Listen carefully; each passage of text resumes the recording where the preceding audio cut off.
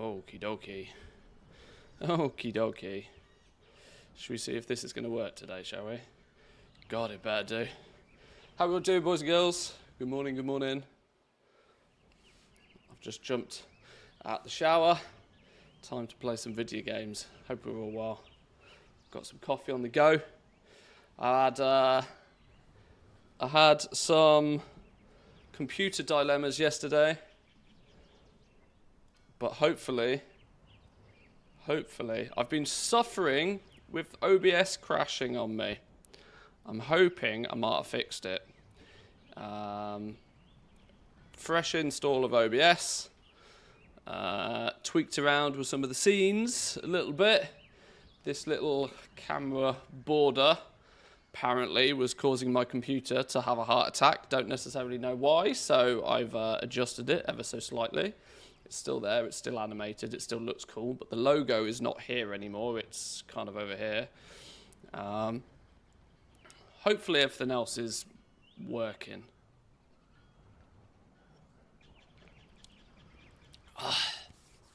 What we selling this morning then? Flipping bolts. Bolts of cloth, man. Dear Lord.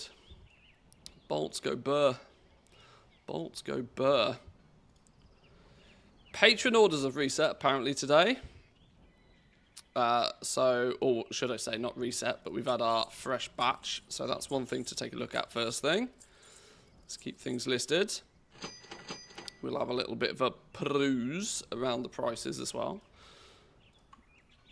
I really should do something with these. Like, this is my main character. I really should be doing something with him. Haven't even bothered leveling up the professions on this dude. Haven't unlocked shit. Thinking I should do something with him. That's not priority yet now. Probably not too much to do from prospecting perspective. But I'd be interested to see if prospecting is profitable again yet. It usually takes a few days. Takes a few days for some of the ore to disappear, some of the supply of stuff to get hoovered up.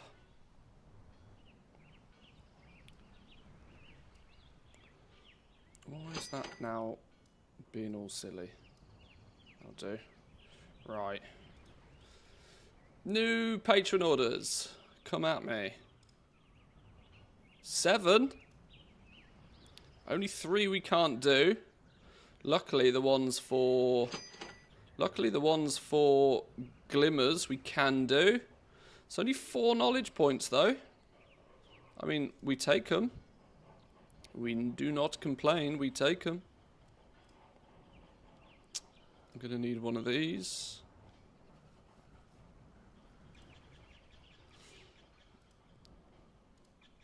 What do you want at Q2? Easy peasy. Go. Hello there. Goldson, welcome in. Good morning, good morning. 117 points in Alchemy. Is it normal that I still can't make gold with it? It's my first time doing professions. Alchemy is one of the most competitive professions out there. 117 points is a good start. But there are people out there with 160 plus at this point. Those players are going to have some advantage over you for sure. Those extra 40 knowledge points or so are going to make a world of difference. But it depends what you've spec'd into. The reality is the more stats you have, the more you win.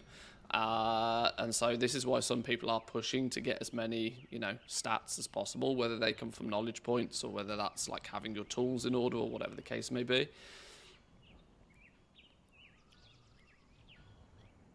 Bloodstone, marble stone. That's quite expensive to craft that for knowledge point. That's really annoying because these things have gone to the moon. How desperate am I for these 2 knowledge points? Is it worth 8,000 gold a knowledge point? That's really disgusting.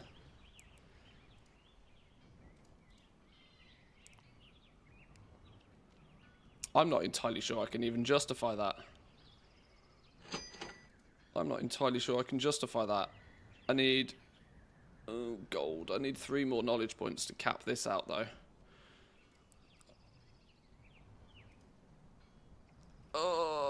Sure, okay. A bloodstone and some marble stone. Can I make the marble stone myself at least? How much marble stone do we need? 40.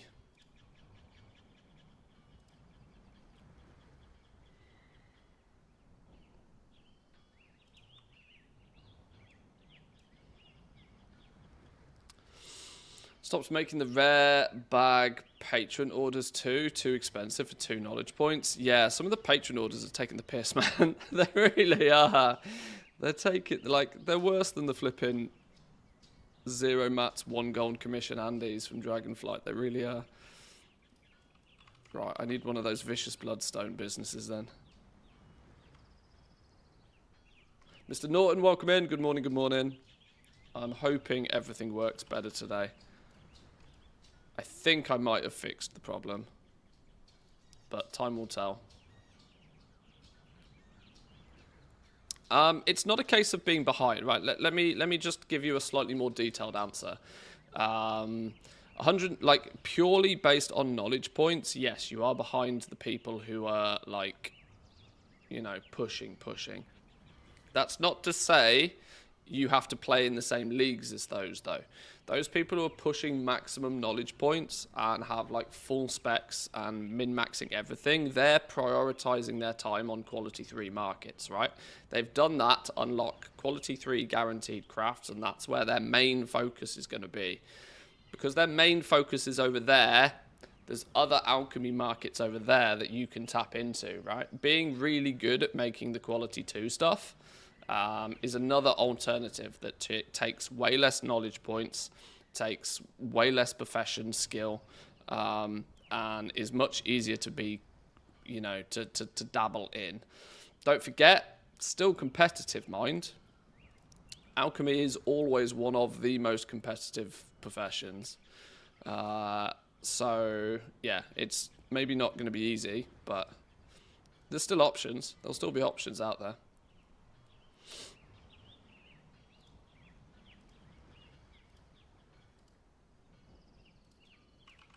Alright, let's go fill that last order then. In fact, give me these. How did OBS ruin your CPU? I was just using CPU as like shorthand for computer. It basically, my OBS wouldn't even load. It wasn't doing anything to my actual CPU. I was incorrectly using the shorthand. But yeah, a fresh install of OBS, I'm hoping, has fixed things. Plus, I had a few weird things going on with some of the scenes. OBS is a bit twitchy about you using different capture methods, and so I've converted everything to the same capture method. So hopefully OBS doesn't have a fit about that. So technical stuff. Hopefully it works. We'll see.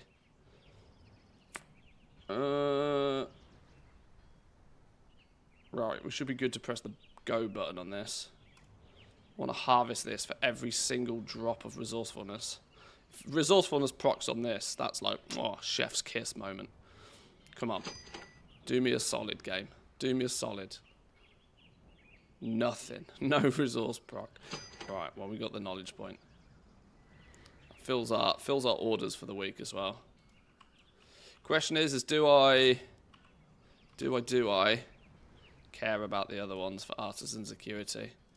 It's so weird going from doing everything in your power to get as much artisan security as you can to then like flicking a switch to where you just straight don't care about it.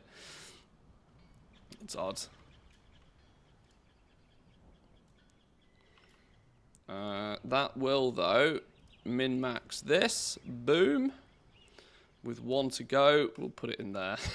Not that there's anywhere else really constructive for it to go, but it can go in there. Not going to do squat right now, but that means we now prospect as good as anybody, or within reason. We still could actually do with a bit of an upgrade on our tool here. I got it quality 3. Who makes these? Engineers. Might look at getting that recrafted up to Q5 soon.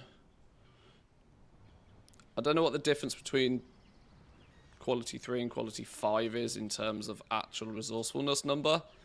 It's probably like 30 plus resourcefulness though, which is probably another 1%. 22% resourcefulness. 22% resourcefulness is not bad. That now means I need to make... Let's go check, see if prospecting is actually worth pressing the buttons.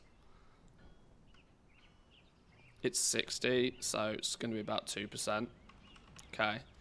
Yeah, that resourcefulness is going to matter eventually.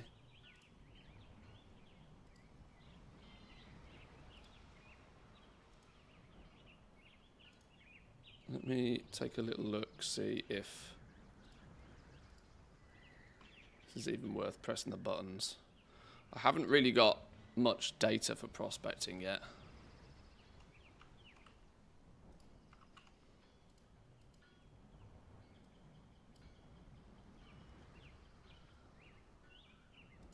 Yeah, something in there is absolutely lying.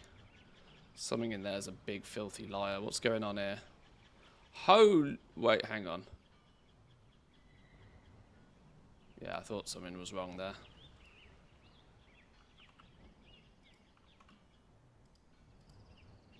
That's better. That's better. What the holy heck has happened with ore prices? They're going up then. Or Kyrite has gone up in price at least. What's going on here? 22 gold a piece. Compared to... Sheesh. 30 gold a piece if you want to be prospecting Q2. Damn, son. It's the PvP rings and necks. Is that what it is? It's hoovering.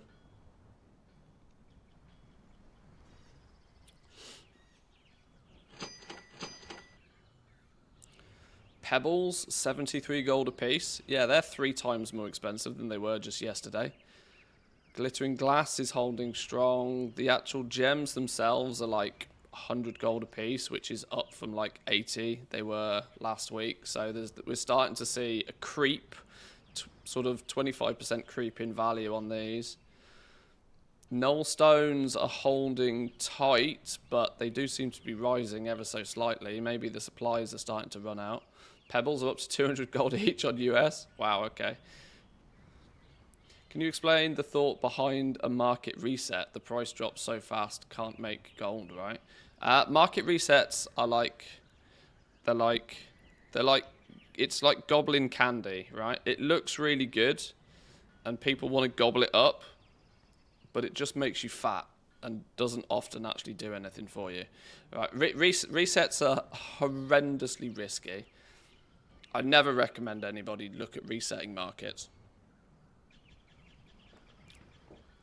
Mostly because my theory with this goes that if you have to start asking questions on the internet to random people that you enjoy watching, whether they think it's a good or bad idea to do, it's a clear indication that you are definitely not in the position to be doing it, right?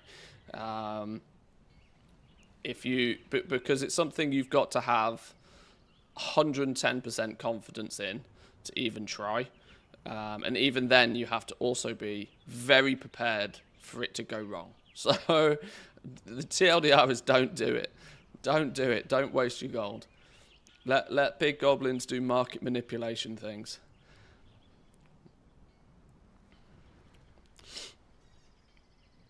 Resets tend not to work because you can't account for people's guild banks worth of materials. Yeah, exactly. This is it. Simply because what you see on the auction house is usually only a percentage, small percentage in many cases, of what actually exists.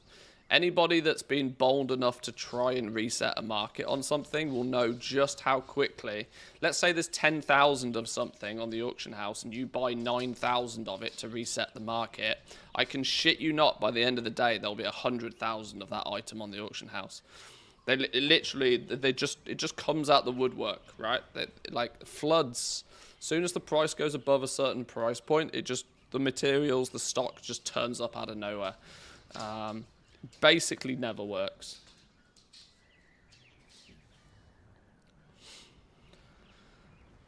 Bismuth is seeing a rise in price as well.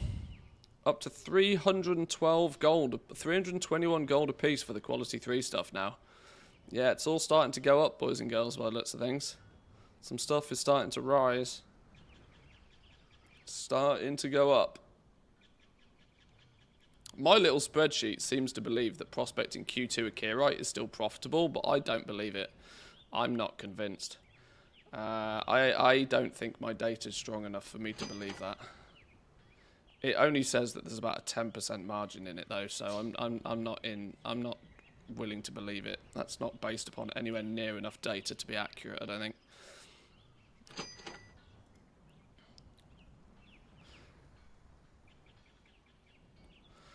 I wish I could remember what I bought this ore for. I could do maths and figure it out. A few days ago I bought 100k of each ore. TSM probably tells me. I think I bought it around 15 gold a piece. So it's already up 33% to what I paid for it. Which is not terrible.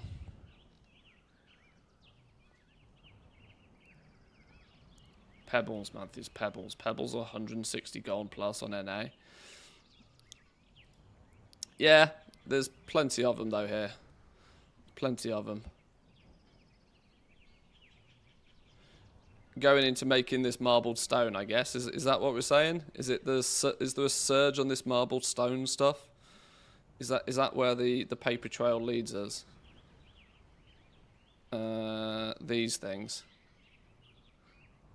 Are these things absolutely hoovering right now? The marbled stone.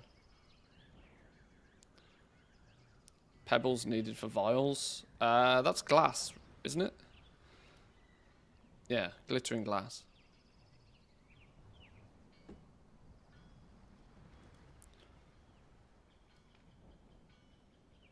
Marble stone is definitely seeing a surge.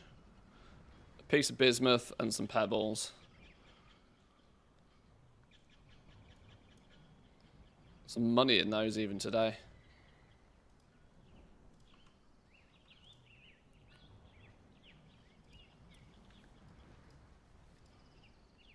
Oh, why is it doing this?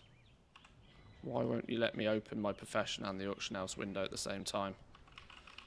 Let me grab my coffee.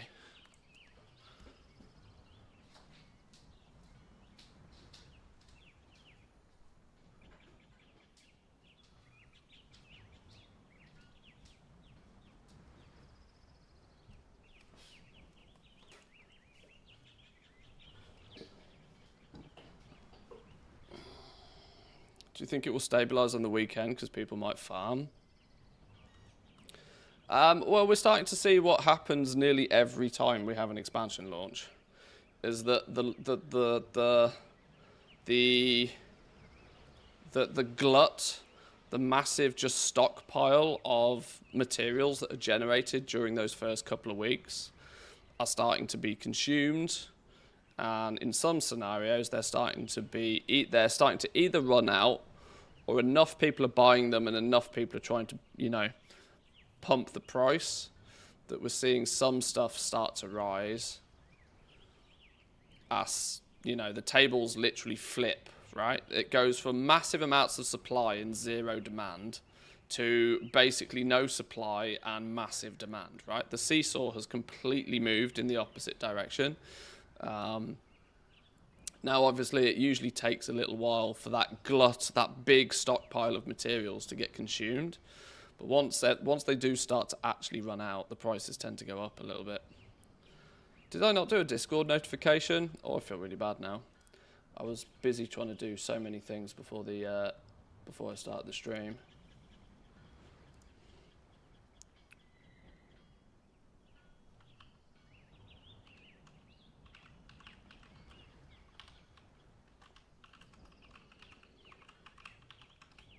It's also Friday the 13th today, which worries me ever so slightly. Because if it's going to go wrong, it's going to do it today, right?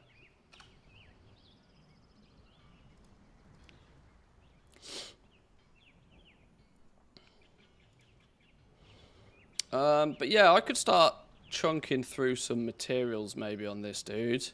It's starting to be worthwhile looking at doing that. I do have a little bit of materials lying about if I wanted to craft a few things. I have always curiosity about these things, even though I never think that I'm going to craft them ever.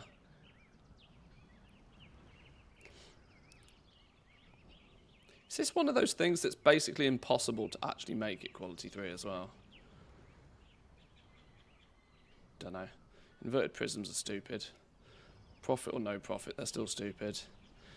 Q2 decorative lenses are basically the same price as Q3. That's hysterical. Can't make them at Q3 even using crushed quality 3s. Can't quite figure out why they would be so cheap other than the fact that basically nobody ever needs them. Decorative lenses had more use last expansion. This expansion they seem to be a bit of a dud because they're not really a intermediate material so much. They're used in like a handful of shit and that's it. Like a couple of endgame pieces of gear, for example. Oh, and 2 pieces of profession equipment, like the old school ones, not even the good ones. Sorry, I tell a lie. You need 1. You need 1. That's literally it. And it goes into an optional. Yeah, they're totally useless, this expansion, for some reason. Odd choice, but sure. Jewel Crafter leveled with knowledge points unspent, because I still have commitment issues. By this point, I'd probably look at spending them on something. Find something that looks good and just go for it, you know. Gilded vials. These are probably still way too difficult to craft at top quality. Well, I can't guarantee these at quality 3 yet, so I'm not in that market, even if I wanted to be. What about crafting them cheap and cheerful? Cheap and cheerful, I'm still not competitive with cheap and cheerful. Presumably due to... Why would I presumably... Oh, mostly because I've spec'd into resourcefulness on my tool. If I had a multi-craft tool, I would be more competitive here, because multi-craft is the win over resourcefulness. A multi-craft tool instead of a resourcefulness tool here might make the difference to push this into profit. But that would require me making a second tool. Do I have 300 spare artisans acuity? Oh, nearly. Oh, that's annoying. If I went and did those Patron orders, I'd probably have that.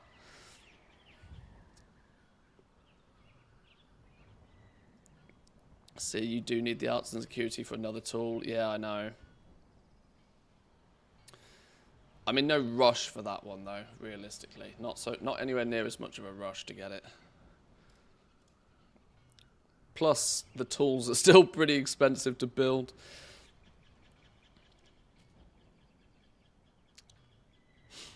Actually a good move. Yesterday the enchant market was completely cooked, so I spent all my jewel knowledge into gems. Fair play.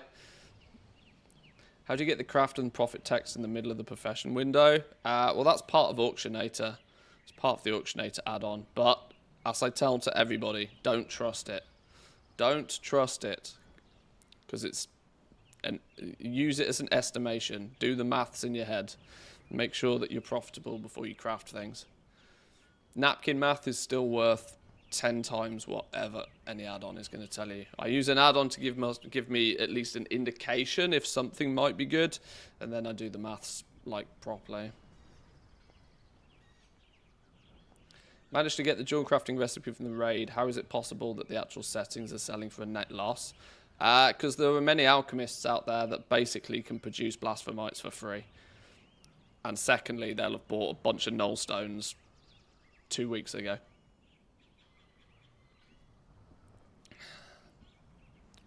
That was never going to be a great market.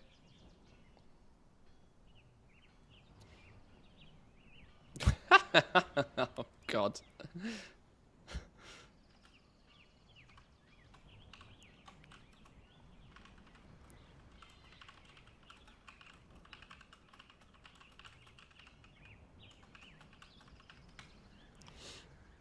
Yesterday was a good day. Set up a bit of a sniper list.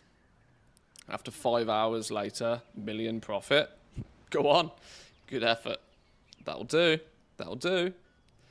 Will Blasphemite ever go up? I mean, if it starts to run out, potentially. If it's the same thing as what I said previously, alchemists have been able to use thaumaturgy to transmute one material into another material at a profit, whilst producing free Blasphemites in their eyes.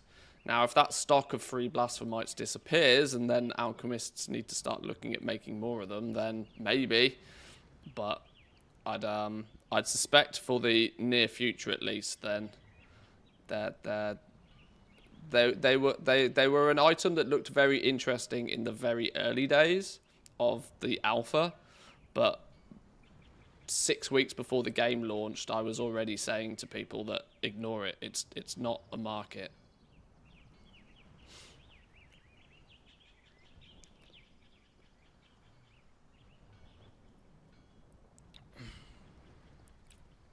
But yeah.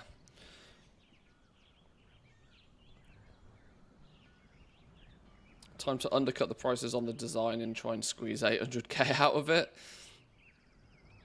I mean, you'll find that the day to do it will be reset day.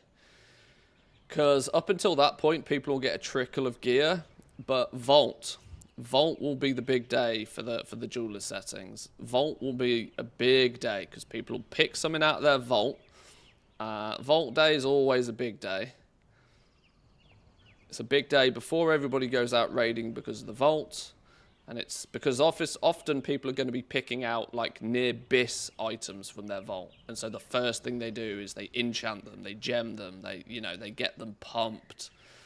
They min-max them, and then they go into their raid and show off with them. Gambling on the mana oil market as a consistent thing through the expansion really depends on the map prices, though. Mana oil. Enchanting, right? Oh, one of the only things that enchanting cares about with multicraft, if I remember as well. Yeah, that could be fun.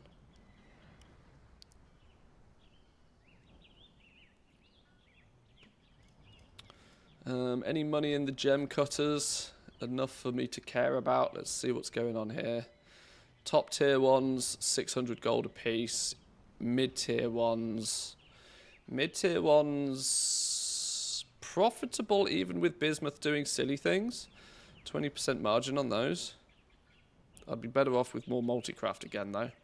This is where... Let's make sweet, sweet profit together. Glass... 100 gold for the glass, 500 gold for the pebbles. Well, let's call it 400 gold for the pebbles. 500 gold plus 5 pieces of bismuth, but you make 2 or 3 of them. Oh, I mean, that's relying on multicraft quite heavily. Once again, if I had a multicraft tool, I'd be better at that.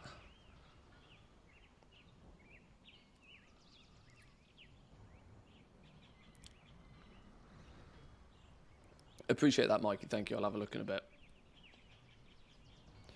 Multicraft, and if you can lock in tier 3, it might be golden, but depends on the map prices. It's currently making anything enchanting-wise. Yeah, enchanting's going the way of alchemy, going very, very... people are going very aggressive on price. What's happened with enchanting, I think, which is interesting, is that the top-tier quality 3 ones didn't necessarily have as much profit in them as a lot of people had expected they might. And a lot of those top-tier crafters are actually now dipping into the quality 2 markets as well, because the top-tier stuff is A, very expensive to craft, and B, like razor-thin margins. And so to, try and squeeze a little bit more of a safety net, they're dipping into the Q2 markets also.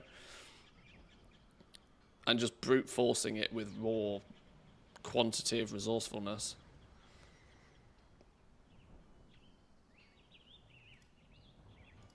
Marble stone, we could look at maybe producing a little bit of at the moment because there seems to be a bit of a run on it. I do have a shitload of pebbles. These are pebbles that I love. See, I did a whole bunch of prospecting in the last couple of weeks, and I never really sold any of the mats. I just banked them all. And as it turns out, now's not a bad time to maybe use some of these marble stones, Once again, I feel a bit annoyed that I don't have an optimal build to do it, but sometimes you take money where you can get it. Sometimes you just take a win. Alright. I'm not even going to bother looking at gems, because I know I'm not even within the same league on gems, but we can maybe craft a couple of those intermediates. Let me do a quick little scout, see if I'm within range of getting... Am I within range of getting... Oh, hang on, I didn't collect my weekly Patron quest. Or turn it in, should I say.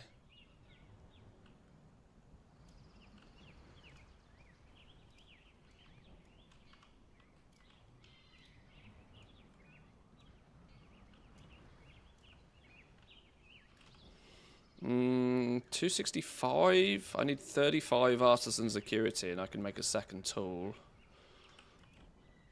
One with multicraft on. I did have a couple of orders that were... Okay, these are not overly difficult orders. I'm providing everything, am I?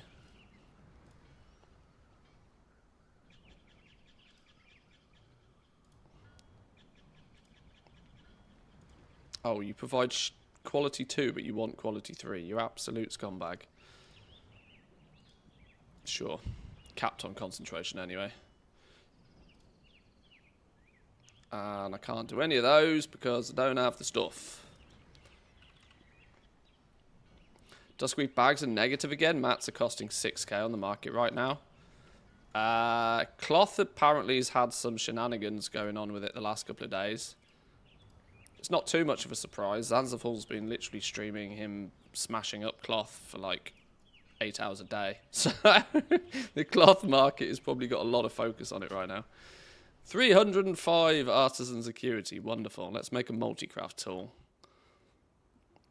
Assuming making a multi-craft tool isn't going to cost me too much.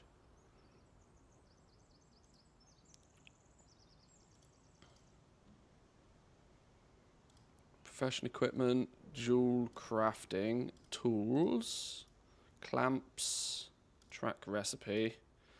Oh, flipping hell. Flipping hell. It's engineering, isn't it? Flipping hell. Okay. This is one of those where I go see if I've got some of these materials, maybe. Let me do some rough numbers.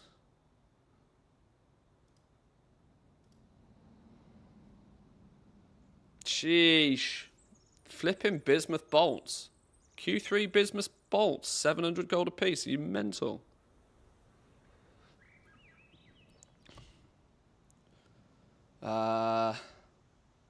That's a spicy meatball, that is, isn't it? How many of those do I need? 36 of them. 25k just in the bolts. I've got 14. What's the odds I can make those with my engineer for less? If I can make them for less with my engineer, why am I also not crafting them and selling them at that price? In fact, I probably will be, you know. I'm going to buy those and I'm going to put them on my to-do list to go and make a shitload of those. Because that's an outrageous price. These are an outrageous price as well.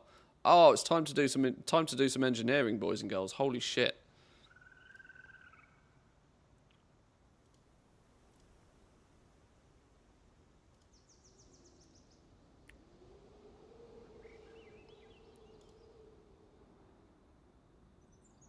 Whoa, these were 4k earlier this morning. What's going on with these? Christ. Okay. What do I also need? Missive. Missive of resourcefulness? No, shit, we're doing a multi-craft tool. Bloody hell.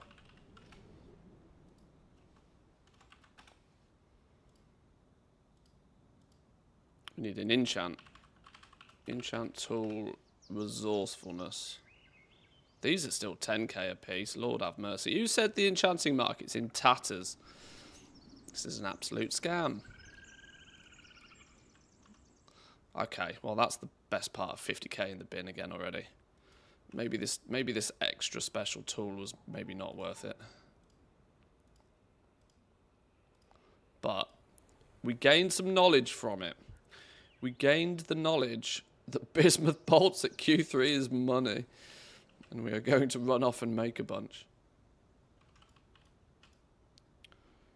Right. Right. Now to try and figure out if there's anybody in the guild that can make it.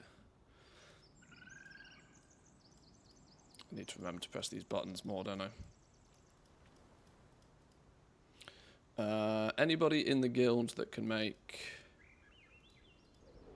professions, engineering, view all. Which one is it? These ones. Who can make these?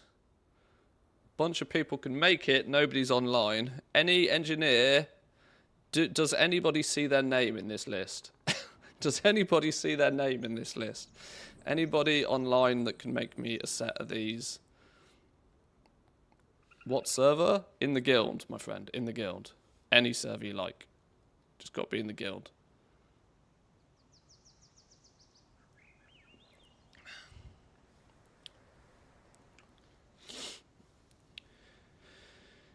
It's the dust and the crystals are expensive. On that resourcefulness chant, the profit margins are negative or still very thin. Really? Okay. I'm in my own guild, but if it's Draenor, I can make it rank 5. Oh, it is Draenor. Oh, well, that works then. It is Draenor. That works.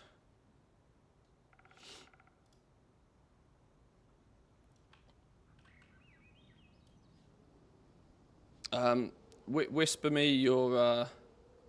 Whisper me your negotiation price. I'm waiting for you to send a very specific line to me. Let's see how much you pay attention to the stream. You just bought my resourcefulness? Nice. Nice.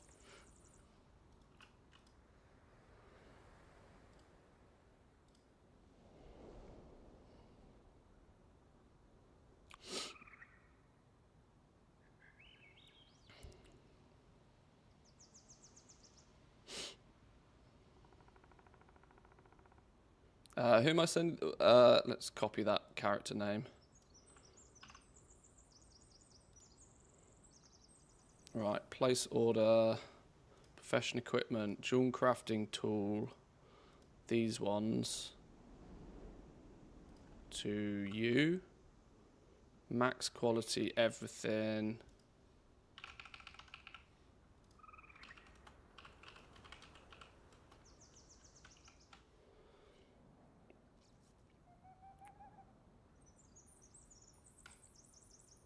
Okay, the order's gone through at least. 2x cold cap. Big number, double it. That's a huge number. That's massive. That's massive.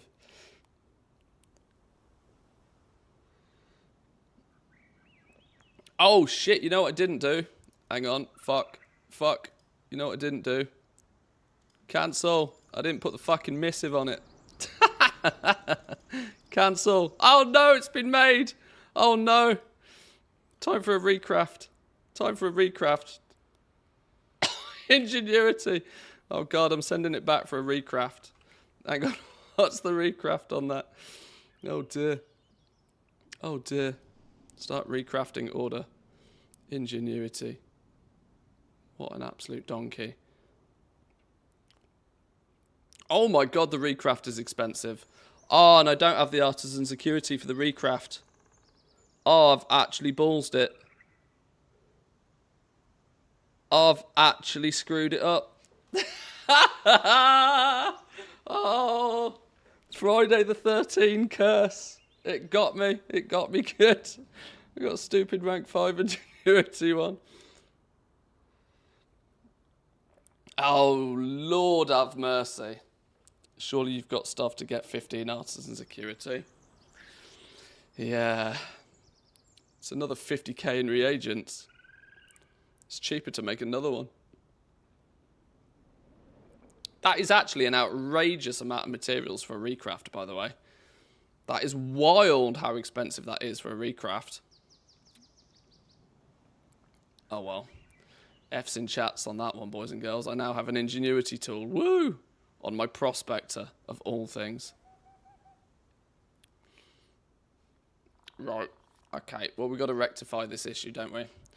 Yes, I've got to go do a skinning turn-in. Should probably be enough. It's not the end of the world. Where did it go? Was it that one? Oh no, that was a book. That was a book. Where did the skinning one go?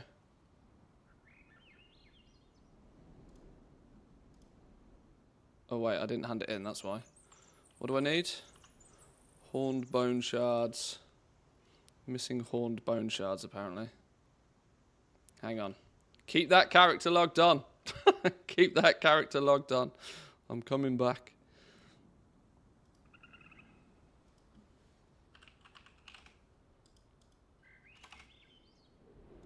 How many of these do I need? 5.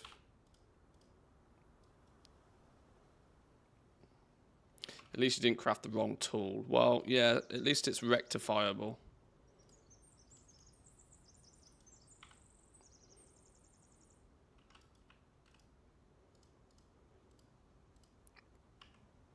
Right, there's the knowledge points for it.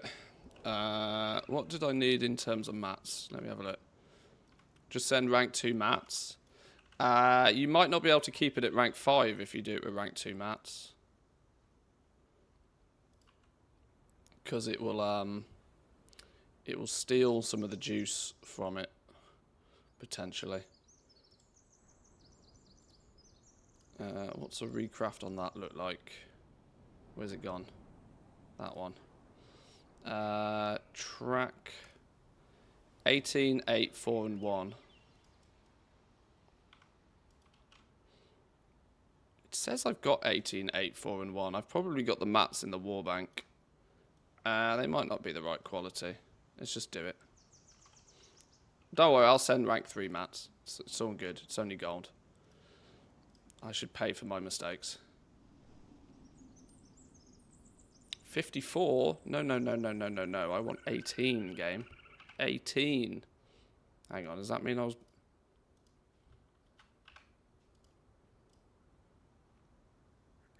Gyrating gears. What was it? 8. Why is it giving me stupid numbers? Whimsical wiring. 4. And a chaos circuit at rank 3. Let's try again.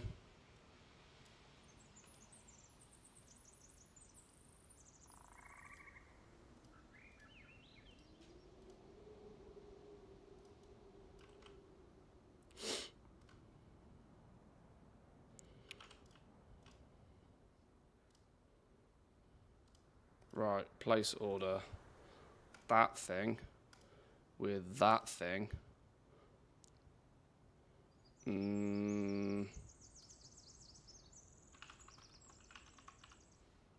Harvest me for all the resourcefulness mats, by the way. Harvest me for resource mats. Right.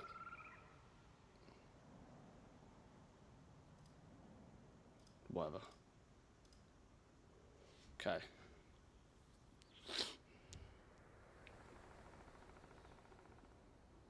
Let's try again.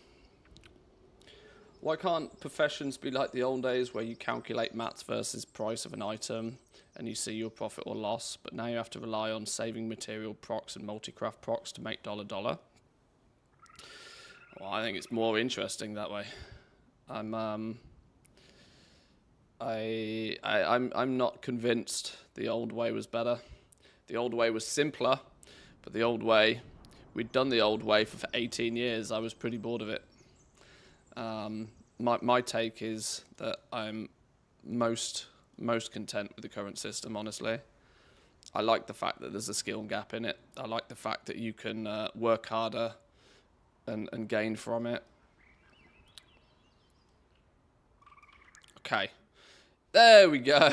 We have a proper multi-craft tool. Now it means I can craft some of those intermediates. The irony is I'm not even spec'd into these intermediates. I'm just winging this. Jay, thank you very much for sticking around for that one. I appreciate it. I hope you got some good resourcefulness procs on that.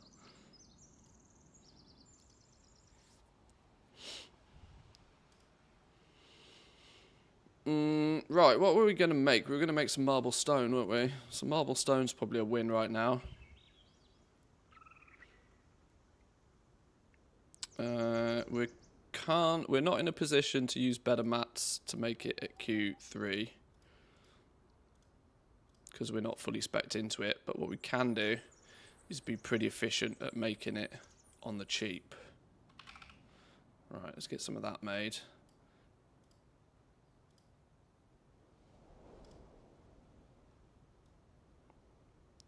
Let's see, if we press the button 300 times, let's see what we get. Hang on, if we're pressing the button 300 times, we're going to use some potions.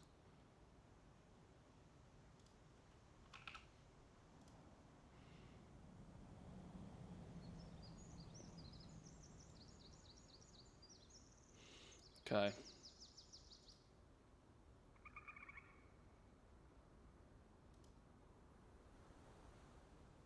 Need some juicy multi-craft procs.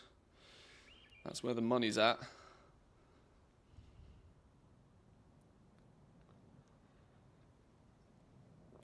What's your build? Aren't you spec'd into prospecting right now?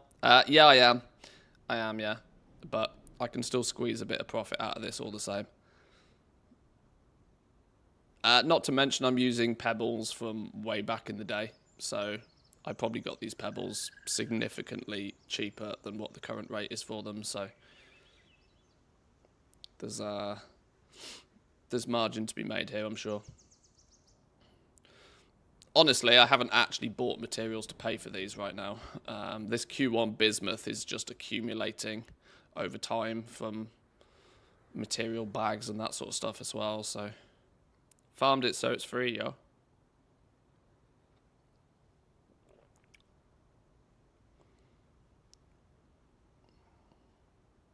But we'll let that do its thing for a minute.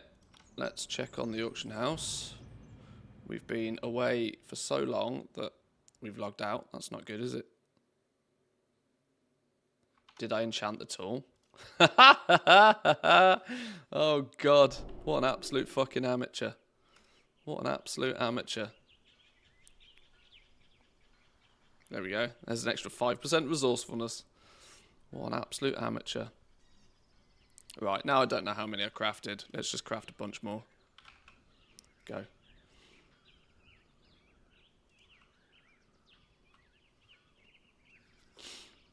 This is why I don't do things particularly complicated on stream, because I clearly don't think about what I'm doing. If I can't do it on autopilot, it doesn't happen.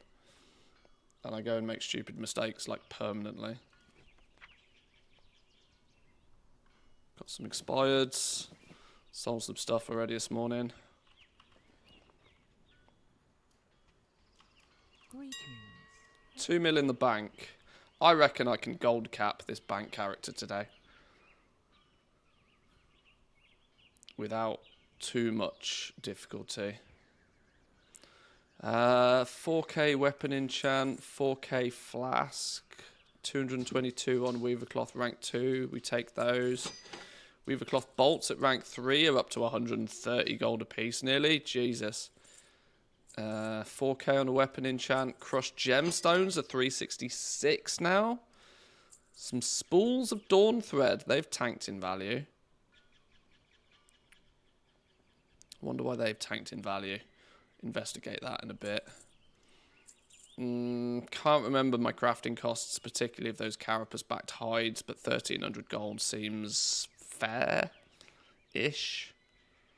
I think they could be more than that, though. Exquisite Weavercloth bolts at rank 3, just under 400 gold a piece right now. We'll take those.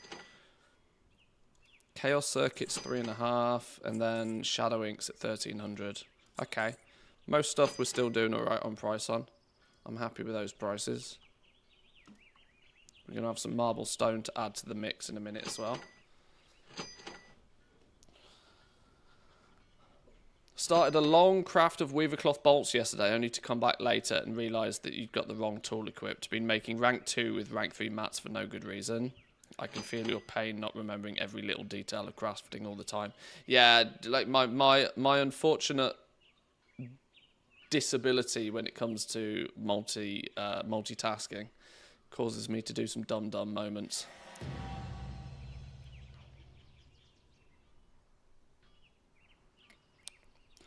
Struggling to find profit prospecting, fully spec'd into it. Am I missing something? No, not really. I ran some numbers this morning and it's pretty tight. Your margin right now is in some random things. Gems haven't really taken, like the raw gem price hasn't really taken off too much, but it is slowly rising by the looks of things. Your problem is probably more likely to be that if you're buying ore today, the price of ore has also gone up. So, like with most professions, when there's lots of people all competing in the same area, your advantage usually comes from smart purchase of your materials. Everybody's trying to post at the same price. Everybody's selling their shit at the same price. The one that makes the money is the one that bought their materials for less.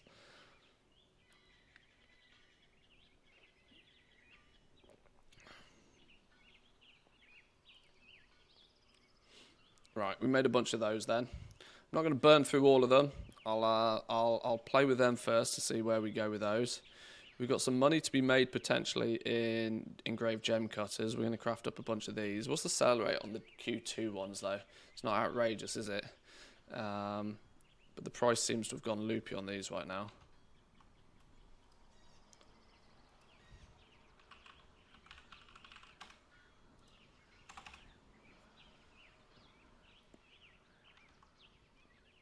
Presumably because glass has gone through the moon, to the moon. 5 bismuth a piece though. At least I can use Q1 bismuth to make Q2 gem cutters though. We're at least able to do that. Multi-craft equipped. Let's look at price details just for a minute. Yeah, both quality 2 and quality 3 are profitable if I were to be able to guarantee them. Which unfortunately, even with top quality mats, I can't guarantee quality 3s, so that's not happening. So we'll craft up. I'm going to need a little bit more bismuth, aren't I? I've got enough to make 100 of these. Let's give that a go. That'll be a couple of hundred of these gem cutters to sell as well.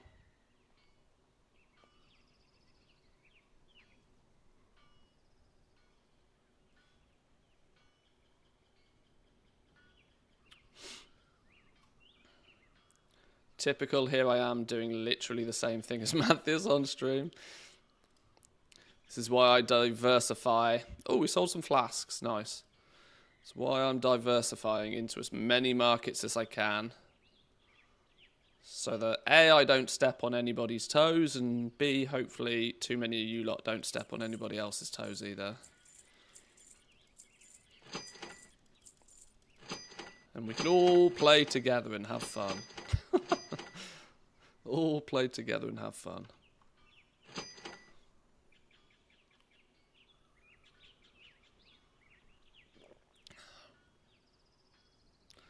Where's all my multi-craft? Where's all my resourcefulness procs on these? Holy shit.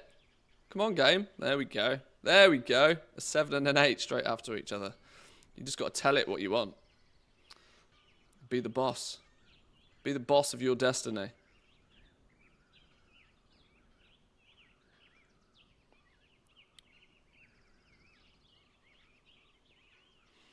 Got 3 accounts and 3 prospectors sadly doing nothing right now. You got 3 prospectors. Okay. I could see value in having 2 prospectors in the first week. 3 is overkill, right? Surely. I don't think prospecting is going to be that heavy of a thing compared to what it was in Dragonflight. But Dragonflight, we had some weird and wacky things going on. If I remember correctly, in Dragonflight, we were often. There is no way I can make a profit off Q2 vials. Brain, do numbers here for me. I want to check the maths on that again. There's no way I'm making profit on Q2 vials. Unless somebody's just reset the market on them. And that's why the numbers are broken. Or maybe I am. Maybe it's due to the fact I've actually put the right tool on this time.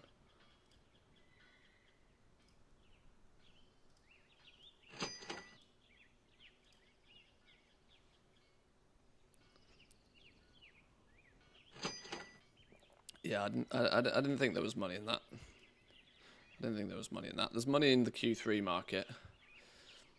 Ambers are at 20 odd gold a piece. Glass is far too goddamn expensive to make it worthwhile pressing the button.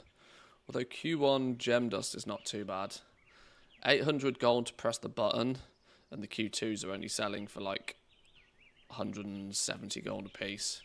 Yeah, you're going to need multicraft through the fucking wazoo to make that work.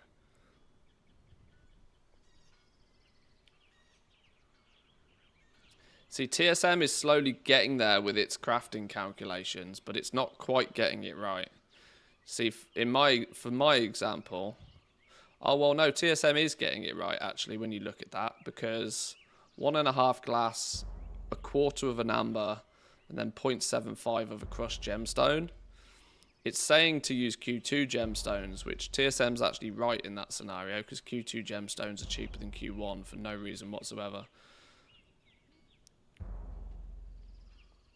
But obviously what that doesn't really take into consideration too much is your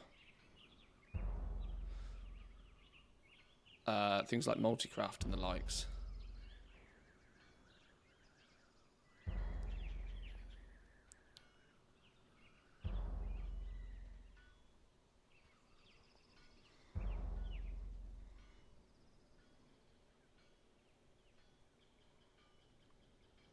Yeah, I'm not going to fight over a market that I'm not competitive in.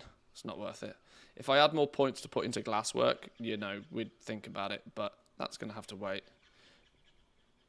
100 multicraft when crafting glass reagents. Yeah, shit the bed. If you had that, then I'd maybe be close. Then I'd probably be close because I'd get more multicraft out of it. Without those multicraft bonuses though, my likelihood of being competitive is, yeah, I'm breaking even. I'm not messing about, not wasting time on break-even markets. Nope. Right, let's get these, and where's the...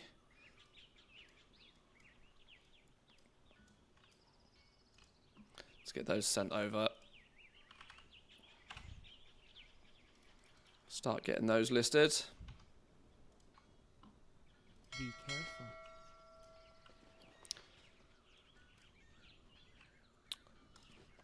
Hosas, welcome in. Good morning, good morning. Hope you're well. We're going to need to put those in a group. Where do I want to put these?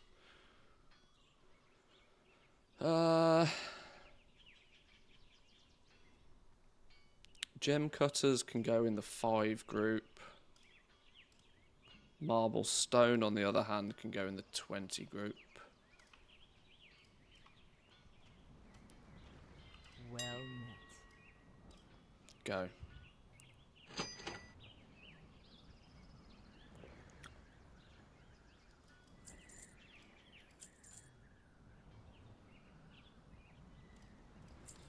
You'll do.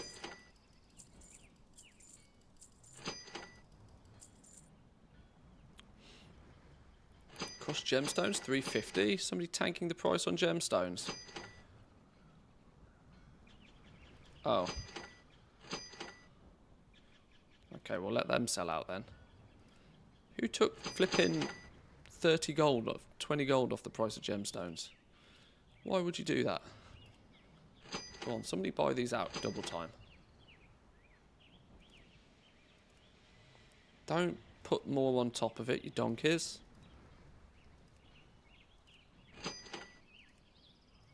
Right, that'll fix itself in a minute. There we go.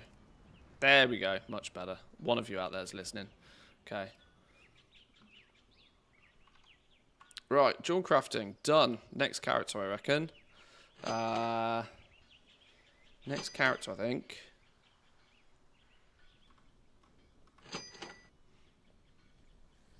Is the money sound an add-on? It's part of Trade Schoolmaster. part of TSM. Every time I sell something, you get the ka-ching, ka-ching noise. Oh, sold some more flasks. Nice.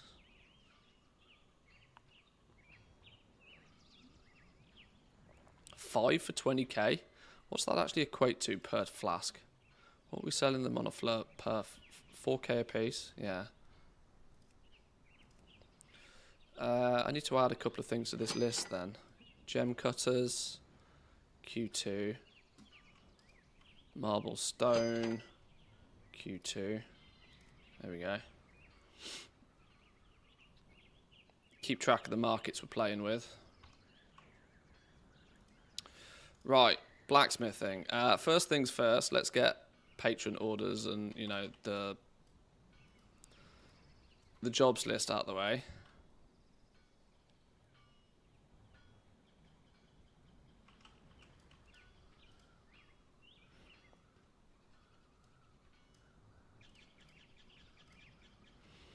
Nine patron orders. Woo! Oh, you are kidding me. 2 have landed on flipping ones I don't have again. Oh, blacksmithing. Blacksmithing. We're going to fall out, you know. Alright, well, the other ones don't look too tragic, though. We can get these. Axe. What do you want at Q2? We make Q2s by default, so that's fine.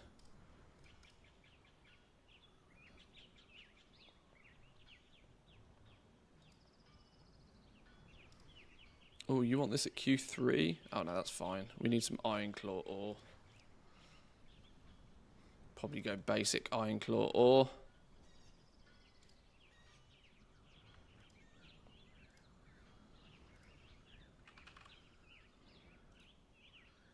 Actually, don't do that. Take, like, 20 out. Otherwise, I never remember to put it back in. Press the button.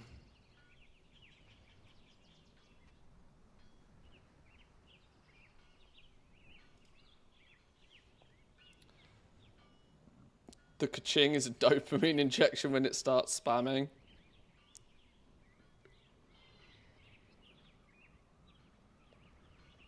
It is indeed. Questionable to whether I want to mess around with these. Am I going to put myself in the same position with blacksmithing where I'm going to want a second tool in quick time? I have my ignition satchel. Maybe I want to still chip away at artisan security where it's cheap in case I want a second tool. Multi-craft and resourcefulness. A hardcore min-maxed resourcefulness tool would be useful at some point, I would imagine, but probably not in anything I'm doing right now. I can't see anytime soon me doing work orders, so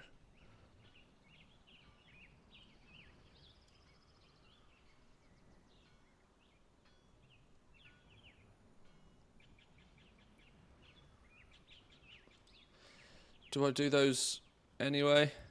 I mean, it's flipping one iron claw alloy for 10 artisan security. I've paid worse in the past. Resourcefulness. Oh, never lucky.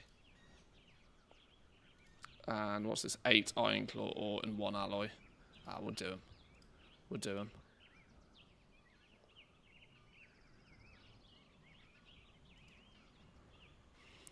The use actually for the resourcefulness tool is mostly going to be for these exact pissing orders, harvesting mats off them. But we've got to make enough before we worry about that. 2 core alloys for 10 artisan security.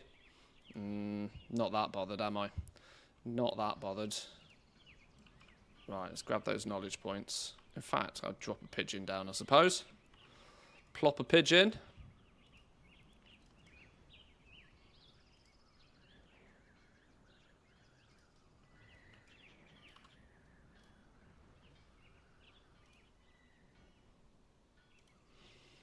Is 10 characters enough to do an alt army build? It's pretty Is it pretty much too late to get great value out of the Artisan Security Shuffle? Yes, yeah, there's no point doing it at an Artisan Security Shuffle anymore.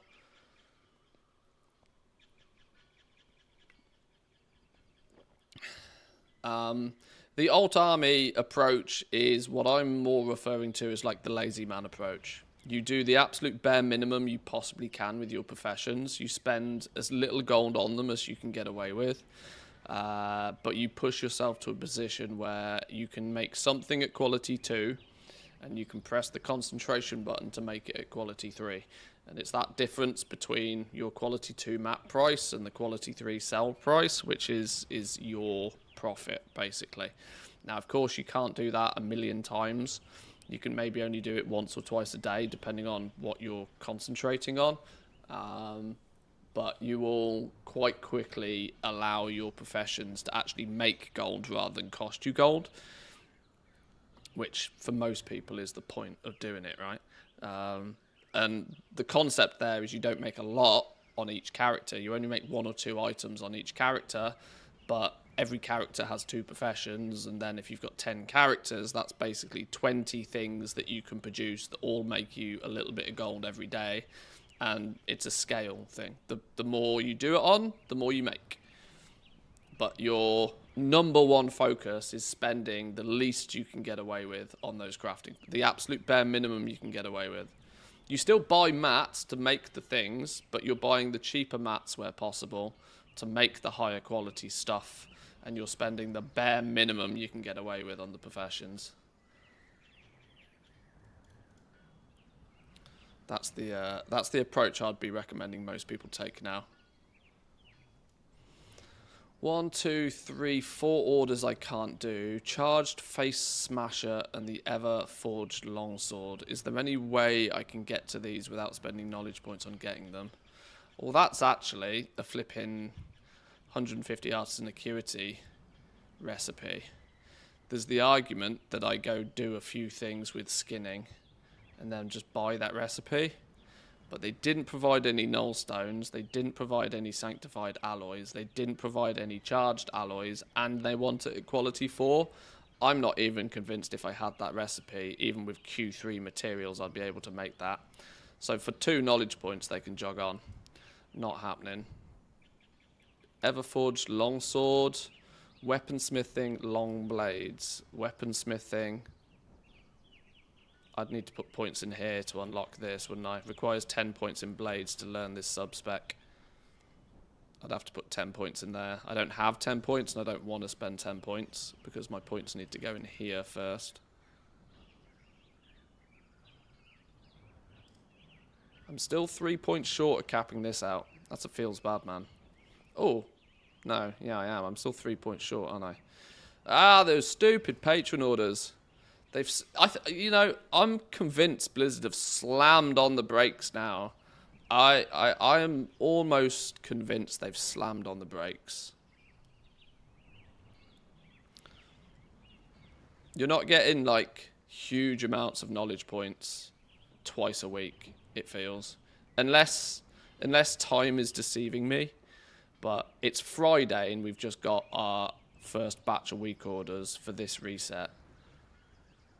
Meaning, if we were to get another set, it would probably be Monday, maybe Tuesday.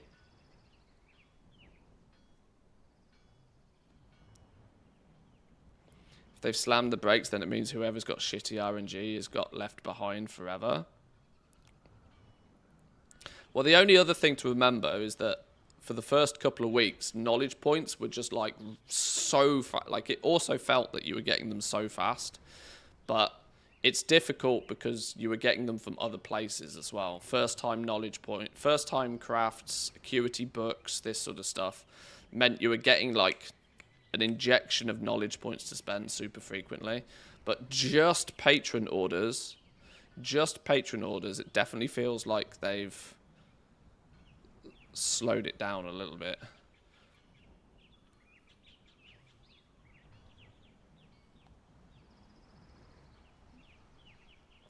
Is an alchemy build for rank 2 pots and flasks cheap enough to do on one character, or should it be split onto 2?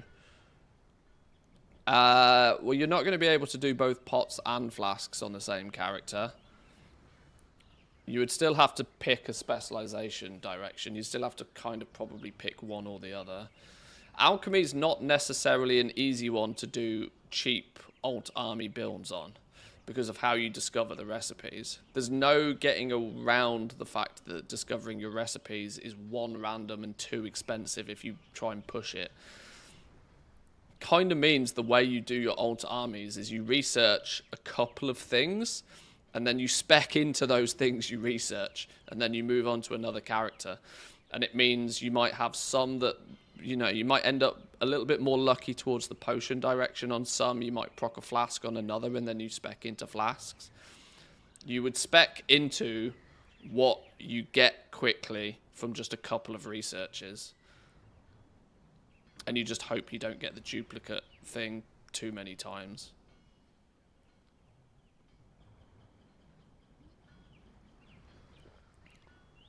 Being told that the Patron resets every 4 days kind of makes sense how it's a full concentration recharge.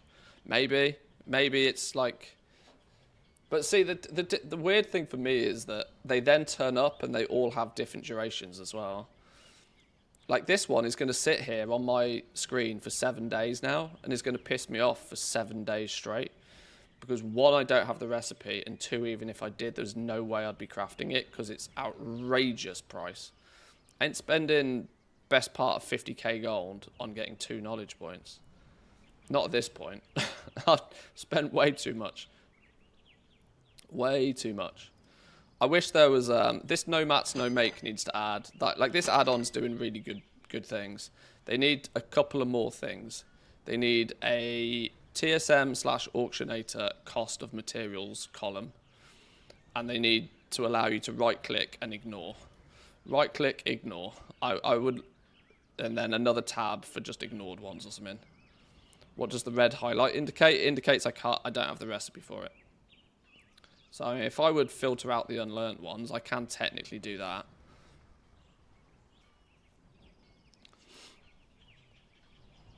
Yeah, 40 to 50k for 2 knowledge points is an ouch. A big ouch. But let's have a little look at alloys then. Let's take a peruse at the alloy situation. See if we're going to be doing much with alloys. What have we got in the mailbox here? Okay, the game lies to me. There's nothing in the mailbox. Pro tip, make a character name Vokgret and start sending orders without mats. People are conditioned to fill at this point.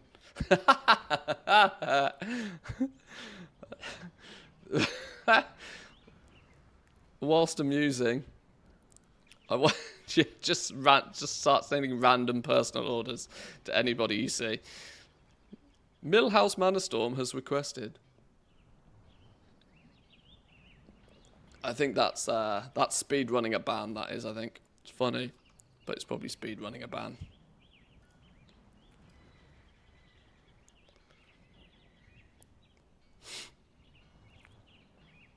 Expected to engineering parts to try and make the mount, but can't get any of the parts for it. What's the best thing to pilfer through? The higher the grade of part, the more likely it is to pilfer into the mount parts. But obviously the higher the grade, not quality, like I'm talking about like chaos circuits, for example, are probably the absolute best, but they're 3,000 gold a piece. You're never going to pilfer them. I've not done much engineering, so there's probably a middle ground, and dare I say it's probably still last expansion's parts that players are pilfering through, if they're doing any of that. I'm not sure what's going on in that market really at the moment anymore. I've not paid anywhere near enough attention to it.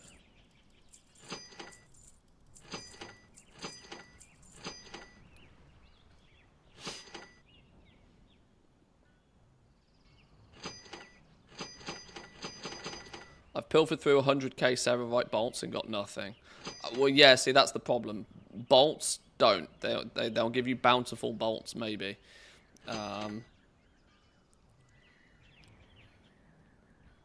Ceravite bolts were actually nerfed from giving the higher higher tier stuff before the expansion even went live.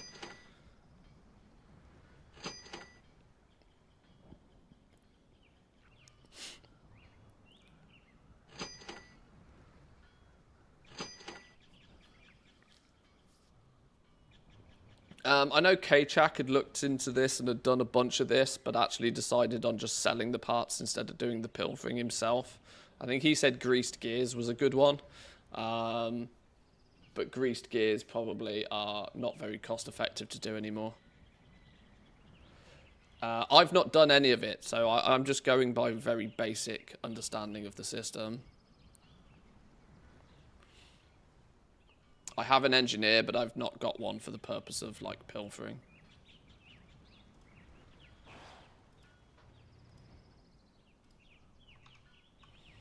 Right, let's look at... Oh, no, apparently it doesn't like letting me do that.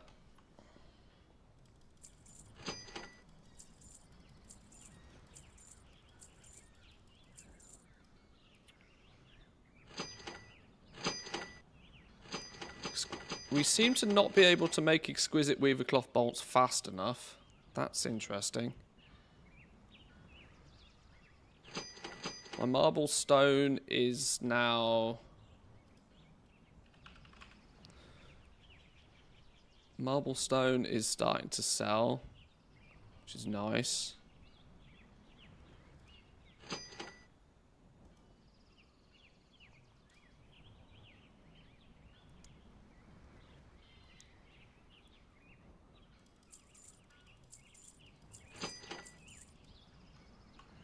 Okay.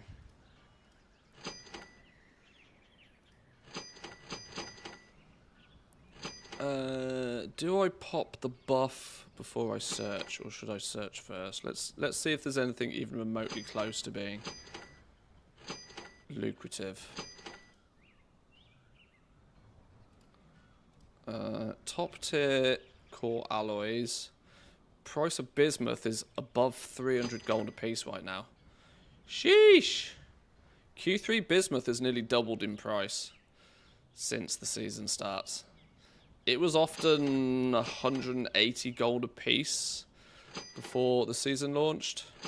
Now it's above 300 gold and seemingly very short in supply for mass production. God, I knew I should have spent a gold cap on Q3 bismuth last week. I was so close to dumping disgusting amounts of gold into buying out the bismuth market. But I just didn't because I was too concerned that the crushed gemstone market would do weird things.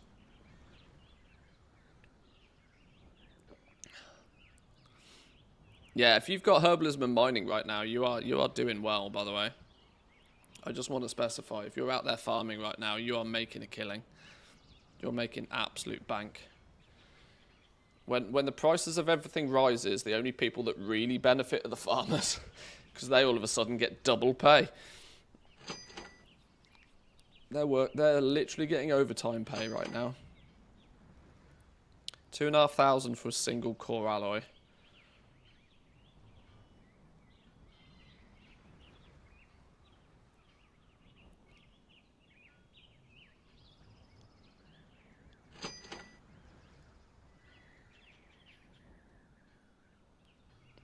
I actually thought it would drop. There were so many people mining herbing the other week.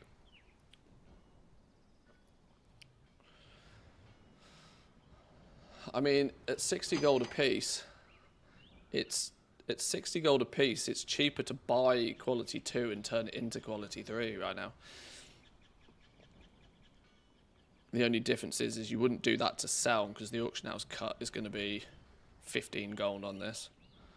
So 312 gold is a very deliberate price here. This is almost exactly 5 times the value.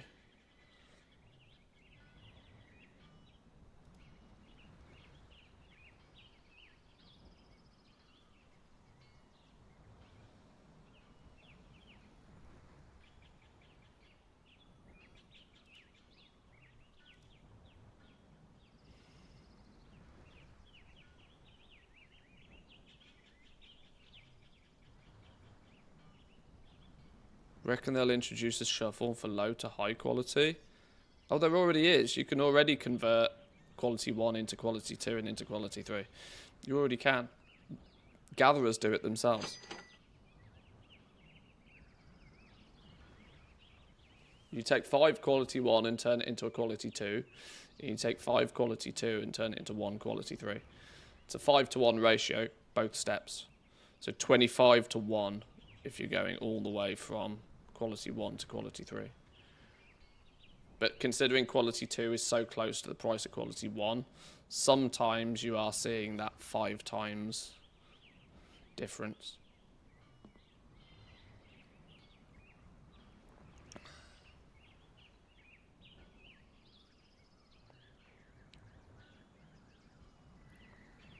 It's interesting how tight the margins are with alloys still. Even though there's like still what I would consider a reasonable amount of quality 3 top tier items.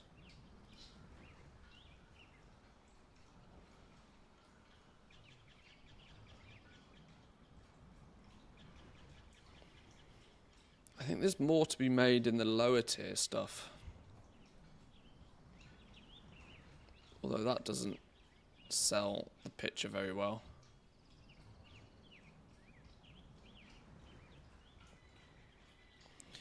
Yeah, it's looking like it's just too much like hard work playing with blacksmithing right now. The risk versus reward is just not there. There needs to be a clean out of... There needs to be a clean out of the top tier materials. It's weird that the things, the lower level... This is what blacksmith's problem is going to be, right? Their biggest demand... The biggest demand for alloys is going to come on Spark Day, right? Because that's going to come from people crafting new bits of gear. That's the biggest demand for these, like, without question.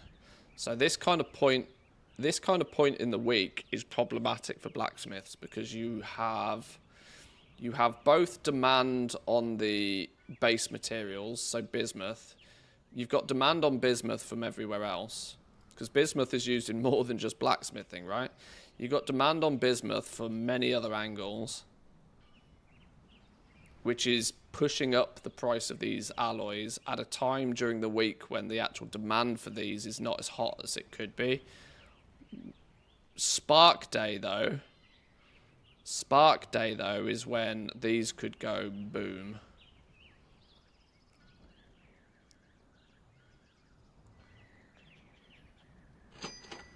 I'm just wondering if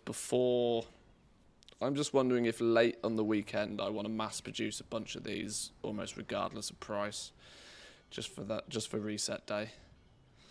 But it's not a market that intrigues me too much right now. Knoll stones are going up. Tinder boxes are interestingly holding. They're holding. Whether it's diamond hands, is there any resets going on here? Not sure if it's diamond hands here or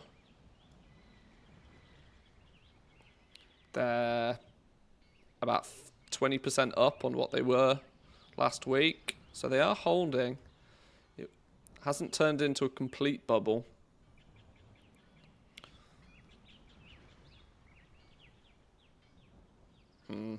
Doesn't look like there's really much anything I want to actually craft with blacksmithing today, though. Is there any potential in any of these? I can't imagine there really is. Demand for these is so slight. Nor can I craft them at top quality even if I want to. So I'm just not competitive in this market. Probably same with things like frameworks.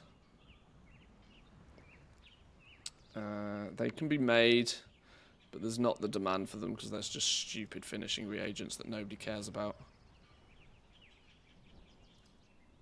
Yeah, not bothered about any of these.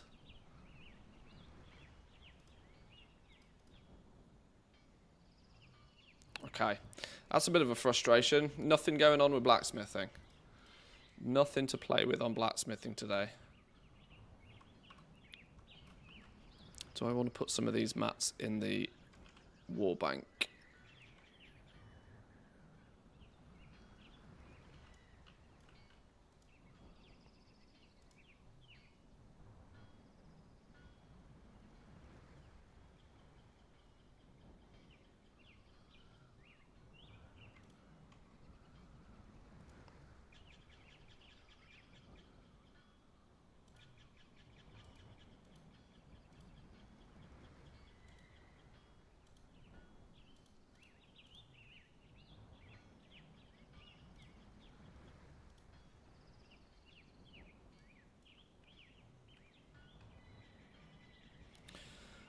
Feels like null stones have to go down, seeing as how they are a consumable for melee. Scary market, though.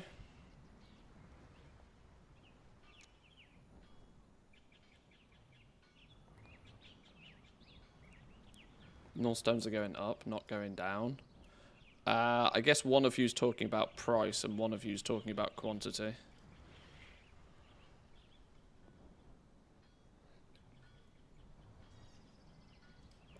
Right, let's have a look at tailoring. I know tailoring's doing silly things. I've got to be careful I don't get stuck on my tailor, though, today. Because I know tailoring's working.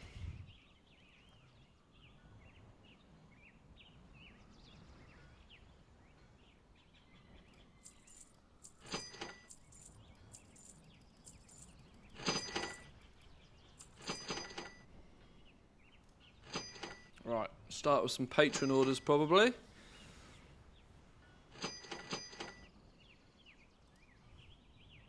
Eight of the damn things. Holy smoke. Oh! Oh, we've landed on some good ones. The only ones we can't do are ones for shit I don't care about. Nice. Right. Competitor's cloak. Knowledge point. 2 knowledge points for the cost of 2 spools of weaver thread. Well, that is money. That is actual money. Let's put our resourcefulness tool on if we're harvesting patron orders.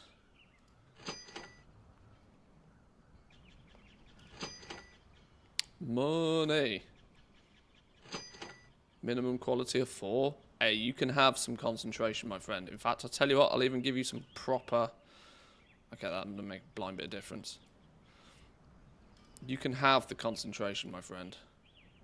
You are welcome to it.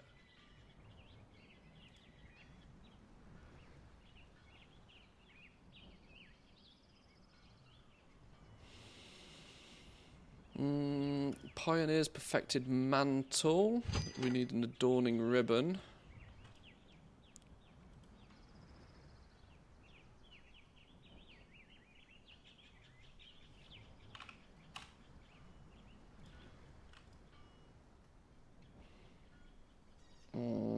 Only wants it at Q2. That's fine.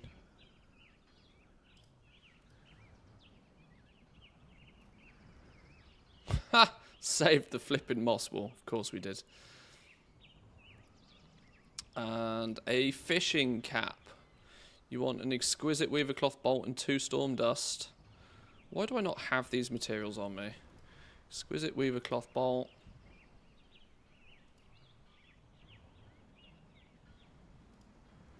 What else did it want? Oh, storm dust. We're gobbling on this dude. Where's my...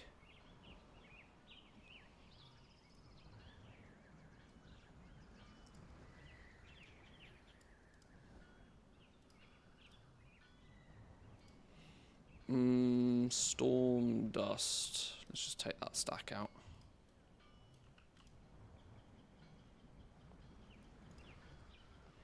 Q3. Bish, bash, bosh. Resourcefulness tool on. Go. Flipping moss wool again. Okay.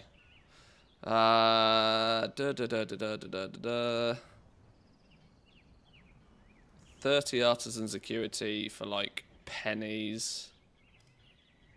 Pennies. 300 gold for 30 artisan security. Pennies. Oh my god, resourcefulness! Do me a solid. That one's literally free. Oh my god, you provide all... This actually makes us money. This actually makes us money. Holy. 58 gold profit here, boys and girls. Profitable patron orders. Damn.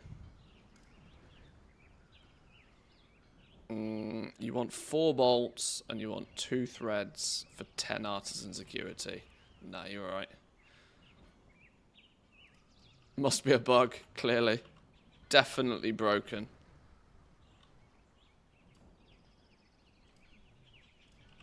You know what? I gave my level 80s skinning. And I don't think more than once have I actually been out to go and kill that stupid beast for a beast hide. That's bad performance, isn't it? Oh my god, 2 blessing blossoms at Q3. That's got to be money.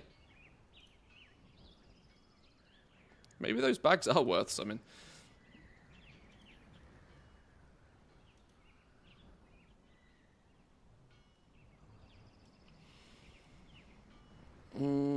Okay. Right, what's tailoring got to offer then? In fact, let's spend some tailoring points. Spectries. 6 points to play with. 6 points to play with.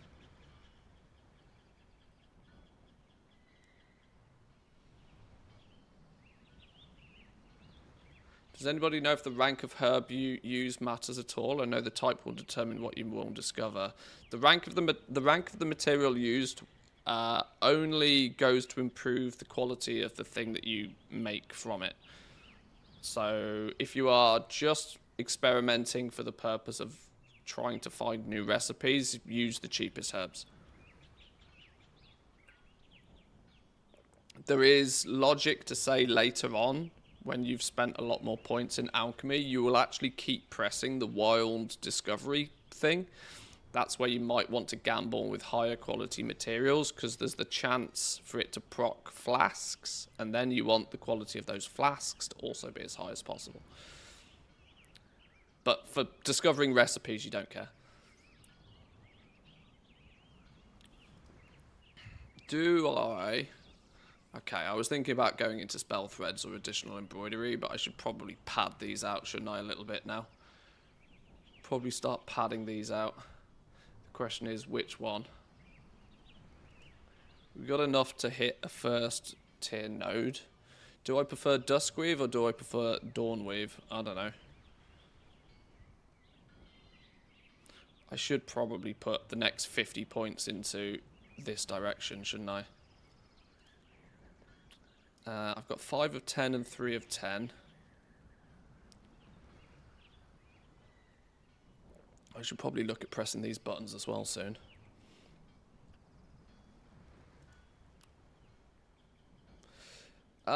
Which one goes into actually making the bag, though?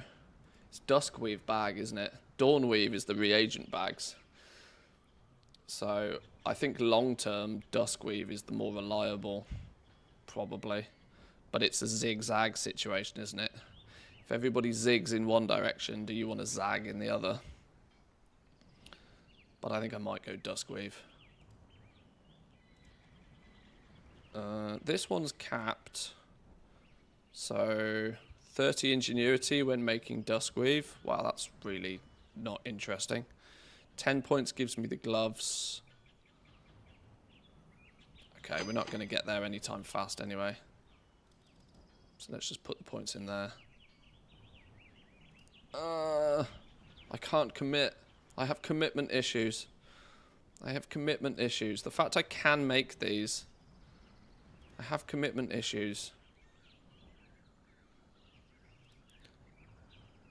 My commitment issues is I'm not that overly fussed about... I don't know if I'm that fussed about putting points in these. But I guess the quality of them is going to matter. Is it going to end up being like Dragonflight, though, where the actual end quality of the Dawnweave bolts doesn't really matter all that much eventually? Do I just want to churn out quality 2s with my cooldowns? I don't know. I'm not in a rush to spend those points. Let's see if Tailoring's got... I mean, I kind of already know the answer to this, but... Oh, flipping hell.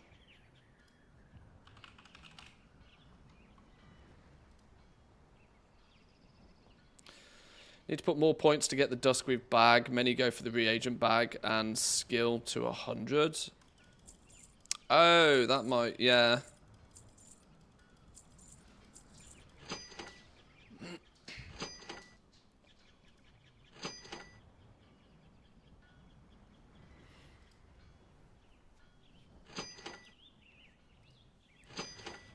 Right.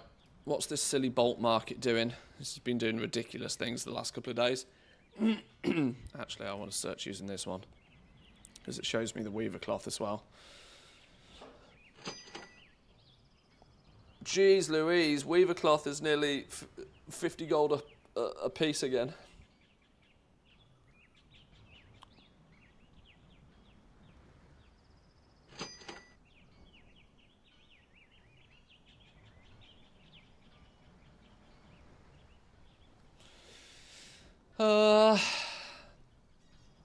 I don't think I need to stand around making bolts particularly all that much. A stack of weaver cloth turns into 3,000 spools, which then turns into 300 bolts before resourcefulness, before multicraft. So it's roughly a 3-to-1 before. It's a 3-to-1 conversion from cloth into bolts before you take multicraft into consideration. And if you can get multicraft absolutely crunking and resourcefulness, you can squeeze it out to be base. Yeah, there's massive money still to be made just turning cloth into bolts, which is interesting. That shows that the farming has clearly slowed down. That, or the farmers are just getting paid. But it once again actually starts to make sense, financial sense, to actually craft your cloth into bolts. My question more so though is there more to be had by taking the bolts into exquisites right now? With their current market price of 100, well, let's do the top tier ones because that's more fun. So you'd be better off at the moment with the price of, presumably is this because Stormdust Q3 has gone to the moon? Yeah. Q3 Stormdust has gone to the moon, meaning that the top quality exquisites are, you are fighting for margin on those. But that's only because this has gone to the moon. Now, my advantage here is I paid a fraction for my Stormdust than what this is quoting. But opportunity cost dictates that there's still no point me making the bolts if I could just sell the dust anyway and make profit selling the bolts. I've also already got a big stack of these lying around which are just comfortably selling anyway. So I'm in no rush to actually produce any more of these because my actual play would be to just sell my Stormdust out rather than crafting with it. Crafting with my Stormdust doesn't add any value and it just wastes time doing it. So the time spent right now should actually be in making more bolts and potentially just selling the weaver cloth bolts out straight.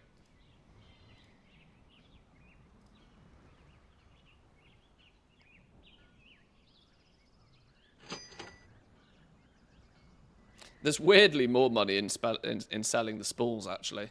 But I can't imagine there's many crafters out there that are buying the basic spools. That's just a bit of a bait. But cloth into spools into bolts is still money. Maybe we throw half an hour at doing that.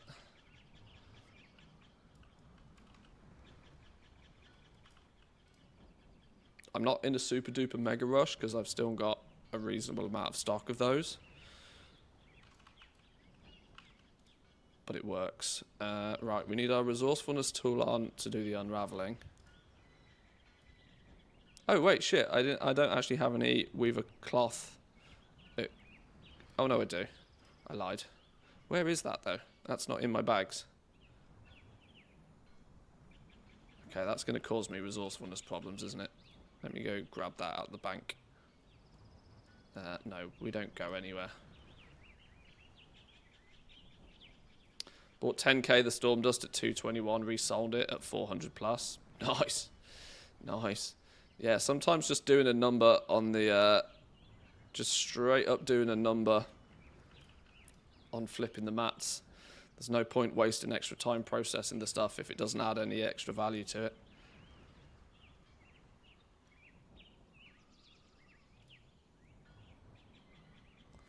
I've actually got all of these weaver cloth bolts in my bag still from yesterday.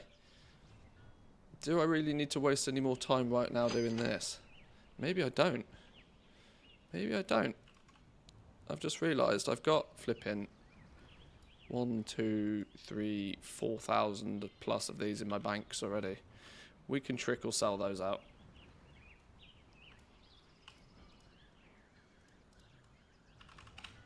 Whoa, whoa, whoa, whoa, whoa, whoa, whoa, whoa, whoa.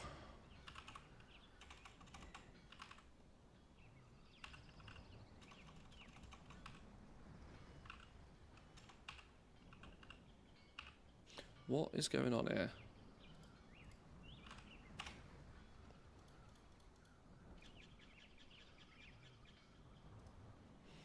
Well, that's fun. I don't actually really feel like I need to do anything on tailoring right now. We can move on to something else. Goodbye.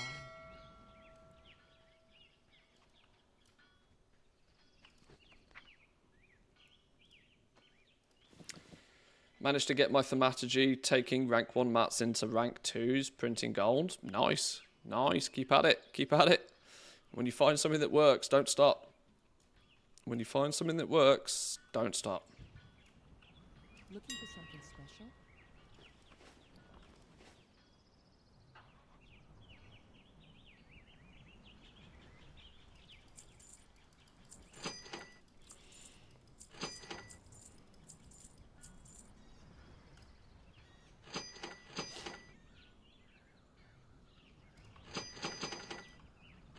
Okay. Leatherworking then. Let's see if there's anything in the leatherworking market. Sold 300 Q3 storm dust at 30 gold each. Meant to post 30 of them. Oh dear. Oh dear. Yeah, that hurts. How do you farm wax piles faster?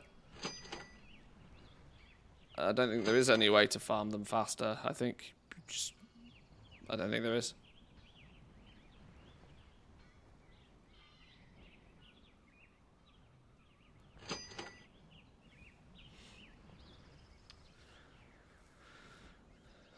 Obviously you can't track them on your map, which is annoying, so you just have to kind of keep your eyes open for them.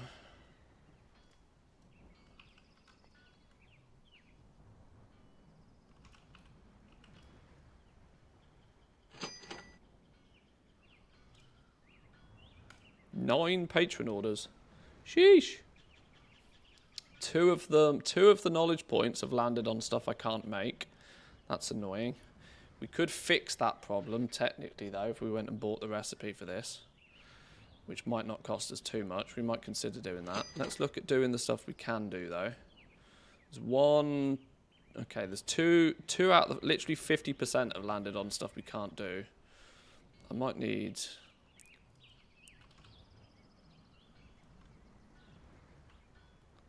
Competitor's leather trousers.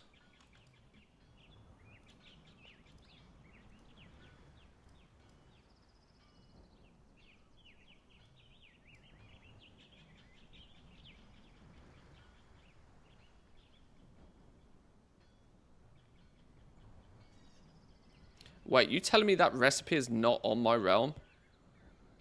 Oh, that doesn't bode well, does it?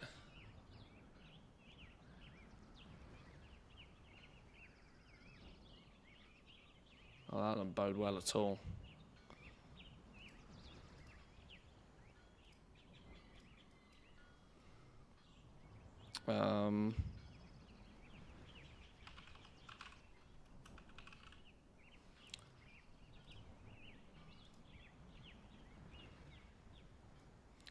Where's the cheapest place to go get one of those?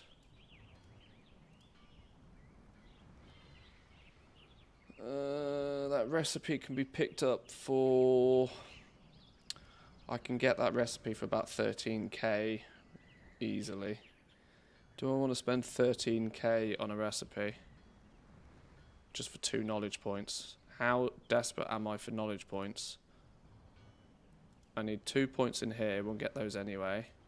But at that point, I'm technically max build, so actually I don't care that hard. I don't care that much. I don't care enough to go get a recipe for 13k.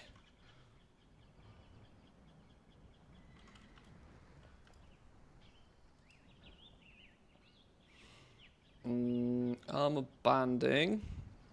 Wants it at Q2. Provided one of the things. We can use some basic stuff. Get that done. What's my tool? My multi-craft. I don't have 2 tools on this dude, do I? I can put my resourcefulness tool on just to fill the order.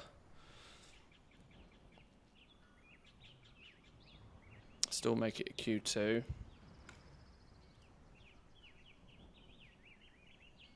Resourcefulness didn't work. These. Same again. Easy to do. Harvest it for resourcefulness if we can. Save some mats.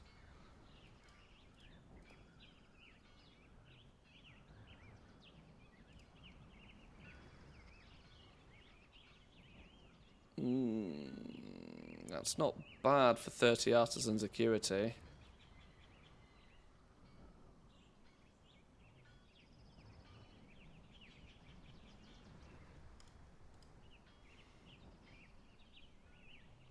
Oh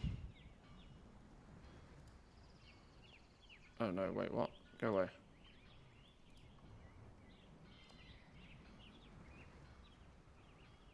Oh my god, we procced a multi-craft on that. Crystalline powder. Hello.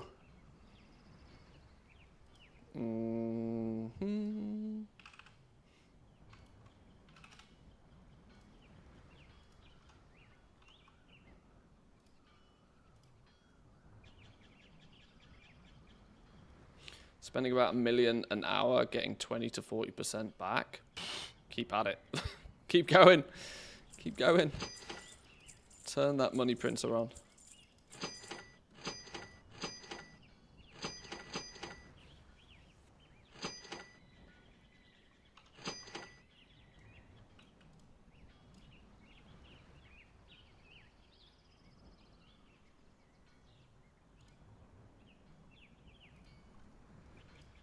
Whoa, whoa, whoa, whoa, whoa, whoa, whoa.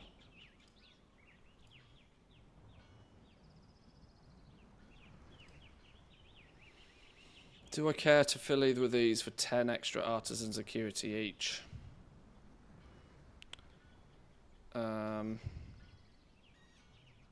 Neither of them look particularly that attractive. Not providing half the materials. Not providing any of the materials. I'm not that bothered, am I? Not that bothered by those. Rune branded legs.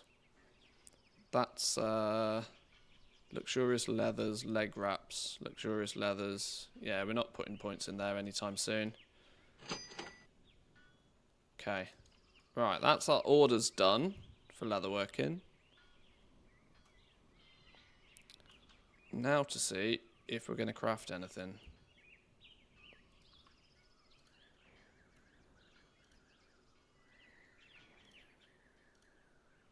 Oh my god, did we just get... We pulled a nullstone and 3 pieces of quality 3 ore. The nullstone alone is money. Those bags are so random, you know. Sometimes you win big on those. It's quite fun. What are we selling? Spools? Shadow inks?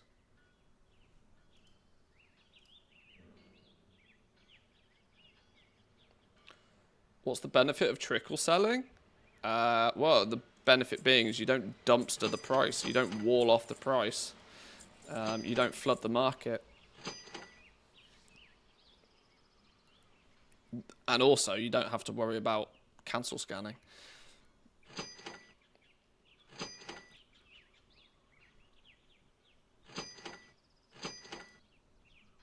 Flipping hell.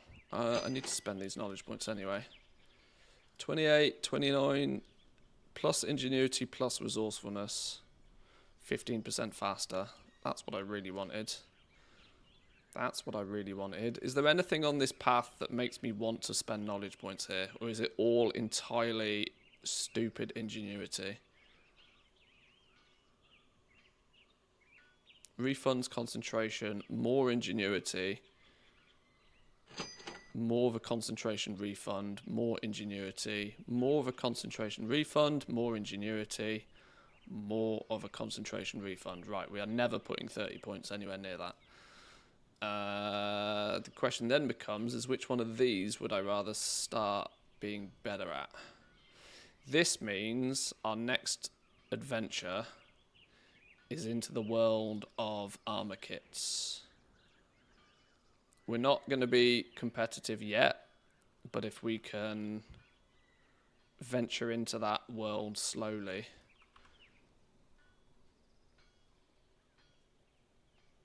I think, hang on, isn't the Stormbound armor kit? Didn't I actually have to buy this with Artisan Security? I have a suspicion I did, you know. That might be one to at least pay a little bit of attention to anyway. They've capped Bran at 38. Wait, what? Why have they capped Bran at 38? I thought season launch delves are just open. I thought you can just go. Why are they capping Bran at 38? It's meant to be 60, right?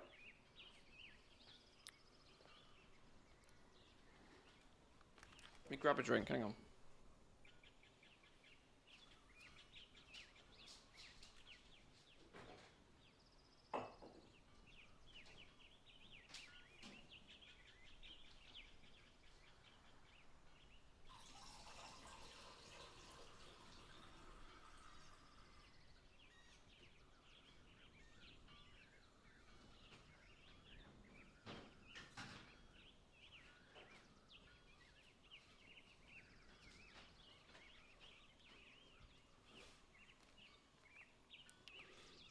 Okay, we got ourselves some homebrew apple juice. Yeah, baby.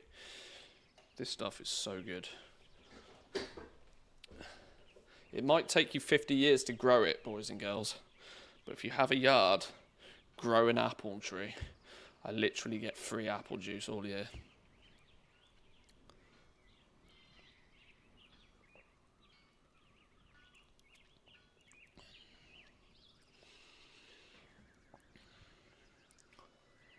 When I saw the Delve hotfix, I was like, oh, sick, they must have nerfed it. Wrong.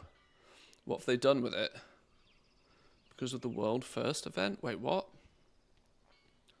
Hang on. What have they done with Delves? Where's Wowed?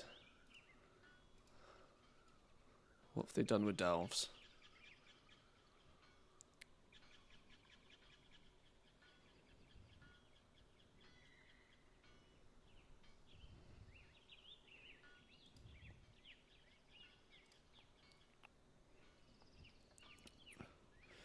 Fixed a bug causing bosses to scale incorrectly with more players. Increase the health scaling of enemies in delves whilst grouped with other players. Reduce the damage scaling of many enemy abilities in delves whilst grouped with other players. Reduce the damage scaling, okay. Adjusted enemy targeting preferences in delves. So all of this sounds to me like they're making it more difficult whilst in a group, which seemed to be what a lot of people were concerned about, the fact that it was noticeably easier when in a group, which caused a bit of frustration because it was primarily advertised as, you know, solo first content. Our goal is to match the difficulty of solo and group play as much as possible in delves. When looking at data on group delves, we noticed unexpectedly low combat times, coupled with unexpectedly high lethality. So you could kill shit fast, but it would also kill you fast if it touched you. Okay. We identified the root cause of the issue and corrected it. This fix will increase the health scaling of enemies per additional player present. But we're also reducing the damage scaling of many abilities to compensate. So they're making the time to kill longer then, clearly, right? Increase the health scaling of enemies in delves whilst grouped. So for every additional player you take into a delve, the health is going to go up and up and up, with the expectation that as a coordinated group of players, you can actually do more group DPS than a single solo player would do. Because a solo player rarely does optimal DPS because they're also running around, they're dodging shit, they're dealing with mechanics, they're doing everything, right? Whereas 5 players, 1 person deals with the interrupt and the other 4 just nuke it, for example. This is why group content always pumps more damage overall.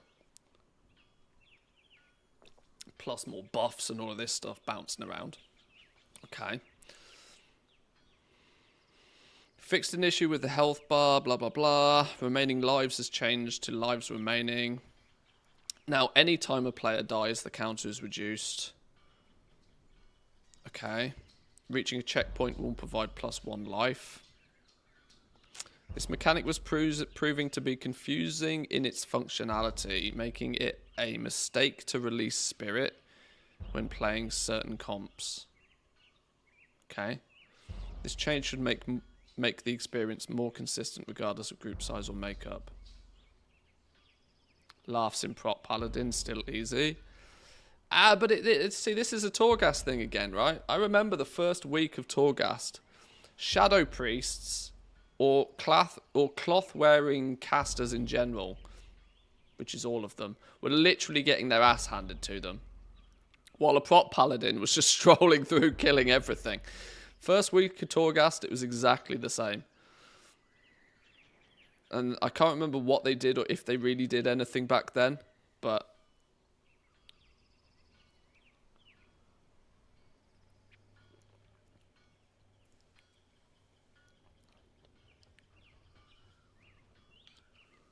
solo play, the damage of the enemies was way higher than what it was even in a group.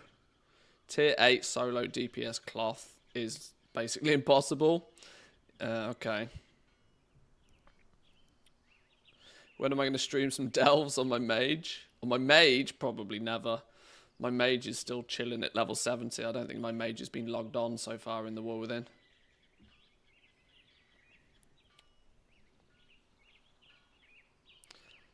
Just mined a bismuth deposit. Got 5 quality 3 bismuth and 2 null stones. Get in. Love to see it. The TLDR solo delve is much harder in and group. It's omega hard. Okay, sure. Anybody know what specialization does the setting use? CraftSim has no info. It's because it doesn't take anything. There's no quality to the settings. There's no quality on the settings. Who cares?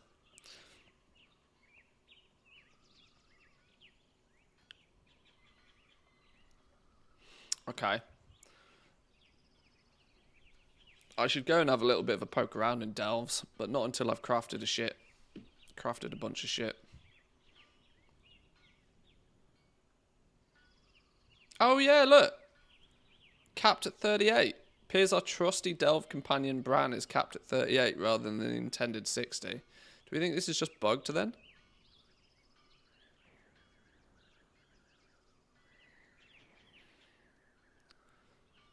Last week, Blizzard rolled Bran back to level 15 after several players managed to power level him all the way to 60 using their warbands, multi-boxing, and even buying Bran experience through the auction house. Wait, what? You could buy Bran experience off the auction house? Why did nobody tell me this? As Bran gains damage and healing per level beyond 10, that adds up quite a bit of power difference between players going into the new season.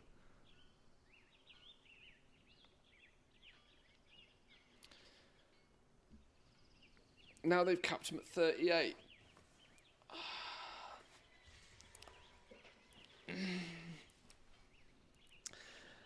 Anybody that's been here a while will remember what my main issue with Torghast was. And what I said at the time was their biggest downfall with Torghast. The biggest problem they had with Torghast is they attached way too much goddamn player power to it. And they are literally repeating history again with delves. Literally repeating history again with delves. They're attaching way too much player power to it, which means people are causing riots because everybody wants that player power, and everybody is now looking at delves in the exact same light. They're having to nerf, hotfix, change, you know. People in a couple of weeks are going to be saying they absolutely fucking hate Delves again. Just the same way they did with Torghast. Because they can't stroll in and one-shot tier 8s and get the free loot from it. Blizzard doesn't learn, do they? Is this meant to be relatively simple, straightforward, solo-first content that's meant to provide a bit of a challenge, but it should be, for the majority of the time, just like self-gains, maybe a couple of achievements, a few cosmetics, this sort of shit. Soon as you start throwing high-quality gear at it, to my understanding, you can get heroic raid level gear from Delves eventually. Which, of course, is going to put it in the category of absolutely must do this every week. Got to do it to the top of their ability.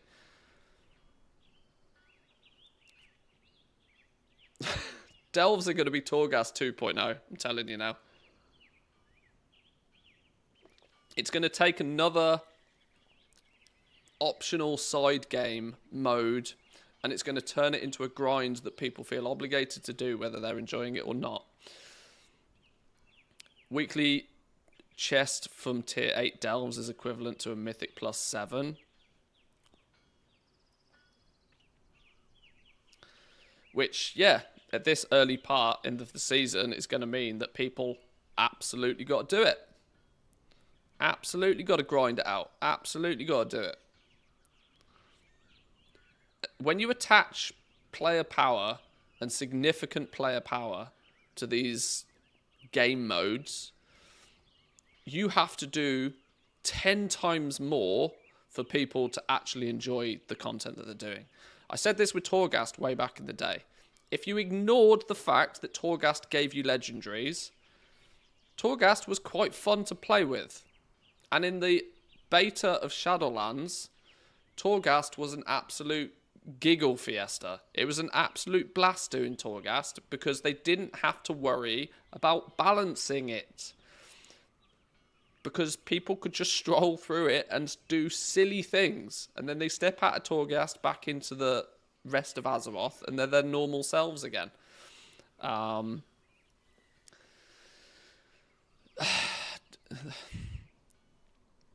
It's so frustrating to see them repeat the same issues. They make the same mistakes every time. Just because it was now 2 expansions ago, they're going to assume people have forgotten about it. Delves are going to end up being Torghast 2.0 in terms of the fact that people are going to get pissed off with it. People are going to be annoyed by it. People are going to feel that they have to grind out their flipping Bran. They have to get him capped. They have to do their bountiful Delves. They have to hyper-optimize their keys. You know, all of this sort of silly stuff. All because it rewards good loot out the end of it. And people will nuke their own fun because there'll be a shiny piece of loot at the end of it. Oh well. Luckily, I don't chase gear, so thank God. I'll do Delves for an aspect of enjoyment.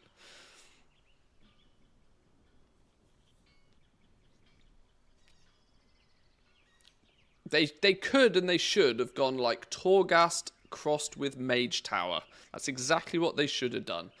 The old school fun element of Torghast, you know, the Delves, there's like 8 to 10 different variations of them. They have a few different variations of them each time you go into them. They should have been a ramping difficulty. They should have been purely for cosmetics. You could have put a leaderboard so people could speedrun them if they wanted to. You could do so much stuff that would really, really exacerbate the fun. But no, you dangle a piece of good gear at the end of it, and people are going to feel forced to do it. Another bad decision, Blizz.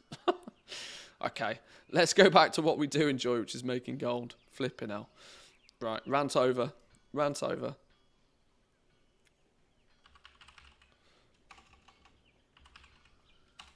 Right, let's make myself feel better. Let's post some shit on the auction house, sell some stuff.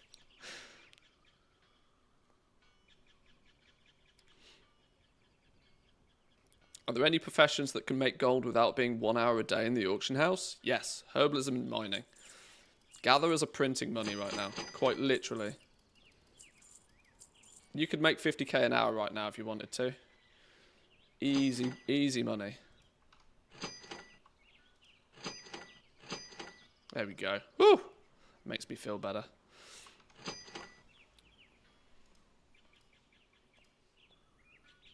Right, let's have a little looky here then. Carapace-backed hides are the core component. Do we look at making any of these? We can make some of these at reasonable prices. These have done alright for me over the last few days as well, actually. Basic bitch quality hides. Basic bitch carapaces. Are they really actually that cheap? That's not too bad at all. We'll have a bunch of these.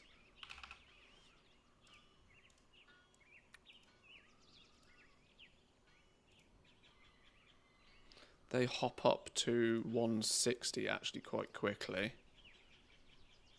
Okay.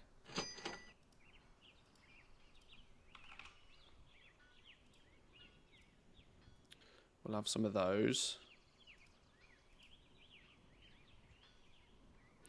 We need a few bone shards. Probably 1,000 of these. Let's get some of those made. That's going to be some basic ones of those. Any money in top tier ones? Much tighter margins on the top tier stuff. Let's just call it 900 a piece for each of those. 1.8 crafting cost. Gonna have to get multi-craft going. Multi-craft needs to go burr to see any profit in those. Even with our tool, even with our multi-craft tool, we're struggling to extract much out of those at Q3. Still potentially 80 gold per craft though.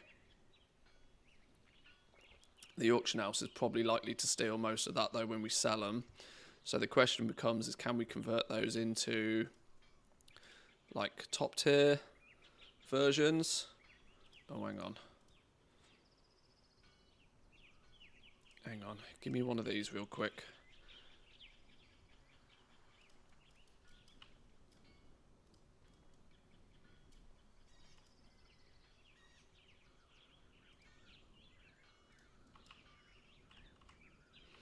Just for quick and easy comparison of prices. So can we now take these? Any money in the top tier variations of these? Crystal fused hides we can do something with. There's money in the crystal fused hides, meaning we do need to make some carapace backed hides. What about lay fused? They're doing alright. They're doing okay. What about writhing hides? These were in the bin the other day. Writhing hides are still in the bin. I don't get why these are so in the bin.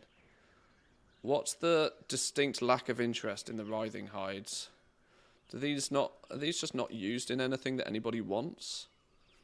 They're made in armbands, can't talk, hoods. Maybe they just don't go into anything that anybody wants right now. The adrenal surge clasp. That's the raid recipe, right?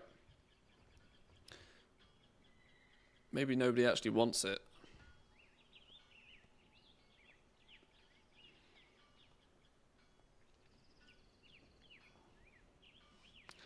A bountiful dose of Ranthius. That's what I pay for the internet. Sips coffee. Yeah, it comes out occasionally. It slipped out at me there a little bit. It's profitable. You have lack of spec. How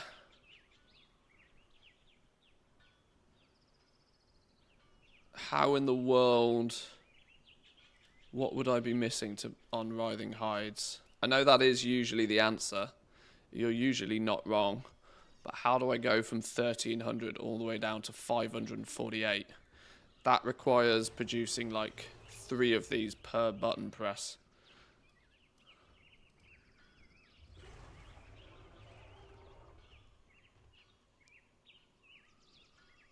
Nerubian gives me a touch more resourcefulness, but not enough to make that much of a difference.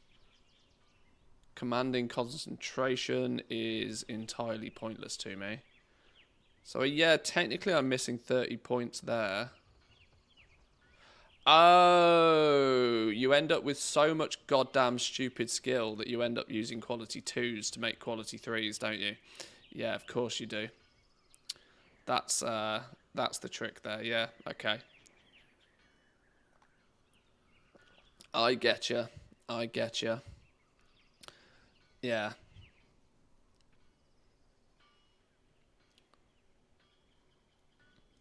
If I put 30 points in that Nerubian business, then I'm using Q2 ones to make... Yeah, okay, then there's money. Now I see why there's so many of them.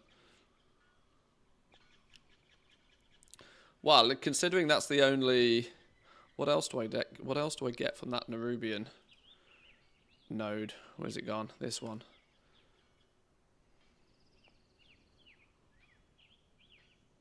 This could be my next adventure for 30 points, couldn't it then, really? 10 skill, resourcefulness, then skill. So, is that also going to benefit me with... No.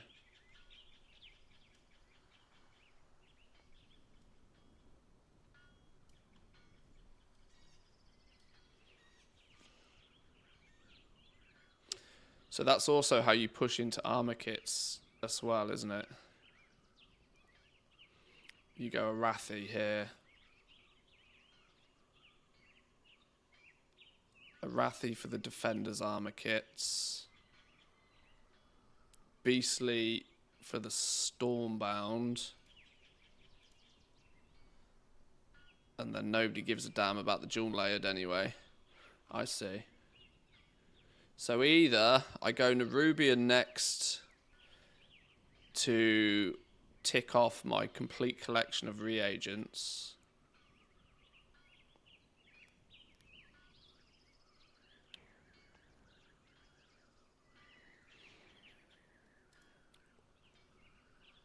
Nerubian, Beastly, or Arathi. Yeah, you then just pick one, don't you?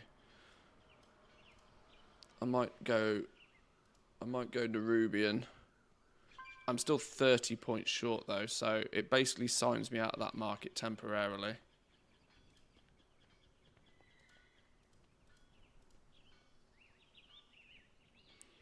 That can't be right though, surely. Surely I cannot be competitive at producing Q2 versions of those.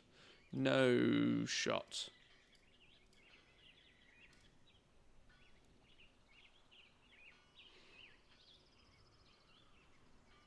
I can still technically make money producing the Q2s, but when the price is only that much difference, Q3s are going to end up cheaper than Q2s soon, or they kind of arguably almost should be.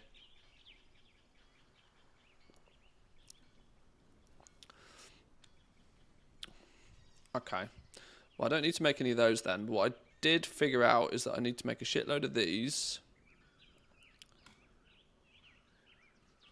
So let's get some viridescence. Some viridescence. We're good on... We need some ley line residue.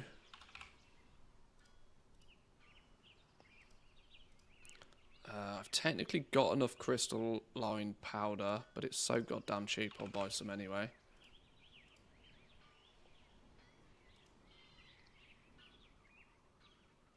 And I now technically need enough mats for like at least 300 of these.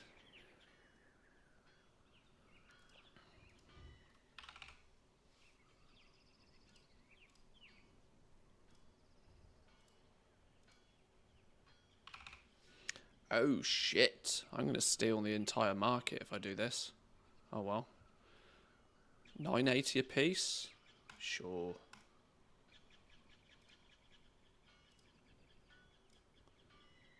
Now I have another problem on my hands. That being I've run out of gold.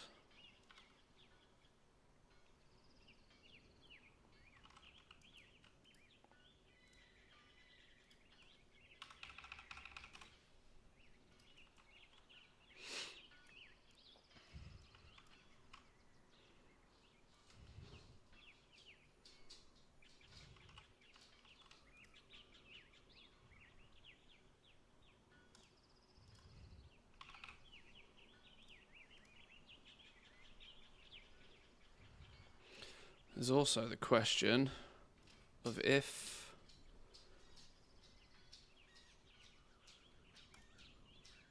okay, no, that's fine. Right, let's go craft some stuff.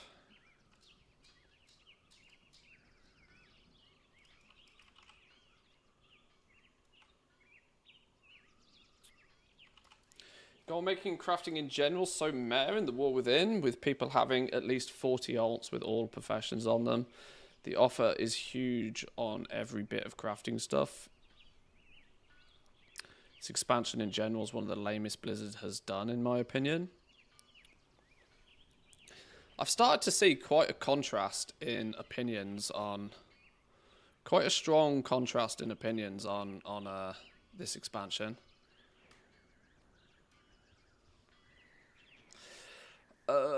I can't actually get away with using...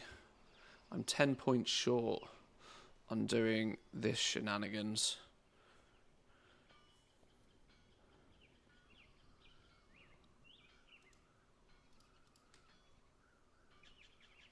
You can do some reagent shuffly magic on other stuff.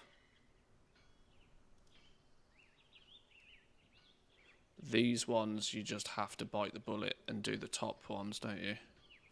Right, let's craft 300 of these real fast. Wait, what are we missing? Moss wool threads.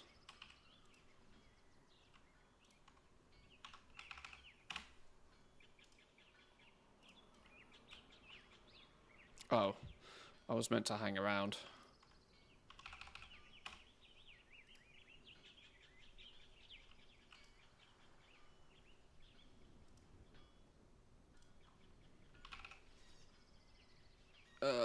Multi-craft. Okay, go. No, we're not crafting all.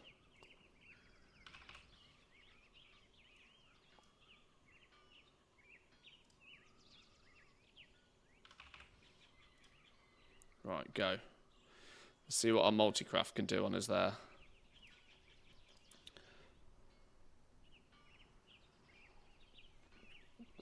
People don't want change, it's that simple. Yeah, people are very naturally averse to change. We as a human race don't particularly do well with change at the best of times anyway.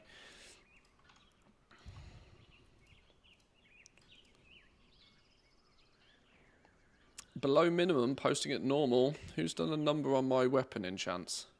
Sons of bitches.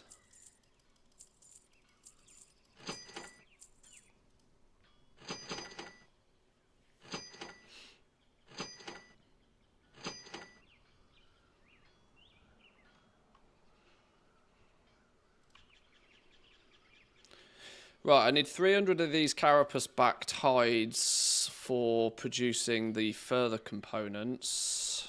Any bonuses we get from multi-craft, we can... any bonuses from multi-craft, we can just sell out directly.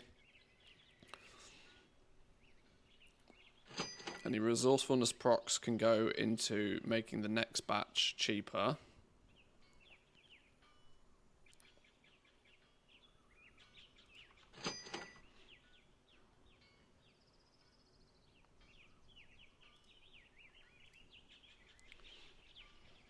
If I could, I'd still be selling Legos. I mean, much past 9.2's launch, I think I spent about 4 days selling legendaries in 9.2. We had rank 7 Christmas, whatever you'd like to call it. where I think I sold about 60 to 80 million gold of legendaries in a few days.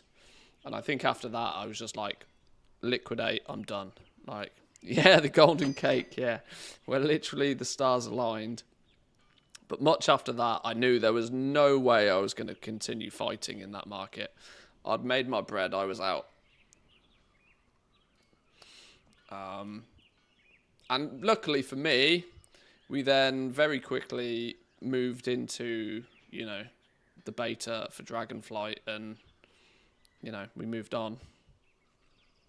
Zereth Mortis was fun though. I enjoyed playing Zereth. We played Zereth Mortis a lot actually. Took the focus off crafting Legos. Some ink is still selling. Now, I don't know exactly what's going to have happened with the material prices of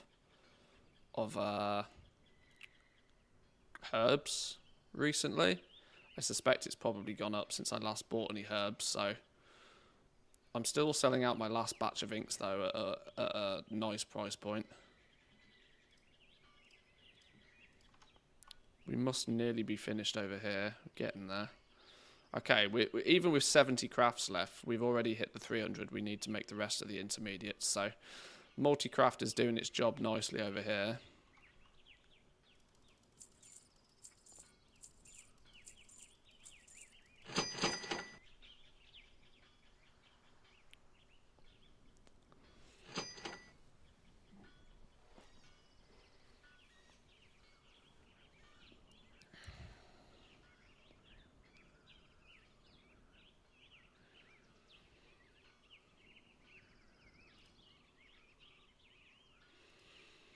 Let's have a look if anything looks out of the ordinary.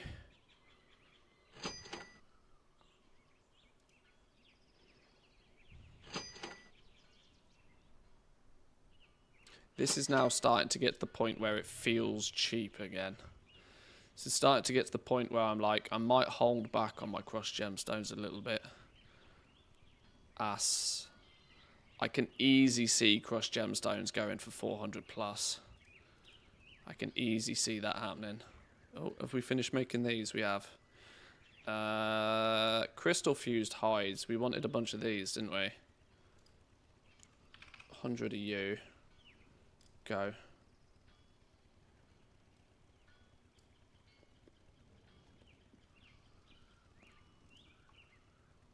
Want some big, juicy resourcefulness procs. Massive multi-craft procs. Come on, game. Nothing. Actually nothing. There's a multi-craft. There's another one.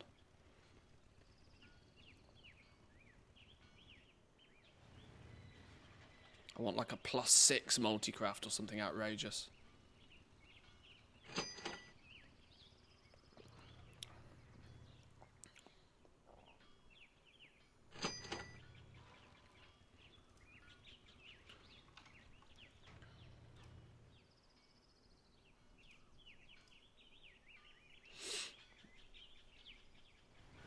I had one at the start. Yeah, I probably used all of my luck to begin with. That was the problem. Hoovered up my luck too early.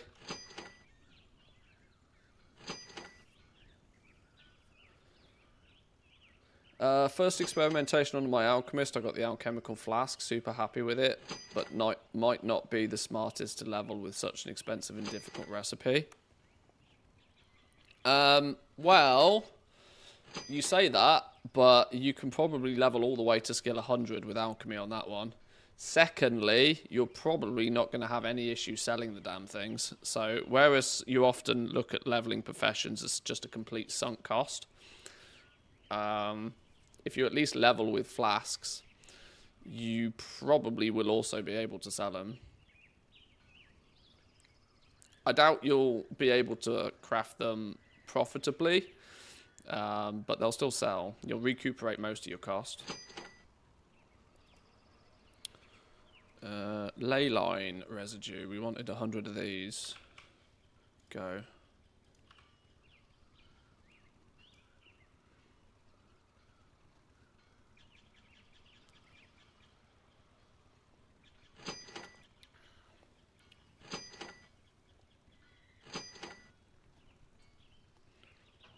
Let them do their thing. These spools of dawn thread, I'm thinking these are too cheap right now. What's going on with these? Spools of dawn thread, 69 gold a piece. What was I buying my dawn weave cloth at? I'm not on my tailor to easily see. Those feel too cheap. Spool of dawn thread. Let's have a little looky. Spool of dawn thread.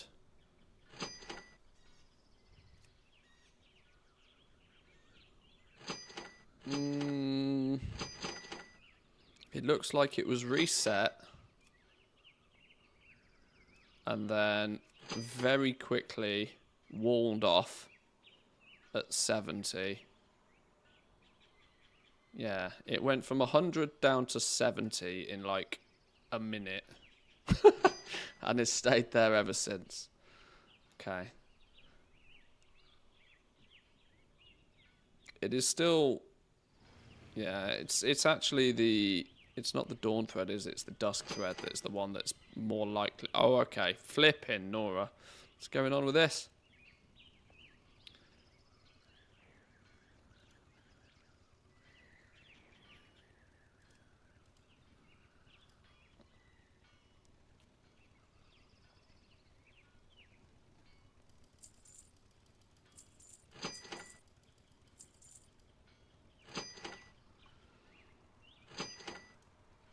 Wait, hang on. Were we not posting flasks there? Why are we not posting flasks? What's going on with flasks? Okay. It's not the right time of the day yet for flask sales to pop off. Plus, 4k a flask is still... Whew, spicy price. Right, we've done lay fused, spore coated. 100 of those. Why did that number disappear? Go.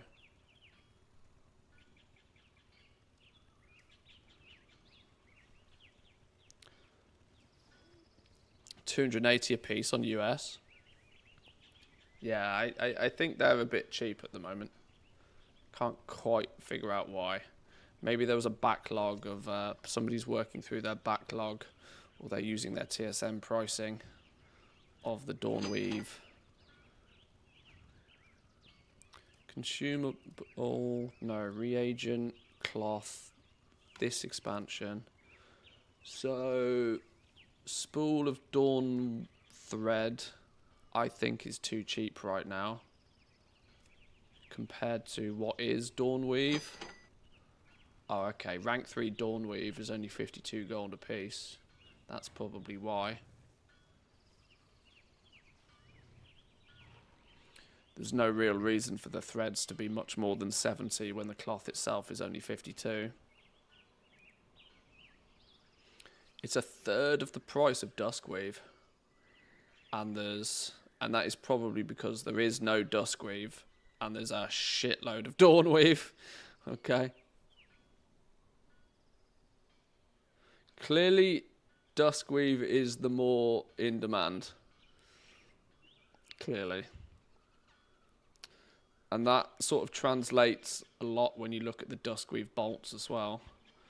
That the price of these is significantly higher than the price of the dawnweave ones on average. Excluding the rank 3s for some reason. Markets be weird, you know. Markets be odd. Right. There's a bunch of our cloth crafted though. I decided that I'm not even remotely competitive on these without more skill points. So we weren't going to craft any of these. Is there anything else I want to do with leatherworking before we move on? Let's have a look.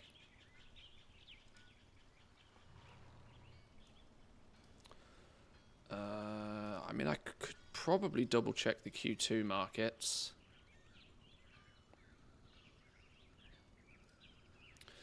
Q2 markets, there's potential in there.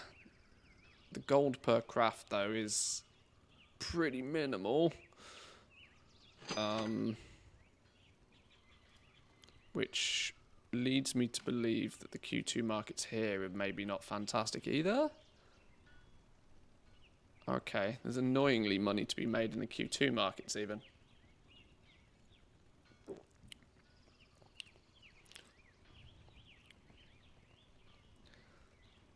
Markets are indeed weird. So many people are fine with 5% profit margins. I'm surprised. Well, it then pushes you into volume. This is the thing, right? If you can sell 10 million gold of stuff a day, if you can sell 10 million gold of stuff a day, 5% off the back of that is like, sure, I'll make 500k in a day, job done. You know, it depends what volume you're doing stuff at.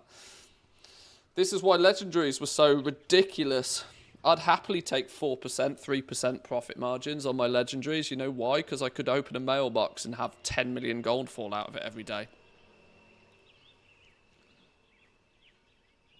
Those small percentages add up when you're doing it consistently, and your turnover is just bonkers.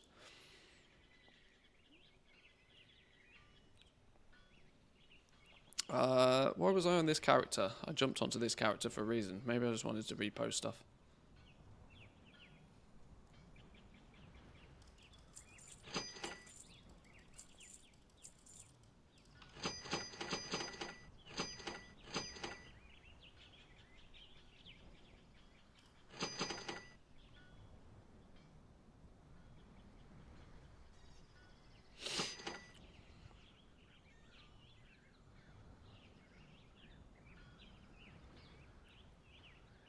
Plenty of people desperate to recuperate costs too, I imagine. Oh, for sure.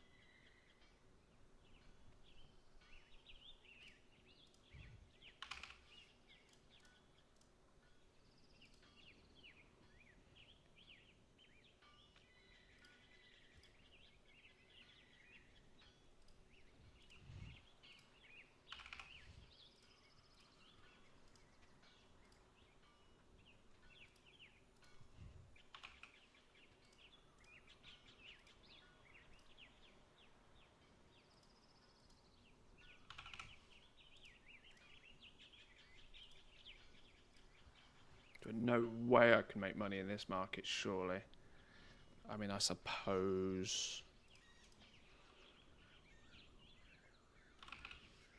I suppose we'll give it a go. What I also wanted to check is these, actually. In fact, no, I'll come to those in a minute. Craft one thing at a time, otherwise I'll lose track of what I'm actually trying to craft here.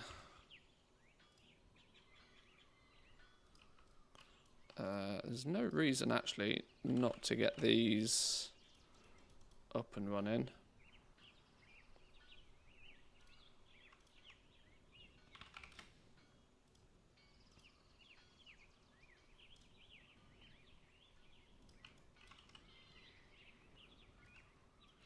Does higher perception allow for a higher chance of null stones? In theory, yeah. What you want to look out for is though where it says your perception has, you know, found you something extra. It can give you a bit of a boost.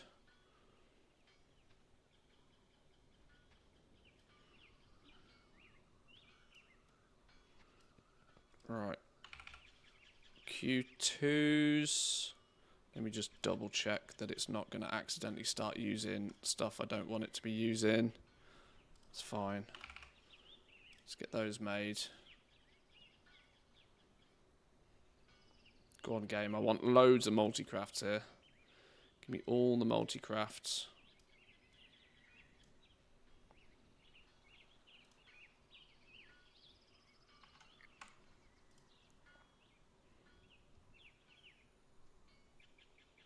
I never get that message with perception, only with finesse.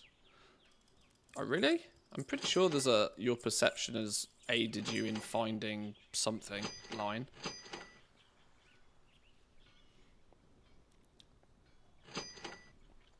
I don't think I dreamt it.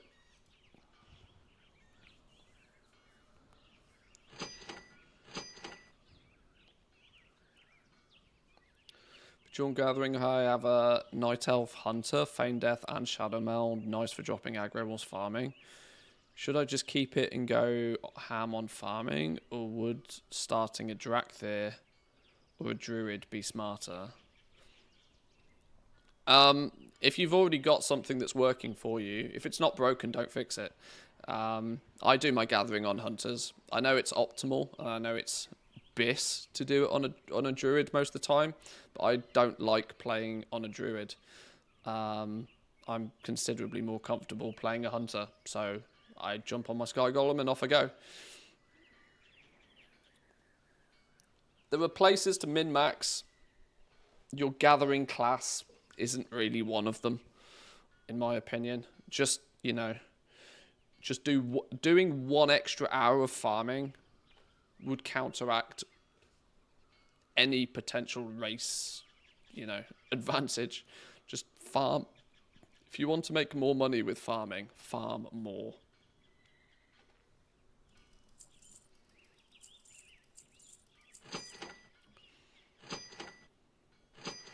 Right, we are slowly running out of shit to sell. I have 500k of stuff on the auction house that hasn't sold. That leads me to believe we might be looking at a cancel scan soon. But if it's on the auction house and it hasn't sold, I'm tempted to also just leave it there. Because anybody trying to reset a market will turn up and sweep it up anyway. How are we doing over here? 258 made so far. Do I dare look at what my craft results looks like? Okay, Leatherworker's made about 60k so far.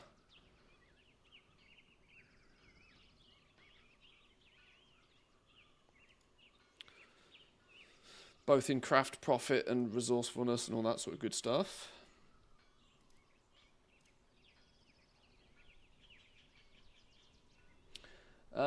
This is also literally the kiss of death right now, but it seems that the stream has been, well, we have not had an OBS crash so far today, which is a bonus. I mean, that is literally famous last words, I'm aware of that, but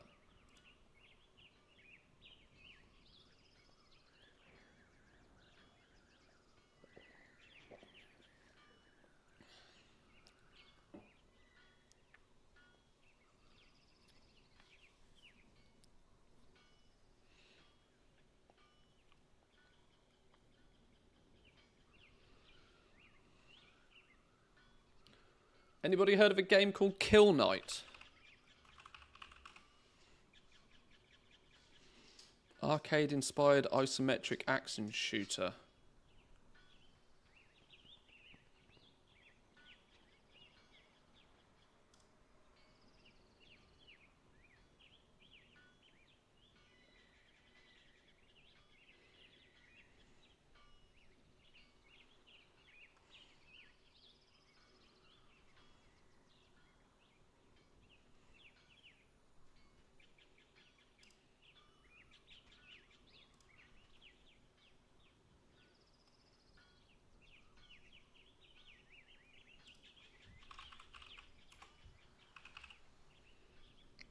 Jinxed it, well done. Please don't tell me that. We're still live, we're still good.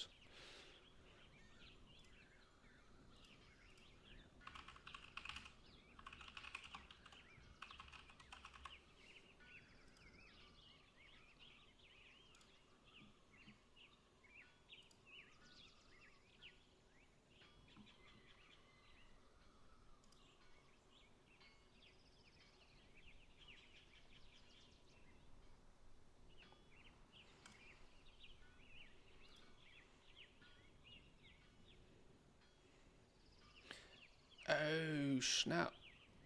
I've seen people talk about this.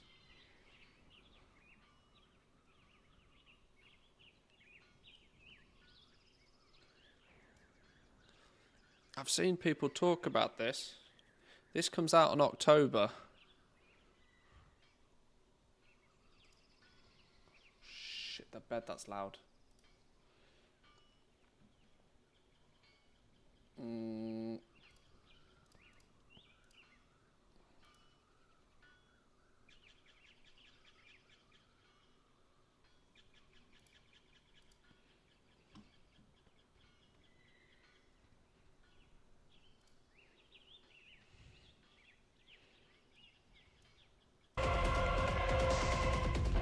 This is like Vampire Survivors.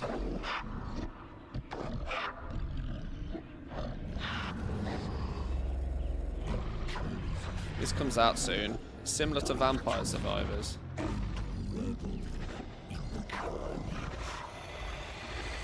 I think there was a beta test for this earlier on in the year.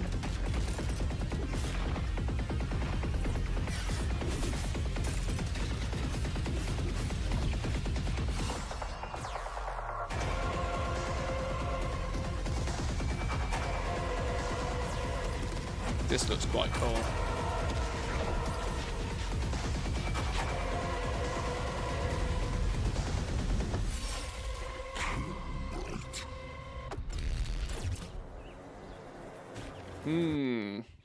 That looks quite cool.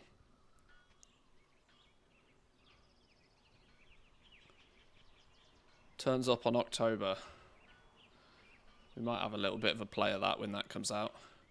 Whether we do it on stream or not, we'll see.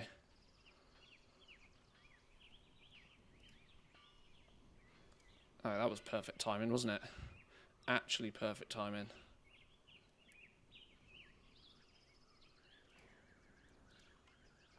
$697 of those. Jesus, we made them fast. We were going to make Q2 versions of these.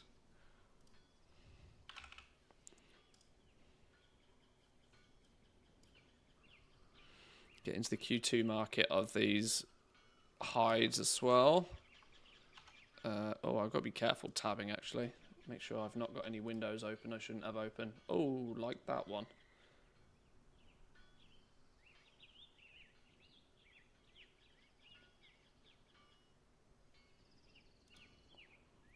Just be careful of that.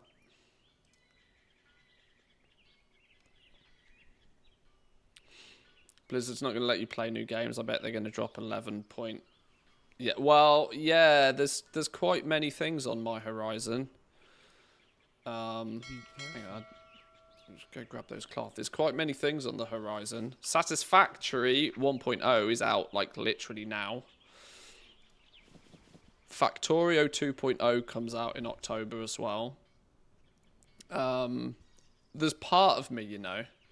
There's part of me that will be quite happy for a bit of a World of Warcraft break in a few weeks anyway. Whilst I know the expansion is still like fresh and new for most people, you have to also remember I had 400 plus hours in the beta. Like, I've been playing The War Within for months. I'm quite looking forward to a week to go and play something else soon. These must be all in a group. Let's just double check my groups. Yeah, they're all in a group.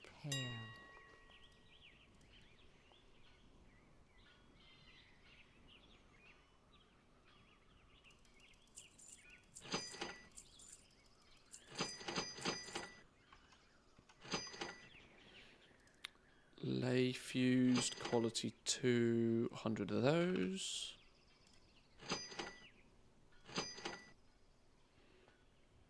Just need to make my gold plan and I'm out resting and working nicely.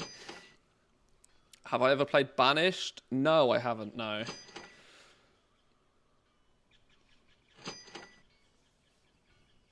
Where are they with Classic? Pandaria shouldn't... well, they're still elbow deep in Cataclysm right now.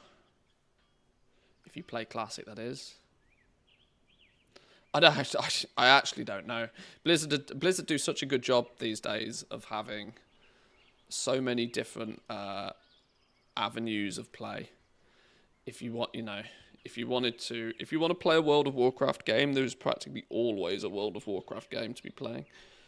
Shadowlands Remix when? Forget Shadowlands Remix. I want Shadowlands Classic.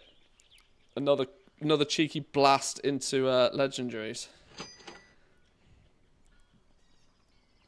Can you imagine Shadowlands Classic? The more remix, nom nom. The more remix. Oh dear. I missed the legendary gold train. I'm forever sad. Well, so did 99% of the player base. You forget that like the legendary market was so heavily popularized by content creators, me included. But the reality was it was never more than a handful of people per server that was actually making any gold with it. Because it was brutal.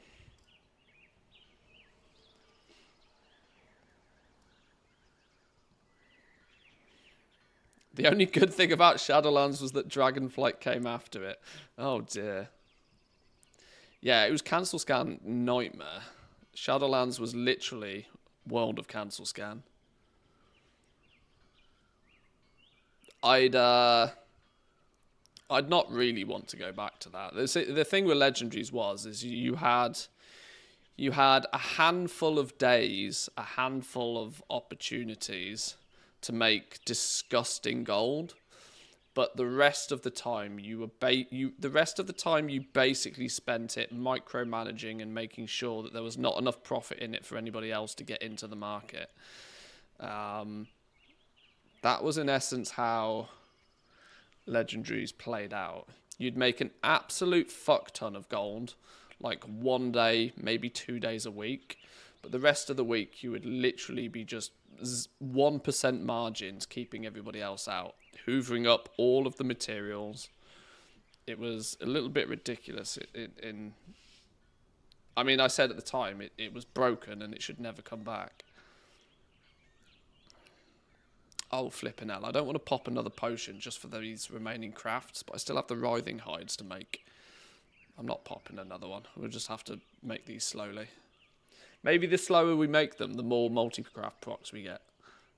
That'd be nice, wouldn't it?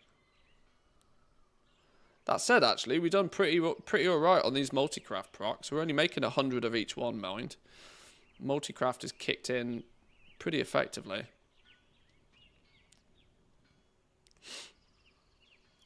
5-second cancel scan on repeat, 10 hours a day, kind of sucked. Yeah. And like I said, for like 5, if not 6 days of the week, you weren't actually making any gold. You were just cycling through. It was all about turnover. Cycling through, keeping the prices of things maintained, making sure that you had the materials when others didn't, and that you were consuming them and using them effectively. And then there was usually 1, maybe 2 days a week. You would have built up your stock for that day, and you just spent the entire day selling them. And it would be on that one day of the week you'd make a shitload of gold. And then you'd rinse and repeat, and you'd do that every day. The definition of sweaty, degenerate gameplay.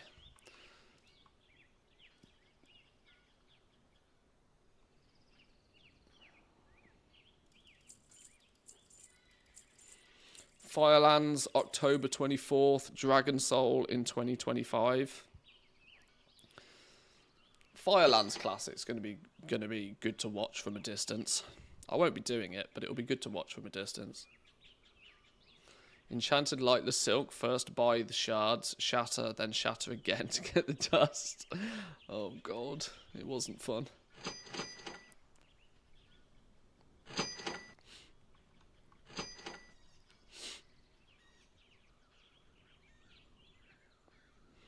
Okay, these last 70 crafts are just going to be slow. This will probably be me done for the leatherworking today. We'll bank the spare mats. We'll use those on tomorrow's bulk.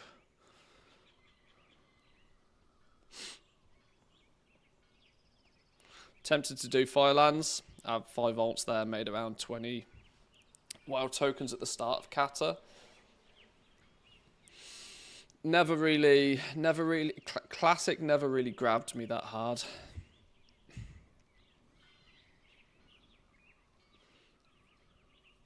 I get why classic is so popular though. I totally get it. I just know it's not for me. I get it because it was really fucking fun back in the day. Like, but if you did it back in the day, I think you are less inclined to do it again now. But it's very, very easy to forget that, like, classic is a brand new game for so many people. Like, completely brand. They've never seen that. They've never done it before. It's a brand new game for an entire generation of people. But if you did it first time round, it's probably less fun doing it second.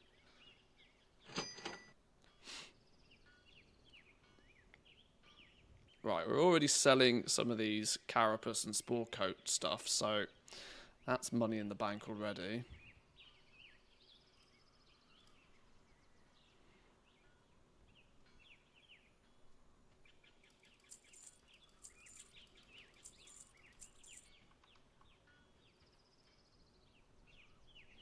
Three, two, one. Boom. Job done. Let's get those sent over.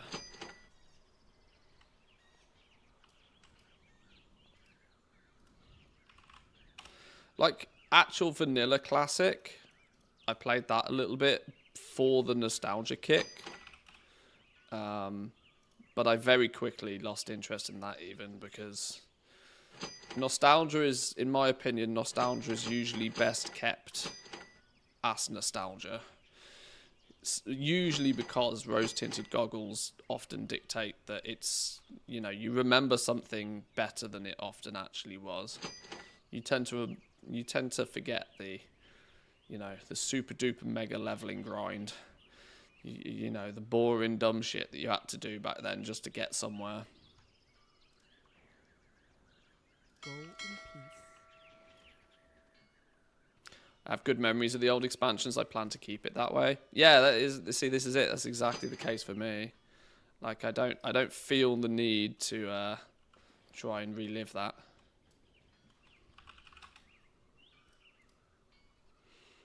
Lay fused hide is not in a group. I guess you go in there. Is that where the other hides are?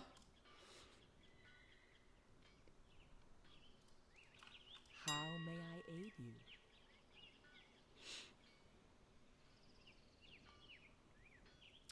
Commit genocide in Stranglethorn for only 5 teeth. Yeah. It's literally how it goes.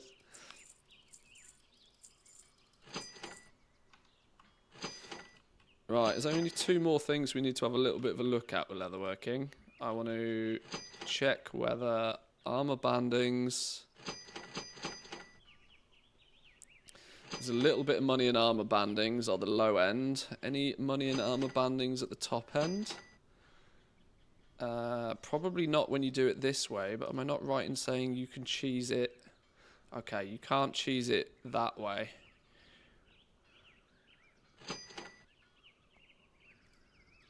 But you can definitely cheese it. Where's material optimization here? You actually go 12 of these.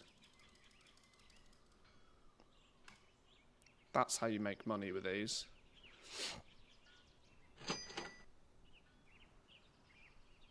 Then there's money in it. Then there's money in it. Right, so we want...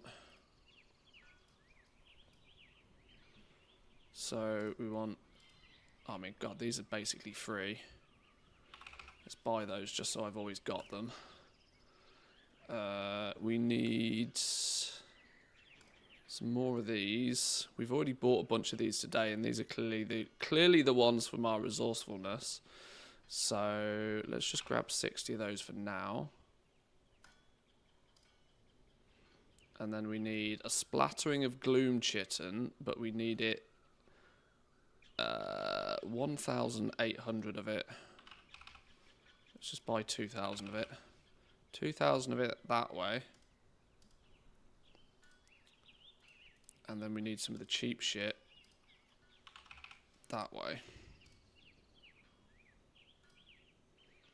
And that's how we make the chitin armor bandings. Okay, I'm going to need to craft another speed potion-y thing here, aren't we?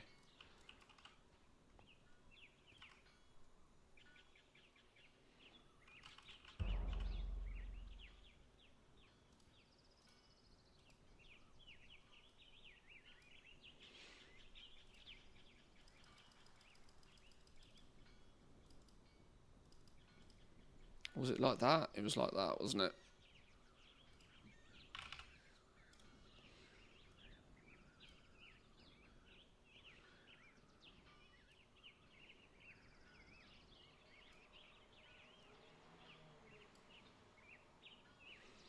Right, let's get them crafted.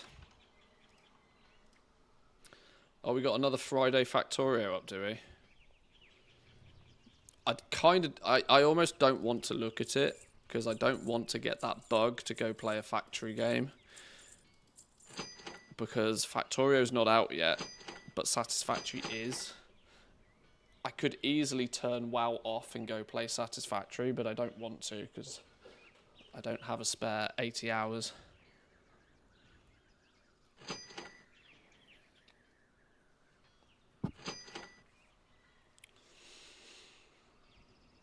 Pandaria has freaking frog farming.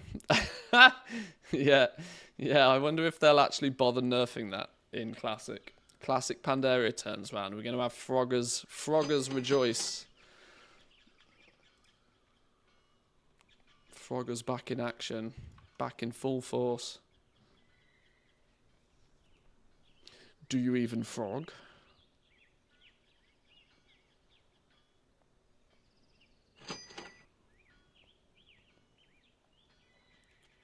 Anybody else not able to complete crafting orders? I haven't done one for a little while. I didn't have any problems earlier. Right, there's 100 of those. What I didn't check is, do I need to be making these at any lower quality? Is the money in the lower quality variants?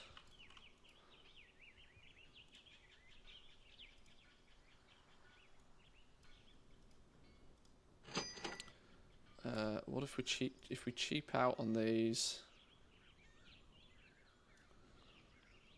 Where's Q2? 370 gold a piece. 370 gold a piece using all Q1.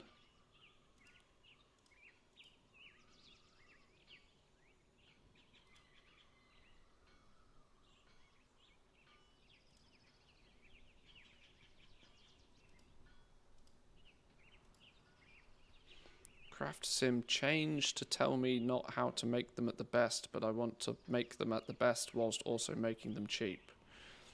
Okay, well there is technically money in the cheap shit all the same. And I seem to somehow have 600 plus of these out of nowhere, so maybe we will make a few of the cheap ones as well. Guarantee the cheap ones at quality 1.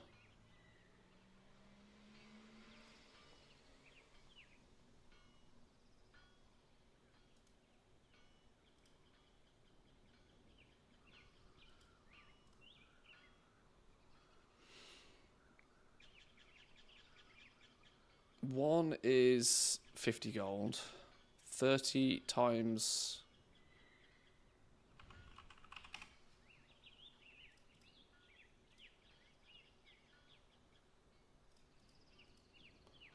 $450, 500. Oh, I can. It's tight enough. I'm not going to bother. Tight enough. I'm not going to bother with those. What about storm touched ones?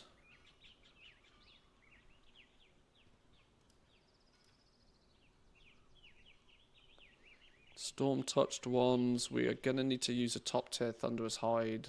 All the same, but we can cheap out mostly using Q2 here. 2% margins even when we do that. I'm not fighting over 2% margins. No, okay, that's leatherworking done. We are good on leatherworking for today. Why haven't they fixed the crafting memory leaks? I mean, they've been there since literally the beginning of Dragonflight. They know about it, they're just not doing anything about it.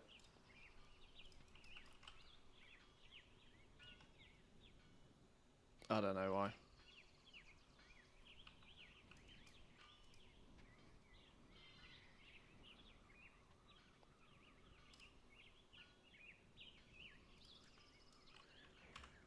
Right. Leatherworking done. Goodbye. Is there a way to combine Auctionator and TSM's ledgers? Kind of bugs me that my data's split. Not to my understanding. The only ledger I pay attention to is if the money in my war bank is going up or going down. That's literally the only ledger I care about right now. At the end of the day, I will put all of the gold I've sold into the war bank. And if on a day-by-day basis the gold is going up or the gold is going down, that tells me whether I'm doing it right or doing it wrong.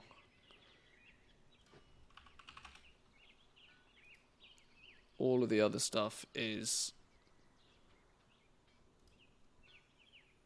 Go in peace. nothing ungrouped in the bags. Good. Looking for something special? Then go, go, gadget, go.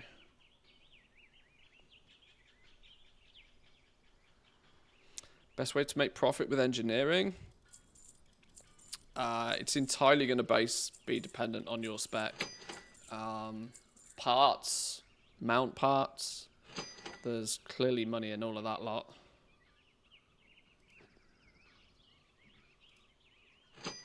We'll get to engineering in a little bit. It's actually quite far down my list, unfortunately, engineering, but we will get there. Got Inscription next. How many accounts do I have running at the moment? Only 2. Only 2. There's not too much going on right now that actually requires me to be 24/7 mass crafting. The closest thing to that requirement is cloth bolts. But I'm also in enough other markets that I don't need to 110% effort cloth bolts. And so I'm not. But if I, if I had the need for more, I've got the option to open more. But 2 is good enough for now. Right, Inscription I'd kind of ballsed up. I've mentioned this a few times on stream, but I messed up my spec points on Inscription. So I've never had much, or so far at least, I've not had too much success with Inscription. But I'm still keeping up with it because it is a problem that will self-right itself once I get more knowledge points. Now, the question is by the time I've got more knowledge points, will the markets be dead? Who knows? But 2 missives, both knowledge points. 1 is on a missive of multi-craft, which we don't have the recipe for. But 150 artisan security could technically fix that problem. I still need the rep knowledge book with Inscription because I haven't been keeping up with my rep. Some of these are requiring a lot. Let's work on these then. 2 fresh parchments, not providing anything whatsoever. You want it at Q2, which is going to push me to use a top tier ink. Alright, sure.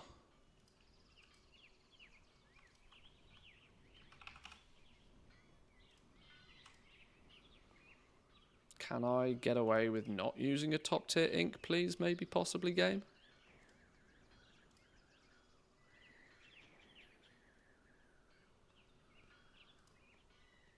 Oh, wrong ink. Whoops.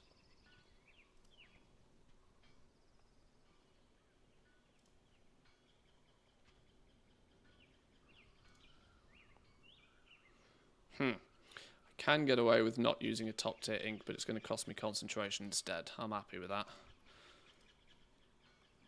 It is for knowledge points all the same.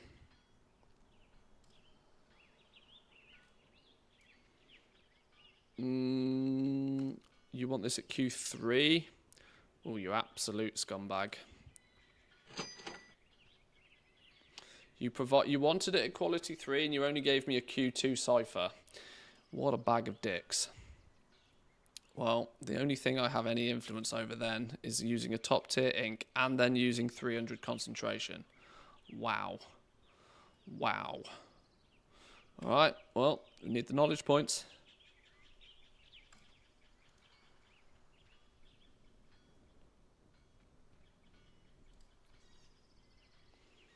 Can't get the miss of a multi-craft.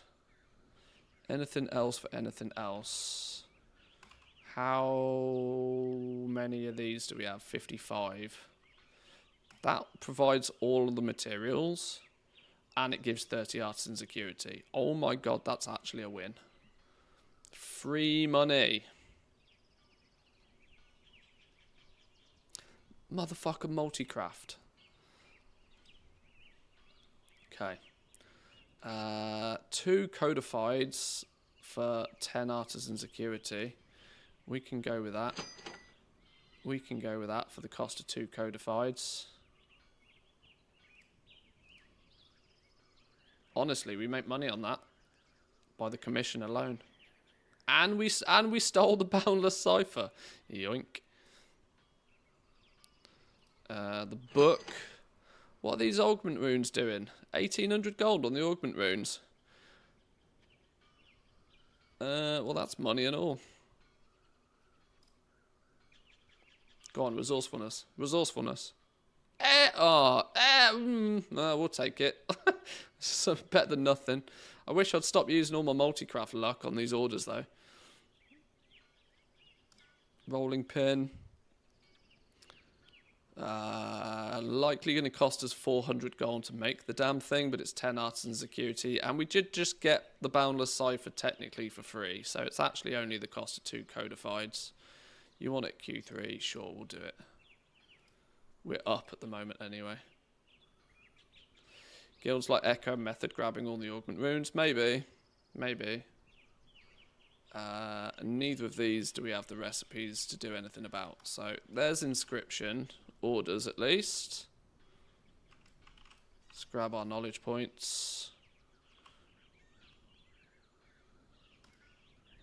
It annoys me. My bags are in a right mess.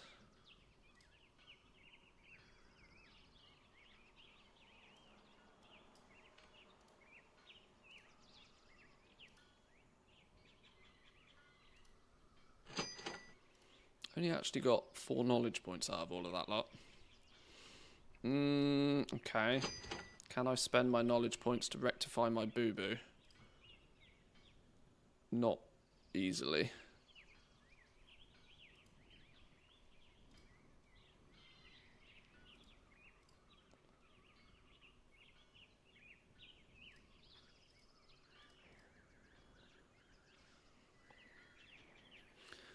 How many inscription knowledge points do I have right now? 30, 60, 90? 120, 130, 140, 155? I've got 3 in the bank. I guess it doesn't matter where they go, does it really? That gives 3 of everything. This gives just resourcefulness. But if I can get points in here... Okay, they go here. The sooner I get that, the better. This is my boo-boo in essence. My mess up, my whoopsie-daisy, was speccing into both milling and inks over here, where that is basically meant that I'm average at both. I'm average at milling, I'm average at making inks. Now, being average in 2 markets basically means you're not profitable in either market. What I should have done is I should have filled this out first so I can craft things at the best possible prices, and I should have chose either inks or milling. I shouldn't have chose both. Not off the wrap anyway. We'll get there. We'll fill this tree out as well, but we got to fill these nodes out first. What this has resulted in is me not being very competitive at either milling or at making inks. But I have been able to squeeze out a little bit of profit in the Q3 inks just because there's not that many other people in that market.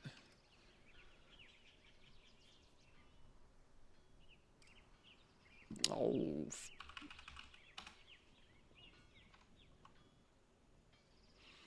Oh, somebody turned up and bought a bunch of my hides. Do you think they'll go the route of specific profession acuity in Midnight? May solve the profession shuffle phenomenon.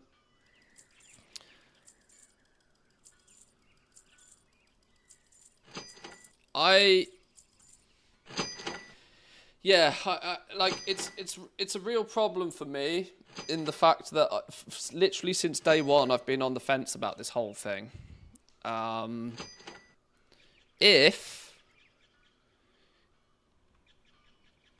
If they, because as far as I'm concerned, there's only one significant downside of the shuffle. I am not against the shuffle as a progression system within the professions. I'm not naturally against it. I'm just very heavily opposed to having to drop decades worth of progress in professions to do it. That's the element of it I don't like. If there was some way for you to not lose all of your past expansion recipes and progress when you drop to profession, if, for example, you could just drop your current expansion profession, I would have absolutely no issue with the shuffle whatsoever. Because at that point, it is 100% equal opportunities. Anybody can do it. Absolutely anybody can do it. And those that do it know the risks involved in doing it. The only significant issue for me is I am not willing to give up decades of past recipes and profession progression, because when you drop a profession, you lose everything. But as far as the shuffle is concerned, let's say everybody was playing on a brand new fresh remix character. If everybody's playing on a brand new fresh remix character, which many people are or have the ability to, then the shuffle is equal opportunity. Everybody has the opportunity to do it. Some choose to, some choose not to. If you choose not to, you can't also expect the same results as someone who did it, right?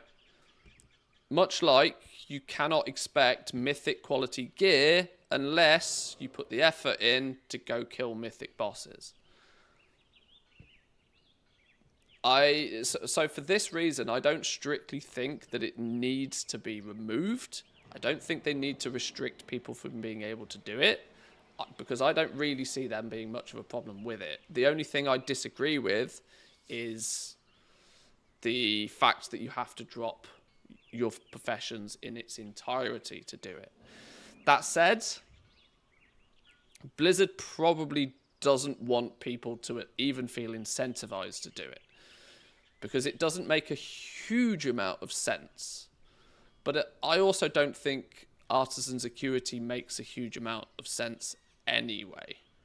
We already have this progression limiting currency called knowledge points. I don't see why we strictly need a second progression limiting currency. Why do you need two currencies when one can do it perfectly fine? Knowledge points could do all of it perfectly fine.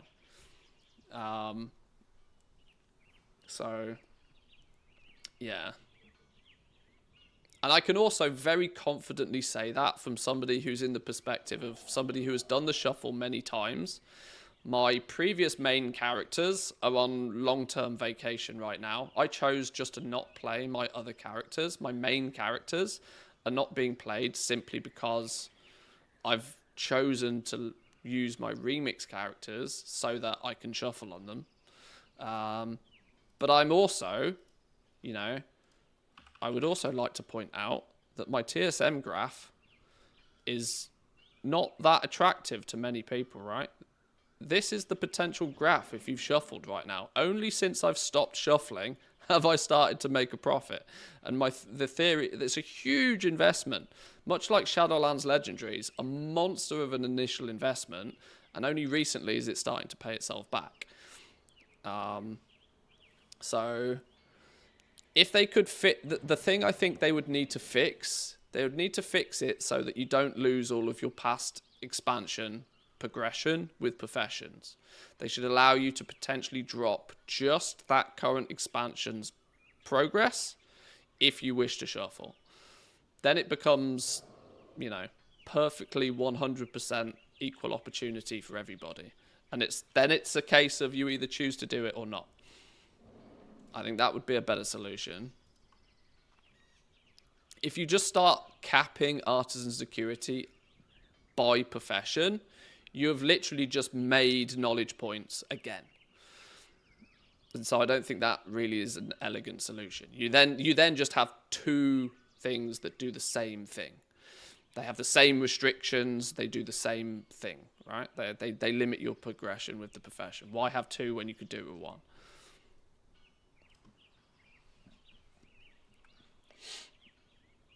They should make a system that is more obvious then. You're giving an advantage to people who are really into the nuts and bolts. How many average players know it even exists as a thing? Yeah.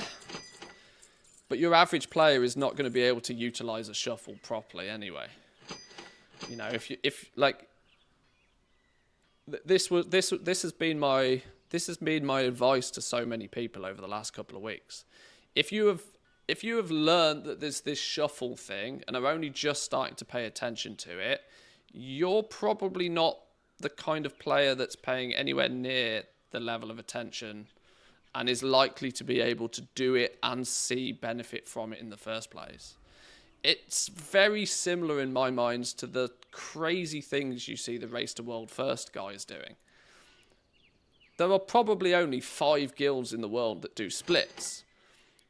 And you can quite safely say that splits is a stupid decision for most guilds to even contemplate doing. Because they're not really in the position to take advantage of what splits do anyway. The shuffle is the goblin equivalent in my mind. That you could shuffle to really push yourself to 110%, but it's probably not worthwhile 99% of people doing.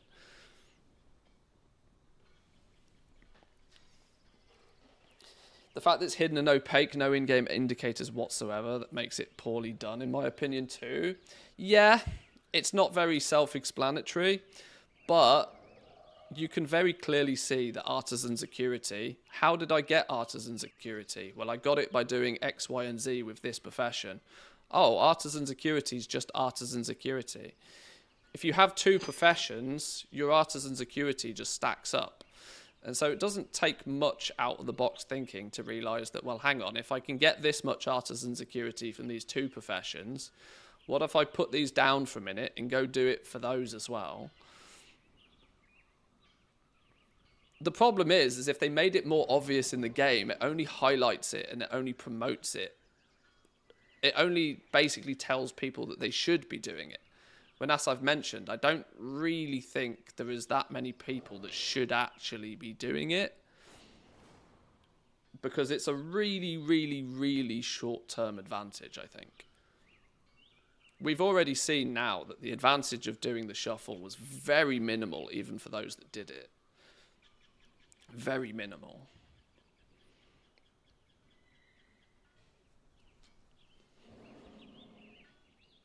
Enchanter security.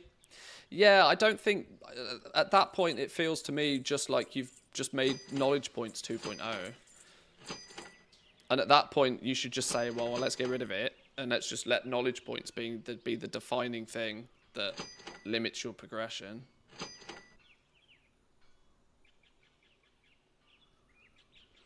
But yeah, I do think that for the next expansion they'll probably try and lock down on it a little bit harder. The issue with it though was that it was so, you know, anything you would have done to try and really limit people being able to do it, it was too baked into the core of the professions, I think. Way too baked in. This is why they hot fixed and they band-aided, and they were like, okay, 1,300 artisan security just by 45 minutes of flying around picking up treasures is probably a little ridiculous. Let's nerf that one. Let's you know, very, very, very late in the day. The only thing one of the changes they made that I didn't totally agree with was the funneling of tools from alts, because that's, in my eyes, a clear advantage of having lots of alts. And anybody can level more characters if they want. Funneling the tools in from alts was a change that I understand kind of why they did it, but I didn't think it was anywhere near as important. The fact that they removed all of the artisan security from first-time gathers, like 2 hours before the expansion launched, was wild to me. that was a crazy one, and that, I think we are starting to see the repercussions of that now, in terms of the fact that most gatherers out there have very, very, very small chances of getting quality 3. And 2 days into the season, we're starting to see quality 3 mats just get stripped from the auction house because they're being consumed so much faster than people can go and get them. And that in part is probably because most herbalists and most miners out there have maybe got enough artisan security for 1 or 2 knowledge point books, or maybe 1 or 2 tools. Very, very few gatherers out there are going to be well kitted to actually gather the materials that most people want right now. It'll just mean prices are high for longer. That's all it'll mean. Prices will be higher for longer.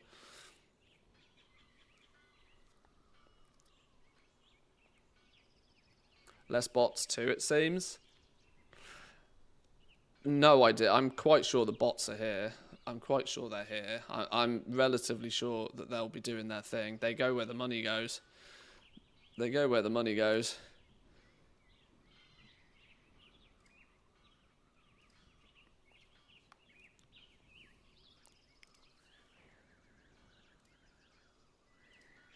Can I spin a profit somehow on inks? If I mill down my own ink, if I mill down my own pigments, probably. This is where I really wish I could remember how many pigments I get from a stack of herbs.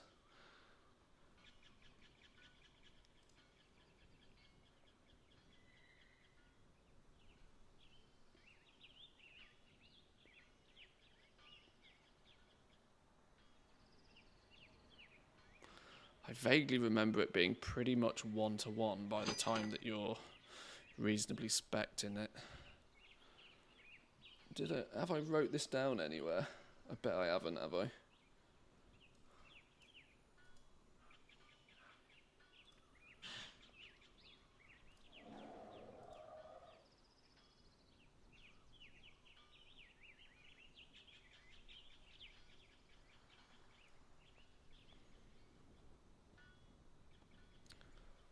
Okay.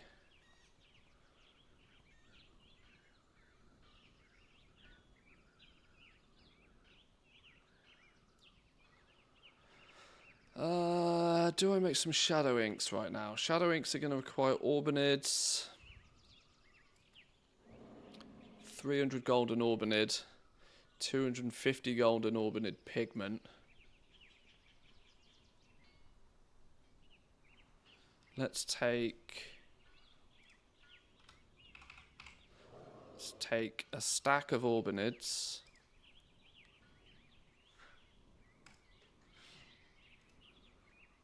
Blessing Blossom.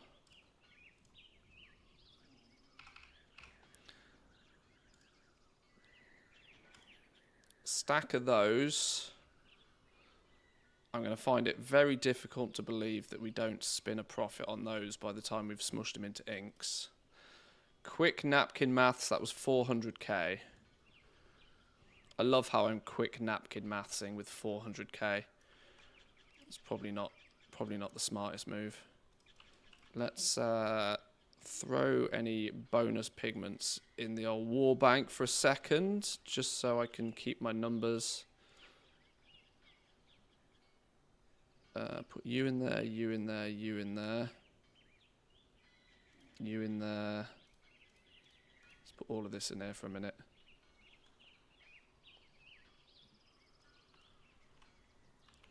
Right, let's smush these down and see where we get.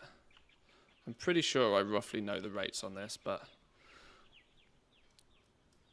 this is science. This is often what you got to do. Sometimes you can't trust add-ons. You can't trust anything but your own maths. And you might win and you might lose. But let's have a little bit of a look. I've got multicraft on my tool right now. This is also where it's going to be a problem. I would do significantly better if I didn't have multicraft on my tool. What's my artisan security looking like? 125? That's not 300, is it? What if I suck at math? Then you go to math school. I'm still relatively sure that I make a profit on this even without 16% resourcefulness right now. It's got to be money. It's got to be money. No shot there's not money in that. I guess there's only one way to find out, eh?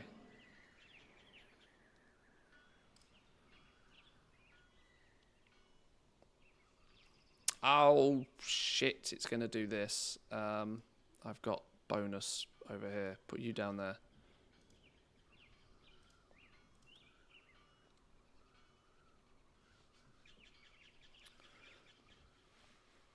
Can you explain how the funneling tools works? Well, it doesn't work, so it doesn't matter. It was nerfed before the game went live.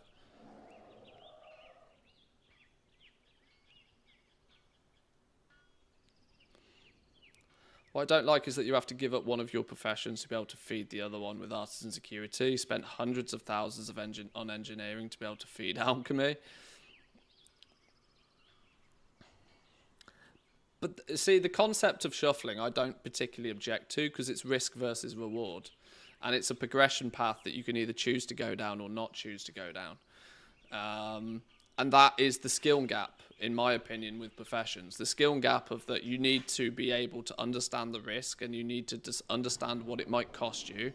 And you need to decide whether that is for you or not for you. Are you going to see a big enough benefit from doing it to make it worthwhile doing? Yes or no? And you need to decide that.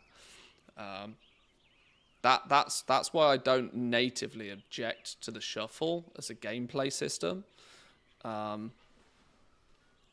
Because the shuffle is not free. You are often investing gargantuan amounts of gold into doing it so that you would hopefully be able to recuperate that and produce bigger and better stuff faster than everybody else and improve your margins. That to me is the same sort of concept realistically as making sure you get all your add-ons in order, and that you understand your class and you understand the buttons you need to press to inch out that best DPS and kill the bosses faster. It's a skill gap between players. It's a skill to be able to look at that and understand, right, is it worth doing, yes or no? And if you blindly throw all of your gold into doing a shuffle and you do it 3 weeks after everybody else is doing it, then that's objectively just a bad choice. So this is why I kind of think that it's not terrible, but I also do kind of agree that it needs to be made more clear and more accessible in game.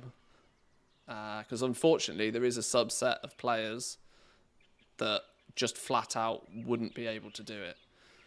And I was one of them, and so I had to choose to play professions on brand new characters who didn't have a past history with their professions.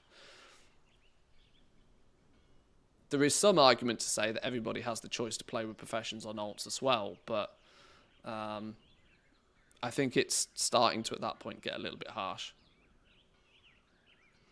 We smushed 1,000 herbs and we got 1,300 herbs, which is roughly what I assumed was the case.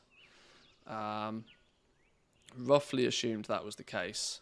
My resourcefulness didn't proc really all that much. We only saved 74 herbs, although realistically on 1,000 to begin with, that's actually not far off what you'd expect to happen. 16% of 1,000, I'd only have expected it to... Yeah, I wouldn't have expected it to proc all that many, and even if it did proc, it only returns about 30% each time anyway. So actually 74 is not terrible. What we can do though is we can continue to smush those down.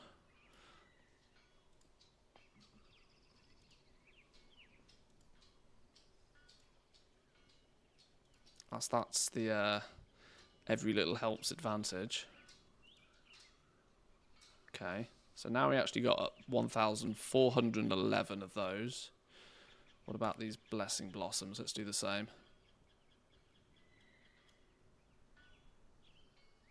Wait, why is it crapped out on me again? Have I got a sneaky blessing blossom sat somewhere? I do.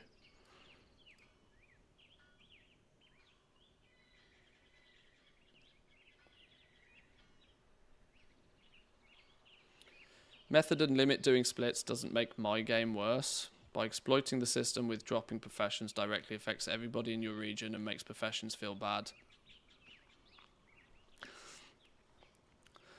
But method, okay, I used splits as an example of what like a small subset of the player base does that is not really suggested for the rest of the player base to do. But limited method doing splits is entirely a PvE situation. What a lot of people aren't seemingly willing to admit is that crafting is PvP. It's player versus player. The other people on your auction house are other players. Crafting is inherently PvP, whereas obviously limit and method are PvE guilds. They're killing PvE bosses. But when it's competitive and it's player versus player, some people are going to have to lose for some people to win, and vice versa. Blizzard made the decision to make crafting way more PvP when they implemented the region-wide auction house, and they put everybody in the same arena. They literally said, right, every single person that wants to craft things and sell things on the auction house, go at it, fight. And the guys that have the more stats come out on top. It's PvP. It's just subtly hidden behind a solo endeavor. But where you do battle is still in a PvP arena.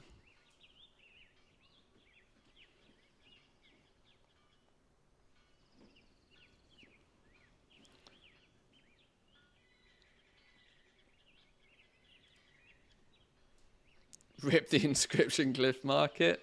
Yeah, glyphs got absolutely battered when the auction house went region wide, and they never recovered.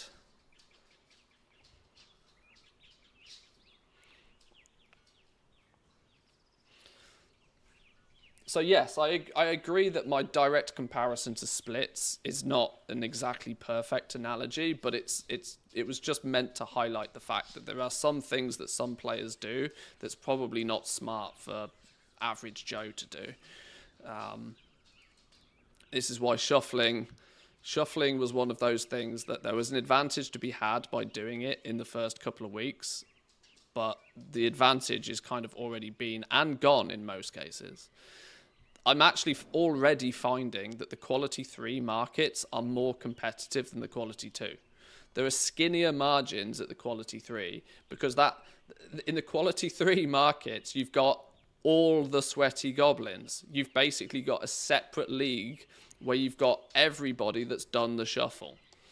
And all of those people who have done the shuffle, they are all absolutely desperate to recuperate those costs. And they're all the people who are way more likely to sit on the auction house 12 hours a day. It's like put all the sweaty goblins in one league and they're like, you guys fight against each other on Q3 shit. And I'm actually finding that many of the Q2 markets, whilst the the percentage profits are about the same. So you're making like 5, 6, 7, 10% margin on stuff. The only difference is the price of the items that you're crafting and selling is less. But there's still just as much, if not even more profit, percentage-wise, in the quality 2 markets. Because all the sweaty goblins are doing top-end goblin stuff. And some people are using concentration to craft a few things in that avenue. But it's... it often boils down to me, the fact that people choose not to do something, or they feel like there was an opportunity and they kind of missed the boat on it. That I have sympathy for. That, you know, if you've only just picked up the expansion today, it's a lot more difficult to get into those arenas. But that's not to say there isn't gold to be made. This is the thing. This is what's very clever about the system, that it kind of splits it in two a little bit. It's like, if you want to do sweaty hardcore goblin stuff, go fight amongst yourselves on the quality 3 markets. Quality 1 and quality 2 is a lot more open, a lot more easy to access to. The barrier to entry is minimal. And if you're playing up here and you're min-maxing and you're fighting over quality 3 stuff, you're less likely to have your focus on the cheap stuff. It's a little bit more elegant than just a straight up black and white sort of... well, nothing's black and white in this world these days, but... Can you show how my gold graph looks now? Oh yeah, I mean, exactly. This is probably the best way to highlight the fact that the shuffle was not cheap and the shuffle was not profitable. I did it on 8 characters. That wasn't cheap. Only in the last couple of days, now that I've predominantly stopped shuffling and have started to look at just producing things and selling things and churning a small profit off, has the graph started to go back in the right direction. But it had to go fucking miles down before it's starting to come back up again. But this is, you know, you can argue against the shuffle all you like, but most people weren't willing to spend 24+ million gold on doing it. If I'd have done it on 3 and focused on them, it would have been super profitable. Yeah, I know my disadvantage was the fact that I tried to do too much. I tried to bite off too much. I shouldn't have gone all in on 8 different characters, 8 different professions. I definitely bit off more than I could chew. And I put myself in a weird position that I was spending so much time shuffling through those characters that I actually ended up with basically no time to actually craft and sell stuff. I was done with my gaming session for the day. Dog, are you good back there? You got fur balls again? So, in essence, yes, I've definitely not executed it very well. I'm aware of that. Definitely not executed it very well, but we'll see what happens eventually.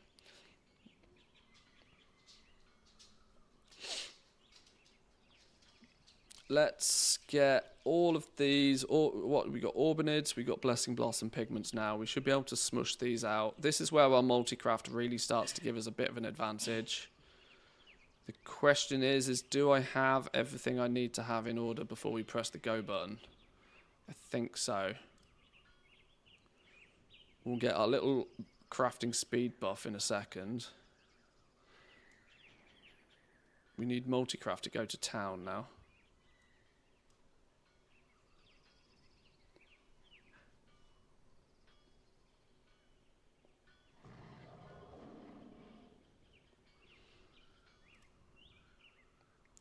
I apparently...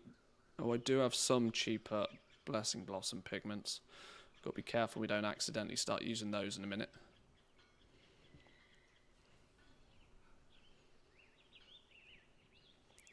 That graph is inaccurate as you have a lot of materials as well. My inventory of materials is probably worth no more than about 4 or 5 million. I certainly don't have enough materials to like not have to buy any materials to craft stuff. My inventory of materials is probably, I've got a couple of million maybe of like storm dust. I've got about 1 million or so gold, I would guess, in low quality Akirite and Ironclaw ore. Outside of that though, I don't really have much stockpiled at all.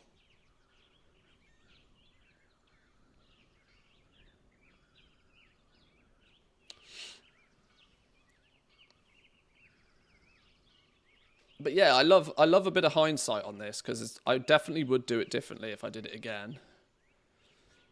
I would kind of like what Wu said. I would have like niched down a little bit more and focused on a couple of professions and really gone ham with those in more detail.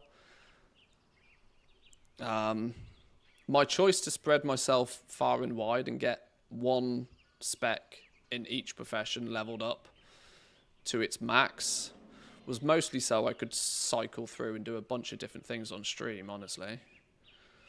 I made the mistake, well, I don't know if it was a mistake particularly, you can never prove this sort of stuff, but I went pretty hardcore on jewel crafting in Dragonflight at the beginning, and I absolutely 100% could log on in the morning, have a nice amount of profit based upon what, you know, I'd got my character to, but by the end of the stream and by the end of the day, everything was in a negative. And I don't know how much of this is entirely true or not, but it very much felt like me doing one thing and doing it all day on stream incentivized a lot of other people to go and do it as well. And it just nuked the market. And because I'd gone all in on it and I hadn't spread myself wide, I hadn't bothered leveling up all my other professions, I kind of shot myself in the foot. So I tried to not shoot myself in the foot this time round. Because, if you can't tell, I kind of enjoy streaming. It's good fun. There was part of me that thought, do I just go dark for like 2 weeks at the beginning of the expansion? Just go completely dark, come back 2 weeks later and drop a video that just says, this is what I did. But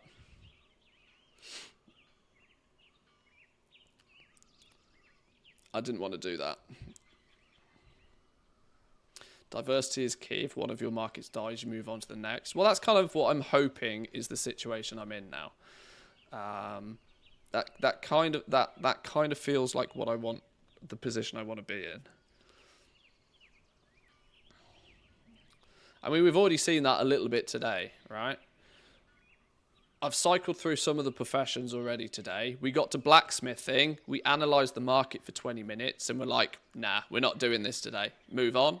I now do at least have that advantage that if something's just not happening, it's not my only adventure, right? If my only character had min-maxed into blacksmithing and alloys were the only market I was in right now, I'd feel more obliged to try and push and try and fix it or trying to do market shenanigans with it, which sometimes works, but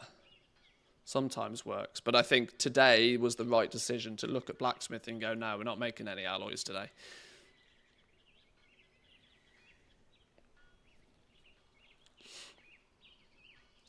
Right, we still got a few of these. Can I get a quick reload on this?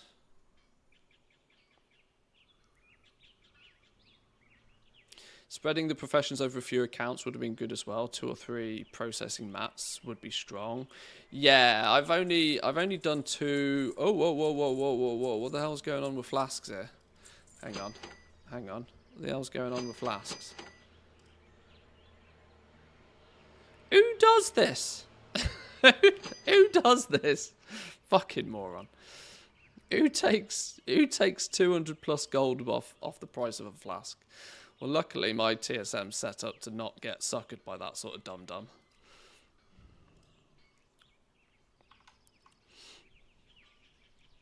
Cartels moving back in. It's getting close to the evening.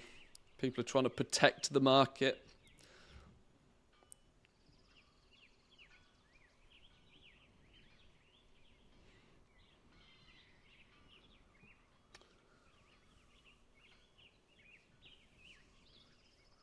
What knowledge points you've taken from this week is going to be painful in the long run? Yeah, I unfortunately don't really have many active characters right now. Or what? Well, I tell you what I probably should start doing is leveling up a brand new character each week, just to see if we can ever spot any sort of catch-up kicking in. Because on the beta, there was 2 different types of knowledge points that you could gain via Patron orders. At the moment, the only things we're seeing are the glimmers, which give 2 knowledge points each. On the beta, there was also flickers, which give you 1 knowledge point each. And that's what I suspect is the currency that they're going to attach to Patron orders for the catch-up. Because either they've just yoinked that out of the game completely and are not planning on using that, or it's the catch-up system and they haven't turned it on yet. That's what my suspicion is with that. That the flickers will be when people start getting the flickers of knowledge instead of the glimmers of knowledge. That will be an indication that the catch-up system is sort of switched on, and you might start to see more of your orders giving you those instead. But you know, we need to see if it's see if they turn it on at any point.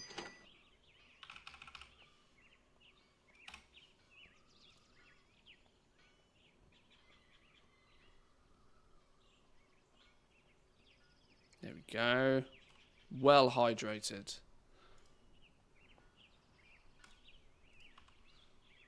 Nicely hydrated.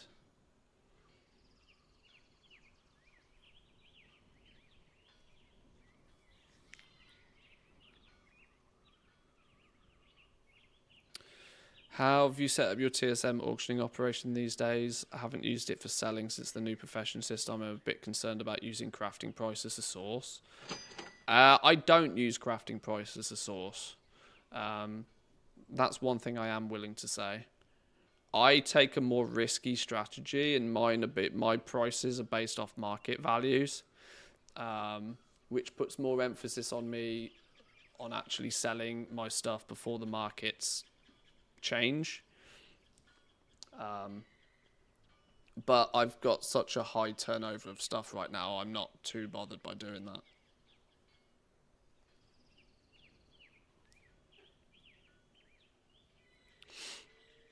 Debated some more Inscription tunes to cover the full basis. Inks, Ciphers, Vansis Runes, Missives, Dark Moon cards. Yeah, I got a bit of flack because I kind of said Inscription was pretty dead. In my tier list, didn't rate Inscription very highly, but that's mostly down to the fact that I felt that Inscription could offer so much more. It still now feels like they've stripped Inscription of any fun. It's just nothing but business with Inscription. The only advantage Inscription has at the beginning, or right now I should say, is that the reagents, for example, are doing really well, and that's because it's just knowledge point season again, you know. Ciphers are used all over the place right now. People are buying ciphers just constantly off the auction house. There's never a slow day on ciphers, simply due to people buying them to put in their knowledge point orders with the scribes. So there's a relatively steady demand for the basic stuff with Inscription right now. I don't know how long it's going to last for, and I rated Inscription pretty poorly just because it doesn't feel very interesting. All the fun has been extracted from it. No glyphs anymore. We're left with just missives, which, sure, if you can make money from them for a while, are great, but missives end up being just like cancel scan 1% bait, which is a bit painful for many. Oh, we're making Q2s all of a sudden. What's going on here? I knew I had to watch out for that happening. See, now why did it do that when we still have... Okay, we ran out of Blessing Blossom pigments, that's why. Got to be careful for those sneakies. Codified Greenwood ciphers, ridiculously good sellers. Yeah, because literally every single person that's playing with professions right now is buying these like almost daily. There's never a slow day on the ciphers. I've just not got any ability to make them at any reasonable quality yet because I messed up my scribe. I'm very aware of the fact I've foobarred my scribe, and I can just about squeeze a bit of a profit out of the inks to make it worthwhile doing. But I know there's other people out there that are just laughing all the way to the bank with some of these inscription stuff right now.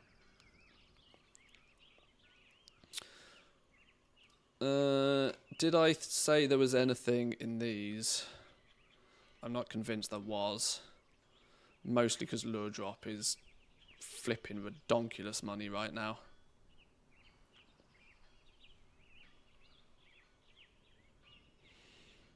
If lure drop pigment is 400 gold a piece, does that mean that lure drop is over 400 gold a piece?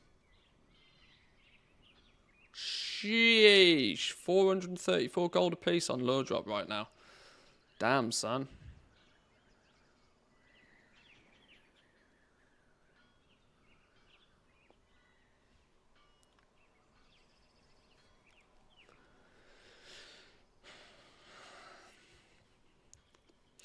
The irony is I can take lure drop quality 3 and just smush it into pigments and win. My only concern, really, more than anything else, is that I don't know how much the pigment actually sells. Because I'm pretty convinced anybody out there that makes inks just takes herbs and makes inks. I don't think there's many people out there that actually do it properly, which is if you're not spec'd into milling, you should buy the pigments.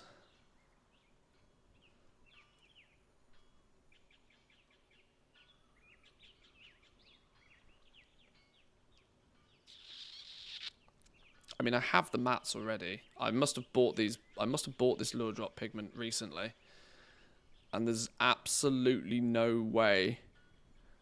Absolutely no way that I bought it for this price. I can check my ledger maybe and see what price I did buy it at. Lure drop. What did I buy lure drop at recently? No. Revenue. Well, expenses technically. Lure drop. Oh, I bought 500. 500 at 328 gold a piece 3 days ago. 600 in fact. So, okay. I should probably make those inks anyway, because having those lure drops just sat in my bags is... I can use multicraft to make them into inks. Yeah. It'll be easier to sell... It'll be easier to sell the inks than it will be to sell out the pigments, so...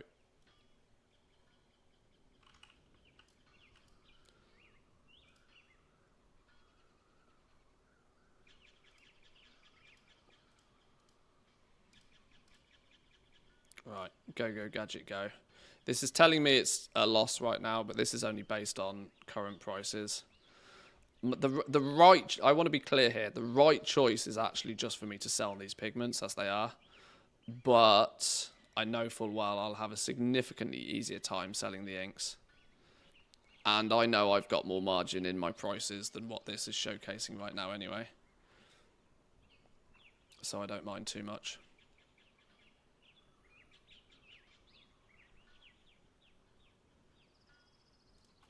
Out of curiosity, is there a cheeky...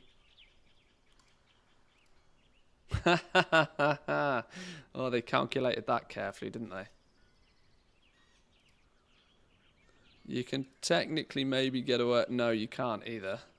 No, there's no cheeky split quality shenanigans there. Since you are literally only 2 points ahead.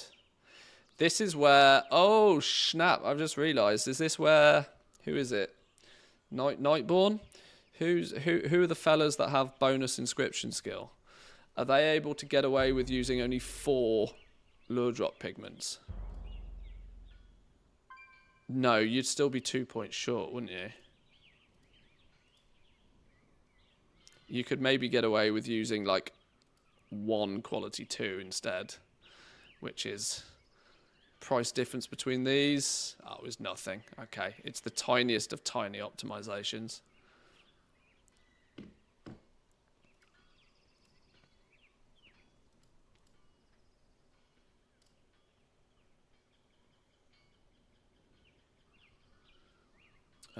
Where's my inks gone? There they are.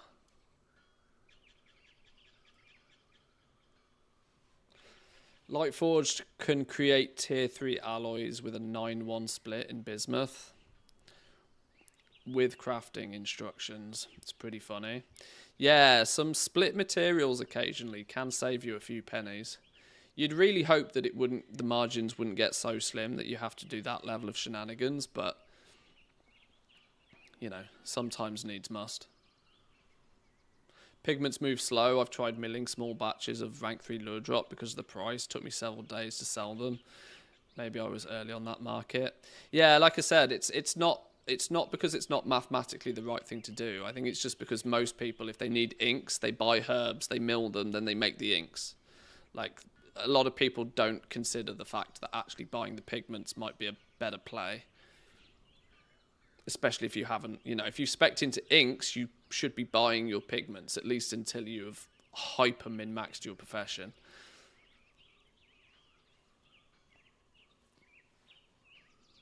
Oh, a 6 multi-craft, we take those. Could do with a couple more of them.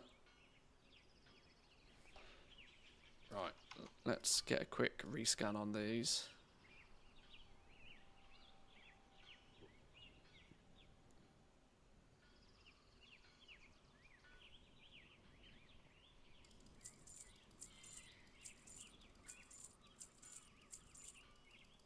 Right, flasks have fixed themselves. Whoever that dum-dum was that tried to tank the price of flasks, they've either had theirs sold or they've... you know what that probably was? It was probably one person that's got an absolute army of alts that produced them all with concentration. But they had like 40 of them and then that was it. They were done.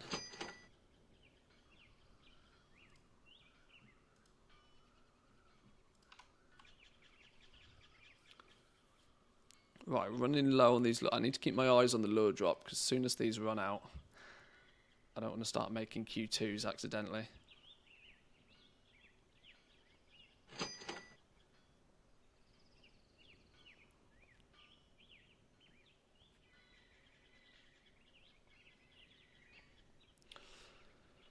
Wait, why? Surely resourcefulness makes milling yourself more money.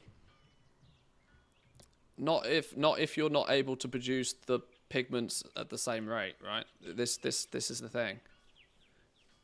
If you're not spec'd into milling, even your resourcefulness isn't going to make up for the fact that you're not as good at milling. When profit margins are big, you can get away with suboptimal processing. Just to make the whole process like quicker and easier for yourself, really. But when margins start getting tighter, you have to start considering the fact that is somebody out there better at doing something than you are because you've not spec'd into it. And we're starting to see that with milling now and Inscription in general.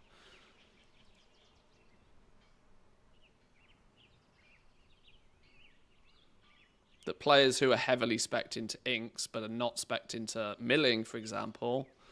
Oh, now we're making Q2s again. Flipping hell. My setup's kind of a little bit scuffed because I'm spec'd into both inks and milling. But my downside there is the fact that I'm not really super duper mega good at either of these. I can squeeze a profit out of them, but just enough that makes it worth me doing. But I should have filled these 3 nodes first and prioritized one of these over putting points into both. Which one you choose is up to you, but like I'd have been smart to not put 30 points into milling, for example, first until I've min-maxed my ability to make inks. And I should have bought the pigments, made the inks at the best possible prices. But I messed up slightly on my scribe.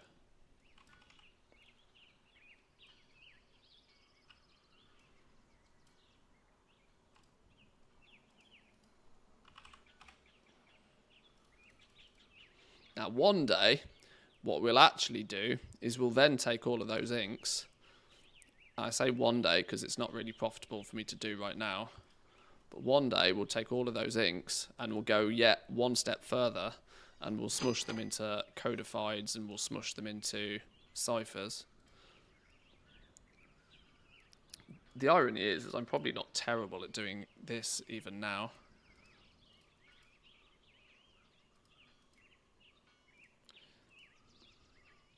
Using quality 2 inks and some spears, I could take those quality 2 inks. I need to look at maybe making quality 2 inks. I can't compete in the quality 3 markets yet, but I can actually quite comfortably, by the looks of things, compete in the quality in the shit quality stuff. So we'll look at that next. Let me get those inks out the bag.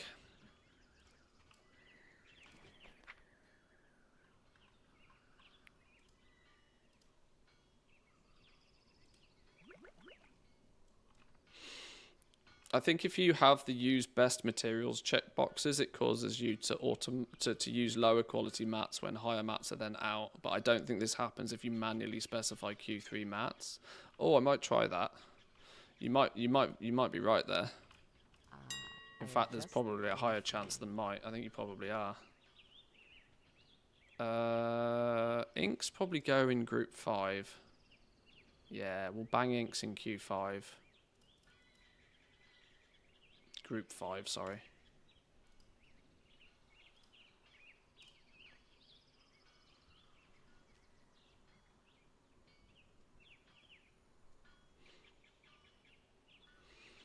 What would an optimized milling setup look like?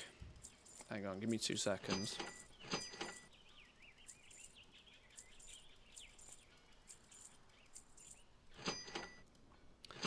To be really good at milling, you need to have spec'd into milling, 30 out of 30 in milling. You're going to need that pretty much default.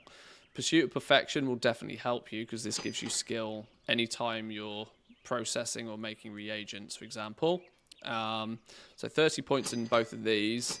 Then it's your Pursuit of Knowledge, where you're going to want both, well, predominantly for milling, you're going to want Resourcefulness node filled first. And also Pursuit of Knowledge capped out. There's value in putting it into multitasking for multi-crafting as well, but I don't think milling directly benefits with multi-craft. No, it doesn't. So for purely milling, 30 points in here, 30 points in here, and then basically the same again in Pursuit of Perfection. So 60 points in each would get you really good at milling. But as we mentioned, milling is a little bit difficult because whilst you'll make your pigments really well, the downside is that pigments don't sell very well, and it's just a weird anomaly with how people play the game. If people want to make inks, they don't look at buying the pigments off the auction house. They look at buying the herbs, and then they mill the herbs into the pigments themselves. Weirdly, I don't know why people do that, but they do. Even if they could actually go to the auction house and buy the pigments off somebody that's better at making them.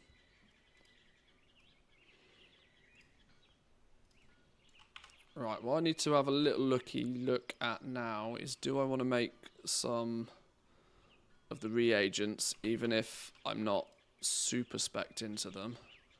I can't compete in the Q3 markets, but I might be able to compete in the Q2 markets.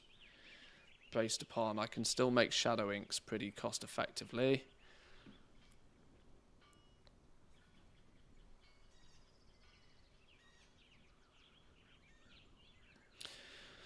I can actually make Q2 inks out of only Q1 mats.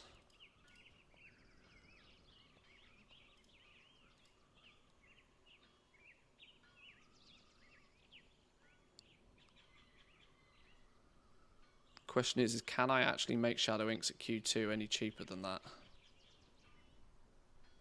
This is where I should probably buy my shadow inks at Q2 anyway, as other people seem to be making these better than I can make them.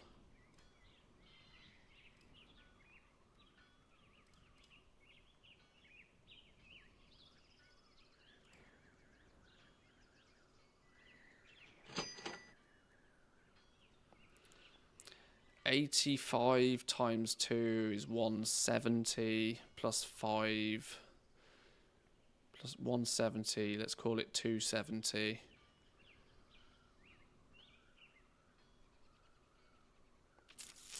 Even with multi-craft, that's really tight. That's really tight on those. What's the market price on these? This 180 seems like a bait price. Who the Christ on a bicycle's done that? Somebody buy those quick.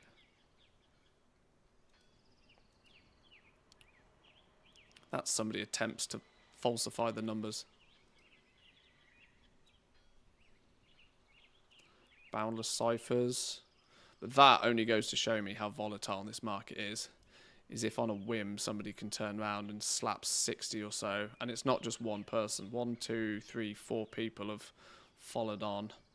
Meaning that they're weirdly willing to do that. Yeah, somebody needs to... Ah, there we go. They've gone. There we go. So at least that market will self-correct itself. There's still a bit of money to be made in quality 2 ciphers. There's a lot of them though. That's going to be cancel scan crazy, isn't it? That's going to be cancel scan crazy. 223 on the Q2 inks.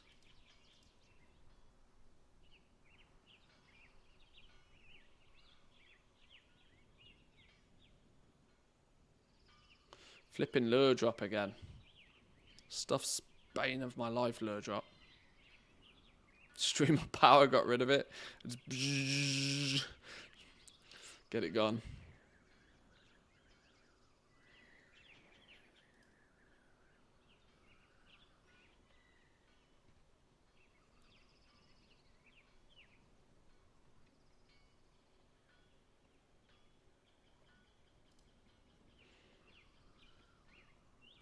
What's the chance I have any low quality lure drop?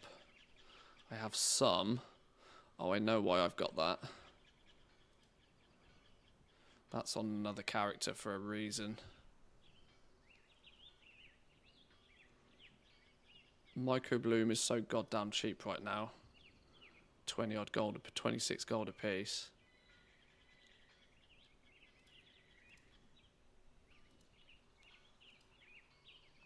People are doing scumbag moves, are they? Damn you. Missed.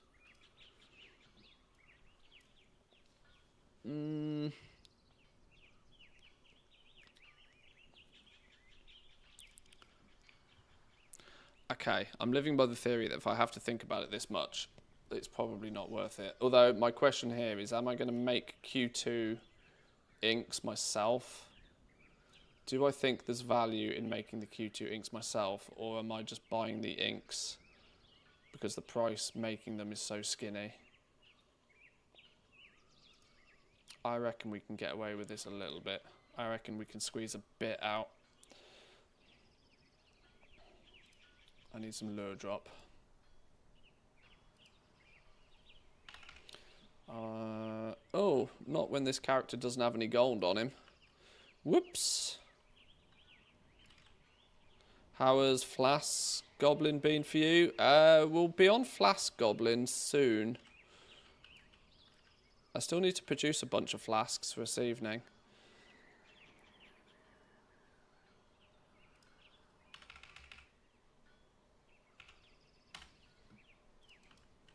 I'm just getting a few... I'm methodically working through my tunes. But yeah, flasks have not been too bad for me so far. One thing I would say is that Q3 flasks didn't sell anywhere near as many of them as I expected. And I think that's because a Q2 flask was literally 1/10 of the price.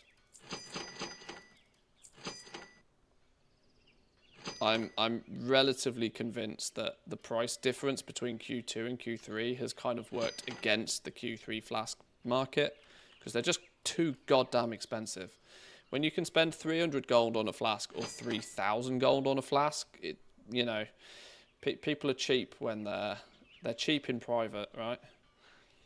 They'll scream and shout on the internet that nothing but the best is good enough, but they'll be cheap in private. What was I buying? I was buying some lure drop, wasn't I? I'm going to need about 500 of this stuff, and then presumably 1,000 of this stuff. Now that's only like 50k as an initial investment. That's really not going to get me very far, is it?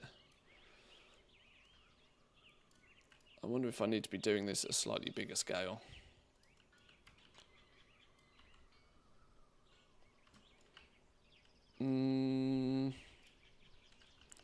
Let's see where that gets me.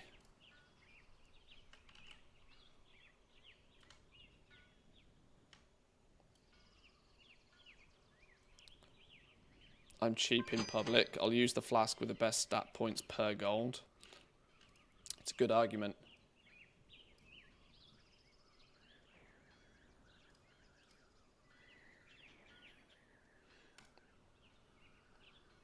Where did that go? Q1 lure drop. Let's make sure I don't accidentally smush any other. Whoa, hang on. Let me think about this. Oh, I've only got one tool.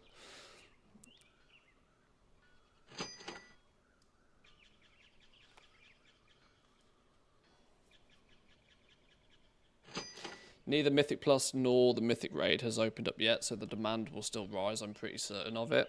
Oh yeah, I'm not concerned. I would also point out that Q3 flasks are still selling. It's not like they're not selling. It's just the fact that there's such a huge price difference between Q2 and Q3 flasks. It seems like a very challenging decision to buy a Q3 flask over a Q2 one, honestly. What was the other herb we bought to smush? Where'd it go? Myco Bloom. That's going to get in the way, so let's get those out of there. Myco Bloom, where's it gone? There.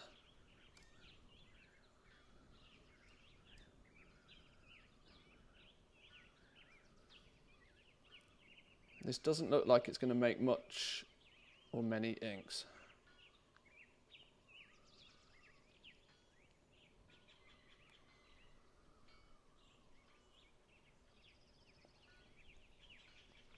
Yeah, I still think there's a lot of movement to go in the Q3 flasks. I mentioned this earlier, but we'll go over it again. I'm pretty convinced that Q2 flask prices are going to rise.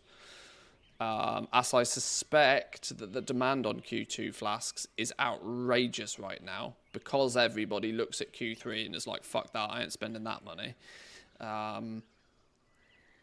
And I also suspect that the price of Q3 flasks is going to have to come down a little bit. I think competition will get stricter.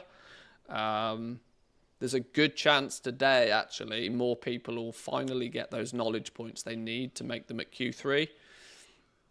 Because there was still a couple of people that clearly just got unlucky with Patron orders and were living in a kind of unfortunate world of being like 1 or 2 knowledge points away from being able to guarantee. I suspect that will mean that there'll be a lot more players in the market this weekend, which will drive competition, which will push the price down. But the price of Q2 flasks and the price of Q3 needs to get closer to each other, really, I think. Or it's got a lot of room to come closer to each other. Now, unfortunately, that probably means Q3 flasks are going to come down, but I think Q2 flasks will get more expensive as more people choose Q3 over Q2. But it all very much depends on the... It seemingly all depends on the herbs, I think. I'm kind of convinced there's not enough herbs going around for all of this, full stop, so...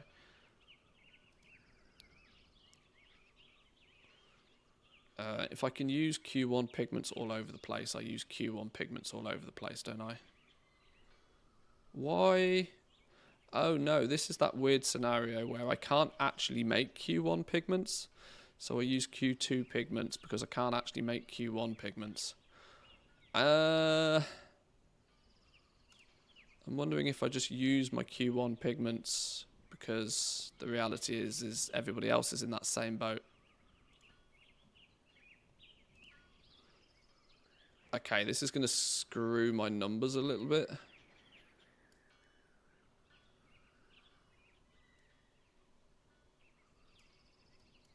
But it's fine.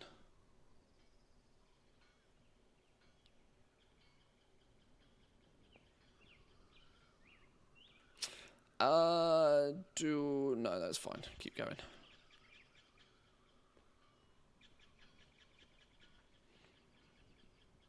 I just want to make sure I don't at any point accidentally start using quality 3 pigments, because that's would be an atrocious decision.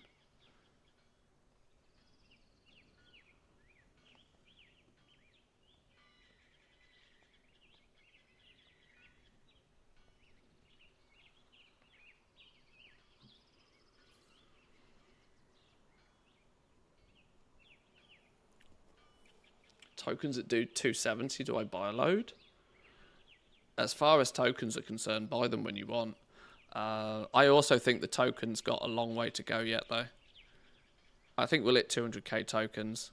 As was mentioned a minute ago, without Mythic Plus, and without the Mythic Raid yet, those who really spend gold aren't spending gold yet. Not that aggressively.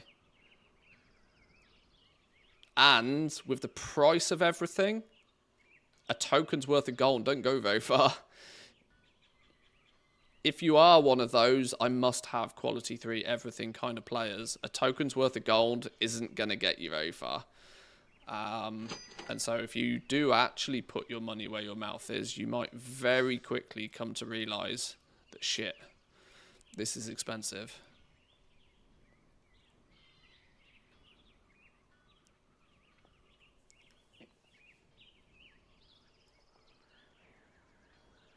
Battle.net balance capped, 4 months of game time.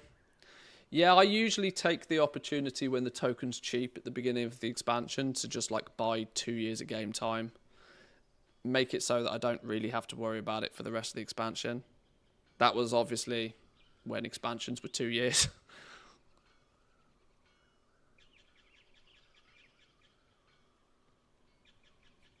You're making Q3 flasks, buy the crafting license finishing reagents, lets you replace 2 of your Q3 herbs with a Q2. Saves around 800 gold for 200 gold cost. Yes, your alternative is you could have been more careful with where you spent your knowledge points and actually put your knowledge points into other... I've not maxed out my herb nodes. I've done it so that I land exactly on whatever the number is to craft them, instead of doing that, but yeah.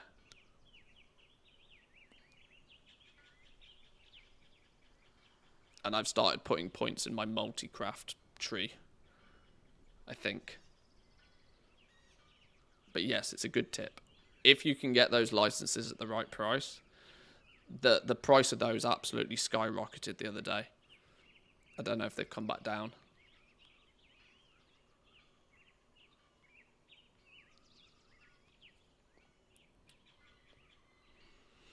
I forgot how goddamn long it takes you to make inks as well. Even with technical speed boosts. To be fair, I didn't pop these. So this 50% is just based entirely on the natural buff you get for making inks anyway. But I forgot it takes ages to make inks. We can get a rescan of item. We've not heard any ding ding dings in the background for a while. Yeah, Weaver buff would help, but my Weaver rep is piss poor.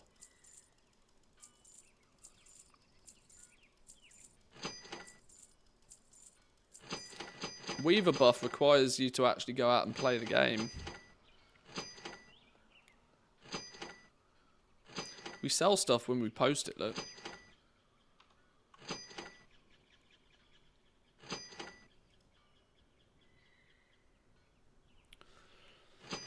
Okay, 175 inks. That should give us a bunch of ciphers, maybe. Do I have renown 12? Not even close.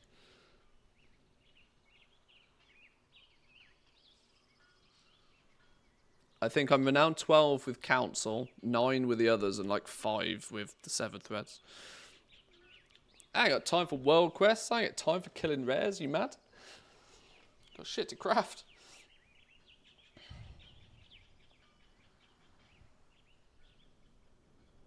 Yesterday I just told you to go do some delves for rep, but today I'm not that cruel. 16, 15, 18, 18. Fair play. Get it done. Get it out there.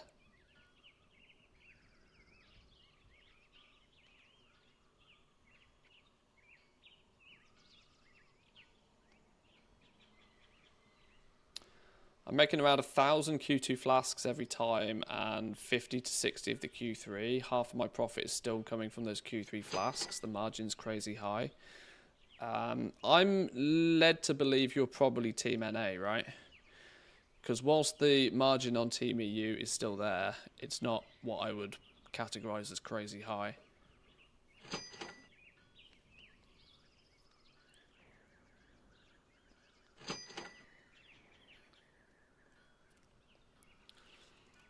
Okay, I think that's good on our inks.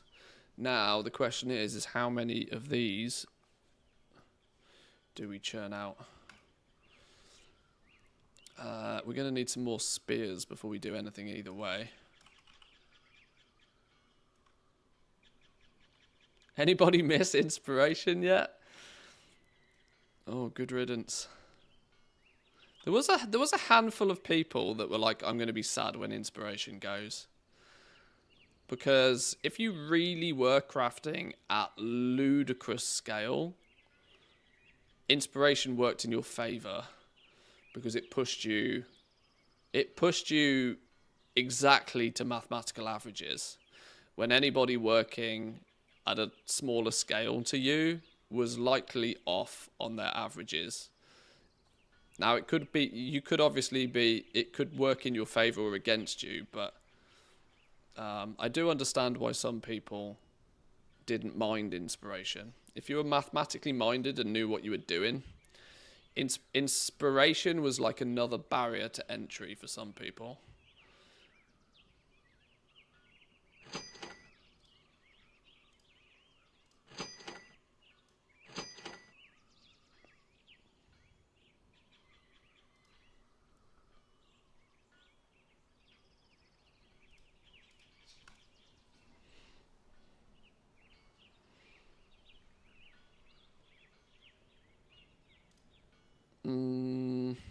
Probably 500. That'll do. One thing I will say is making these ciphers from scratch, I can already say categorically, is way too time consuming for me to bother doing this very frequently. You got to do this occasionally to figure this shit out, but obviously if you've bought your mats and you know your numbers and you just bang it out, you just bang it out. But there is definitely an element of this that is not favourable from a time perspective. Like right now, these have got like 4-second cast times or something ludicrous. We got to address this situation. Hang on, we're going to be here a week and a half if we do it at this rate.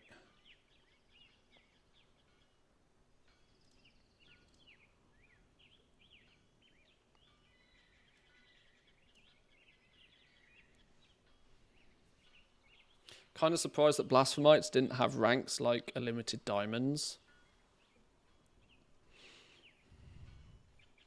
Yeah, they did kind of feel like something that would have been a candidate for it.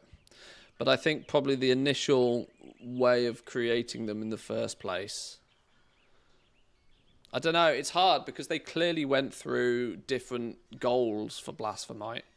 The fact that they clearly wanted to make it okay, let me speak like actual English words here. It felt like they wanted to copy and paste what they did with Dracothists when they first designed Blasphemites. They were like, okay, we're doing this cool thing with Alchemy, but we want something like the Dracothist that's a bit of a cool down type craft, and that it then goes in, then it becomes the diamond for Dawn Crafters. They clearly wanted it to be a big deal in the sort of like the early designs of Alchemy.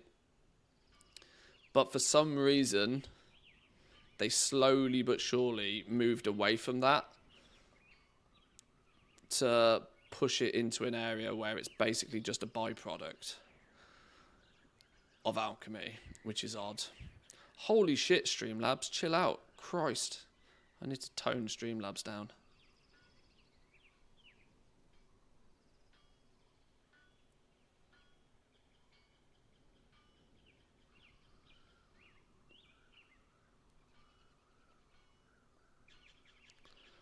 I'm a small goblin that doesn't know what he's doing most of the time. Still made 750k since the release. I'm happy. Hey, I'm telling you now, the first million is the hardest to make. So you're absolutely smashing it. Fair play.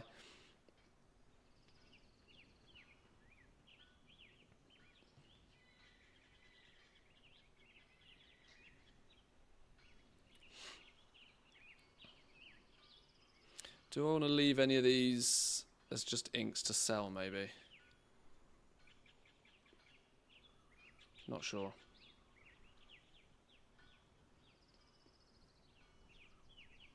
I think this is going to be plenty to sell. For the short term, at least.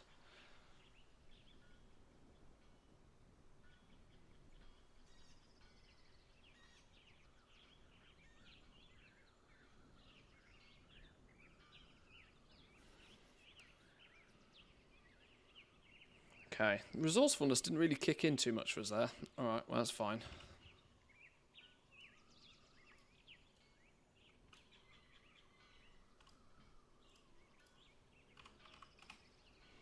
Send some inks over, send some ciphers over. The stray herbs and pigments we'll keep because we can use those in the next batch. It's kind of the advantage of... resourcefulness. We can either use it to recreate more stuff now, or what I tend to do is use it to use it towards the next batch of whatever we're crafting. Since we're basically doing a crafting session almost every day on most professions now.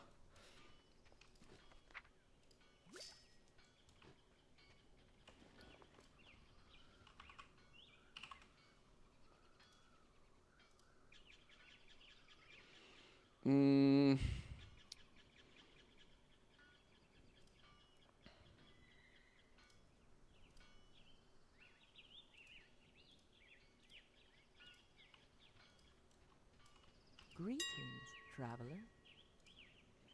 Alright, go, gadget, go.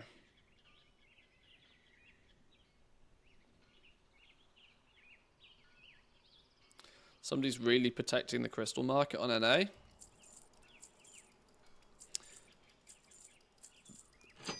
It's one of those markets that it's worth protecting, though. Just mostly because we also know full well that enchants have started to ramp up, but I don't think we've seen anything yet. This is the thing, right? I don't think we've seen anything yet. I think this first weekend could be wild. This first weekend could be crazy. Not to mention when we get our first vault next week, that's going to be like double crazy. Mythic Plus comes out, the raid comes out, all of that sort of stuff. Like it's even though the season has started, it's still a bit of a ramp up.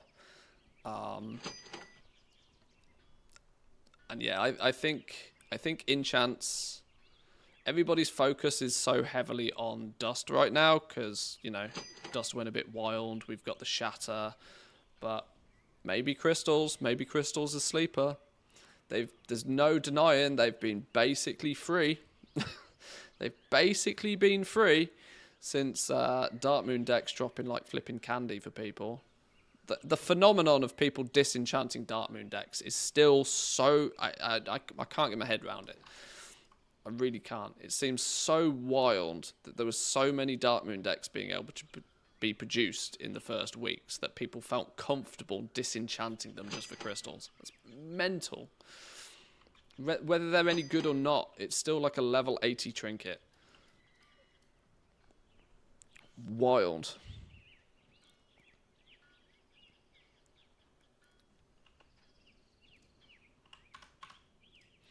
Have you got a pending invite? I can jump on that, don't worry.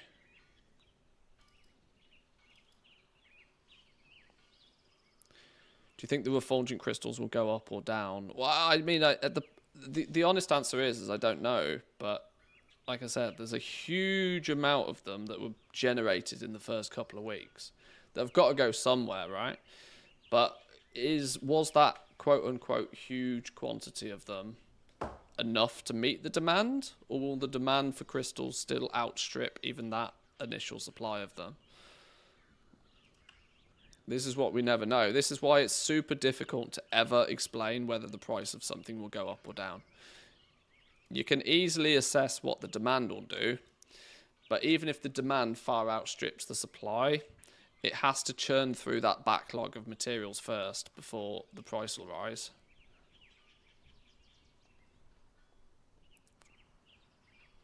So, yeah, we still don't necessarily always know. Was I done with Inscription stuff? I think I was mostly done with Inscription stuff. Let me have a little look at enchanting. This is not going to take long at all, because I don't think I'm going to be crafting much of anything.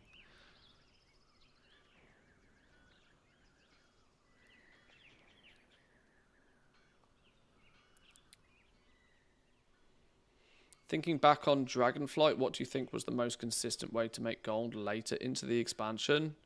No idea, because I didn't do hardly any of it. I played patch 10.2 for like a week. The very second the alpha came out, my focus practically 100% left Dragonflight. So I don't know.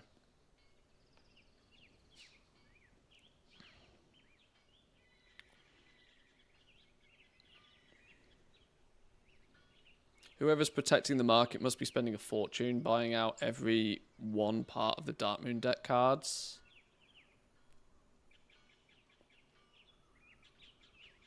Yeah, I don't know. I don't know, but I've also seen many screenshots of people with just astronomical amounts of Darkmoon cards and decks and crystals and everything. So yeah, I don't know.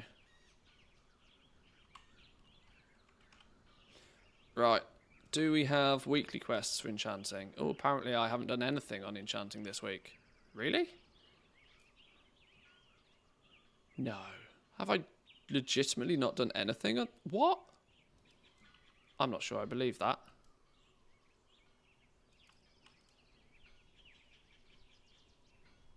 This is the... No. What? Something fishy about that. I can't put my finger on it. Something doesn't feel right.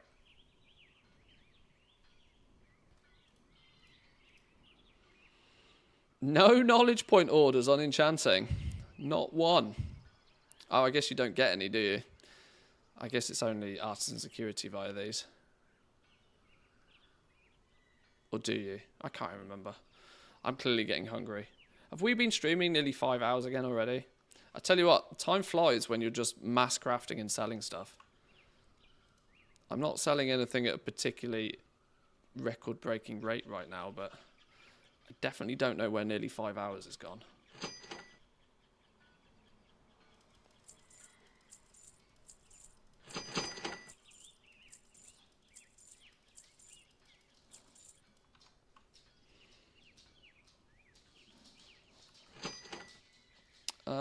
I've clearly done the turn-in for the week. Have I done my knowledge book for enchanting? Description, enchanting. Oh, I hadn't done my knowledge book for the week. That's interesting. Maybe I hadn't done my disenchants for the week either. Now I don't know. Now I'm confused.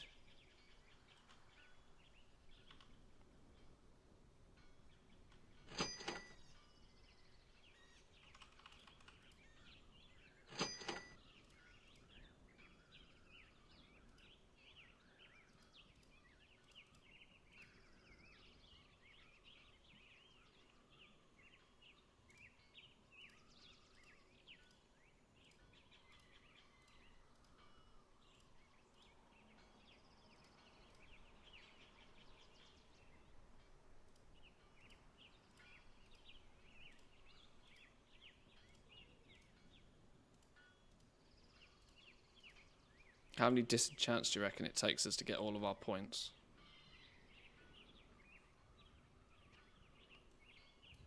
Apparently that many.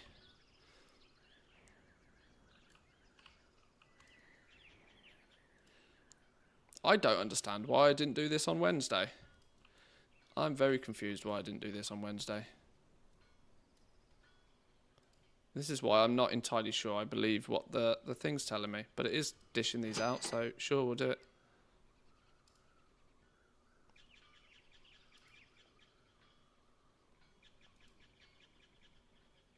I use Dark Moon decks for disenchanting. It seems 100%. It's probably smart, actually. There we go.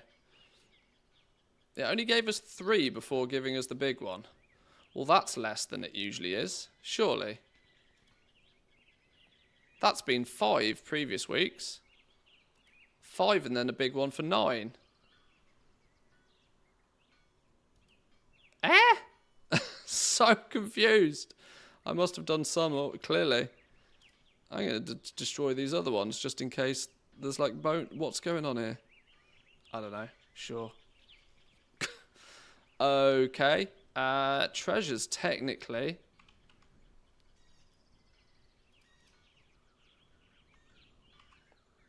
I started spending some points in enchanting, but I only put points in like dead safe areas. I put points in resourcefulness because if I'm ever making an enchant, I want to be as resourcefulness as possible. And I put points in everlasting enchants. So just to basically say, anytime I make an enchant, I'm really good at it. But I haven't actually spec'd anywhere fancy yet. Why don't you use the add-on weekly knowledge? Nice and easy to follow the progress of all characters. Because I didn't know it was a thing. I mean, this does me fine. I'm logging on to every character nearly every day anyway, so... But I might look at something like that. This not specialising in anything particularly fancy so far basically also simultaneously means that there's probably not much love in anything. But let's have a poke about. I've also not bought... See, the thing with enchanting is it's so heavily based on buying the recipes you want to be good at. I've only got default basic bitch trainer recipes, which is why I don't really suspect to be any good at any of this.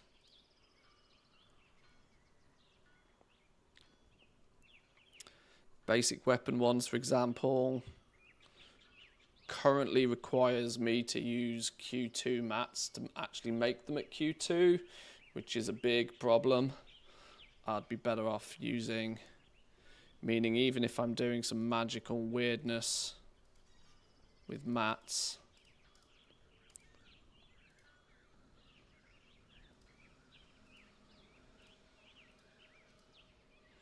I'm still at best break even on prices here by the time my resourcefulness has done its work. I should probably put some points into maybe... What's the cost saving of using nothing but quality wands on all of this? Probably not that much, is it? No.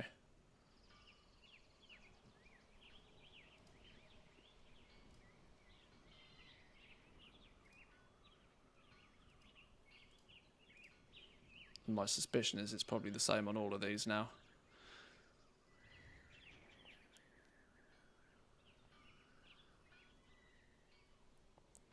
Weekly knowledge is good.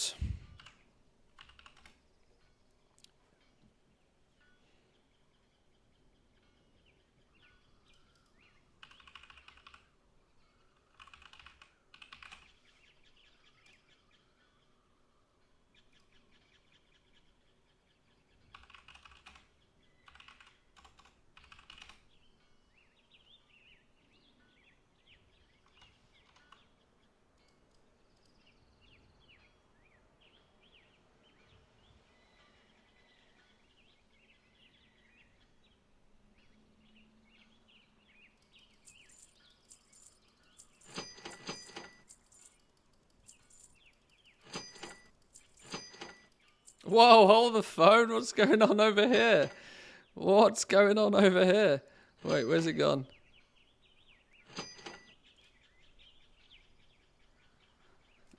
Oh, shit. How much of this has got to do with Zanzibar? Surely a good percentage of it, right? These things are going to the moon. I was comfortably and profitably selling these for like 220 gold a piece only a few days ago. How the cloth market is flipped on its head. Holy sugar plum fairies. I knew I should have gone deeper into cloth and tailoring.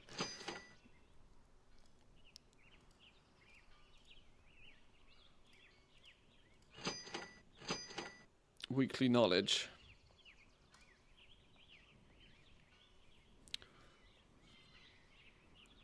Oh, okay.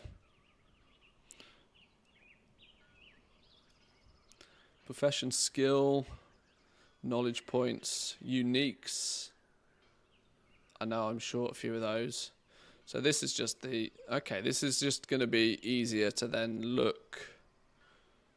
Okay. Obviously, I'll have to log on to each character for it to populate, but okay. Yeah, that's cool. Good to see all of your characters' profession at a glance, I guess. Nice.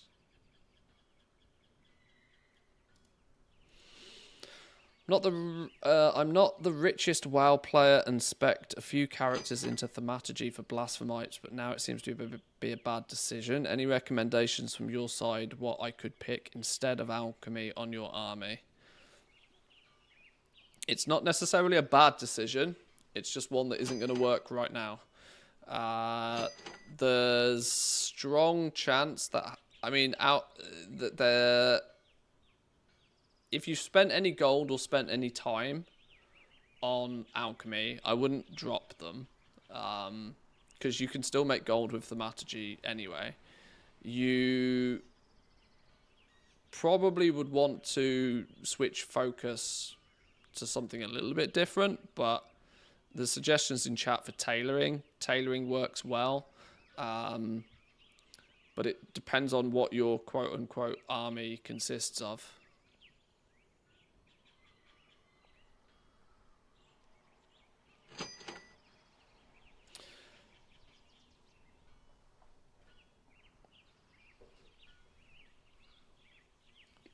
You can still print gold with thaumaturgy, but it's just not really beneficial to have it on multiple alchemists. Because one alchemist can, for the most part, do the job fine. The daily cooldowns, though, at some point will end up paying off. You know, it's one of those at the moment where, you know, there's so many other better things at the moment that you can, you know, there's better things at the moment, but when everything crushes to like 1% margins, like it inevitably does, just the daily transmutes on those thaumaturgy alts might actually start to look quite good. You never know. Let's make sweet, sweet profit together. Me's grind with a tier 1. Thank you very much. Today is the day for profit.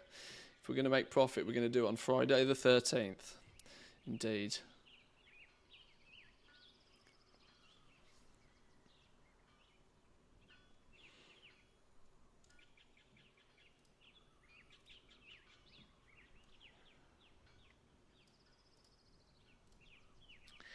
Yeah, I'm not overly convinced I'm going to recraft too many more enchants today. Much like blacksmithing, I think I would be wrestling for margin, which I've got plenty of other professions that are working better, so I arguably don't need to wrestle for margin. Wrestling for 5% margins is risky business when you remember the auction house takes 5% itself. And that's not going to require the market to move much before you're in a bit of a boo-boo situation. And I can adequately do other things with my storm dust. The option is do I look at speccing a little bit more into these?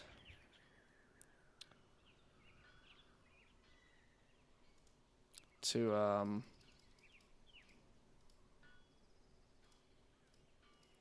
to make some profit.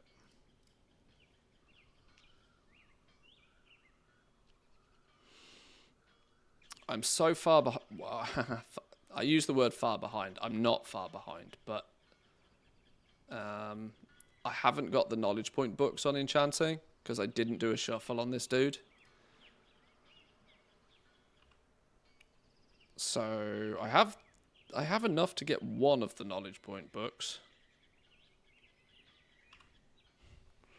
So there's 10 easy knowledge points there. I kind of half left enchanting to be something, whereas if there was one recipe that like I wanted to beeline towards because it pops off sort of thing, I wanted to leave myself in a position to take advantage of that. But it's meant I've pretty much snoozed on enchanting the entire time. I've got access to another 10 knowledge points, so I could get 27 knowledge points out somewhere as well.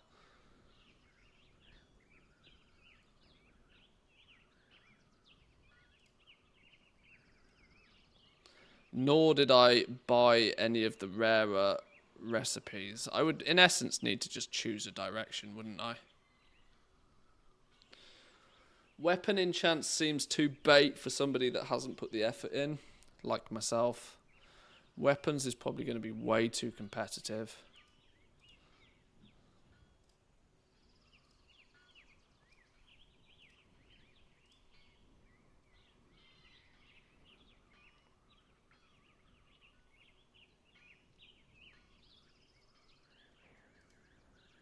Which is the one that comes from the raid? Radiant Power.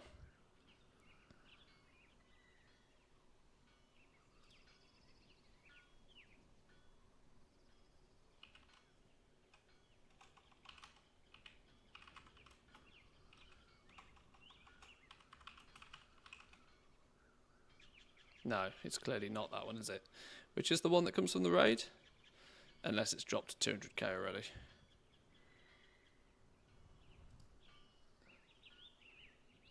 Oh, it's of the depths.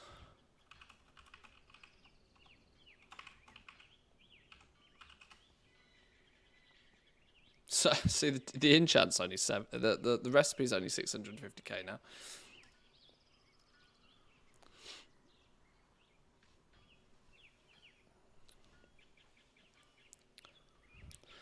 Weapon enchants are for the ultra degens, trust me, I know. Nerubian, you can make about 100k profit with the concentration. Oh yeah, that's true. You can cash out on the... Yeah, the reality is I need to sit down and actually have a little bit of a poke around with enchanting a little bit more. Not something that I've got a huge amount of time to do right now.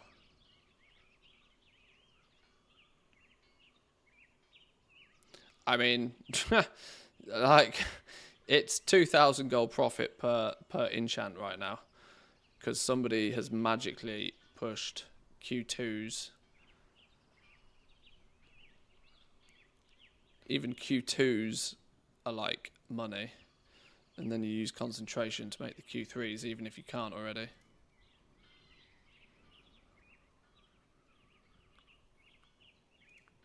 I don't even know.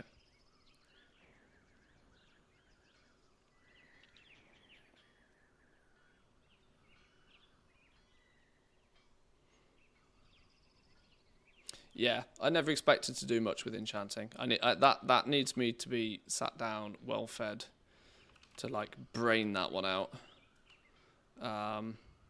What I can do though is apparently I've got enough artisan security for the book, so let's at least fix that.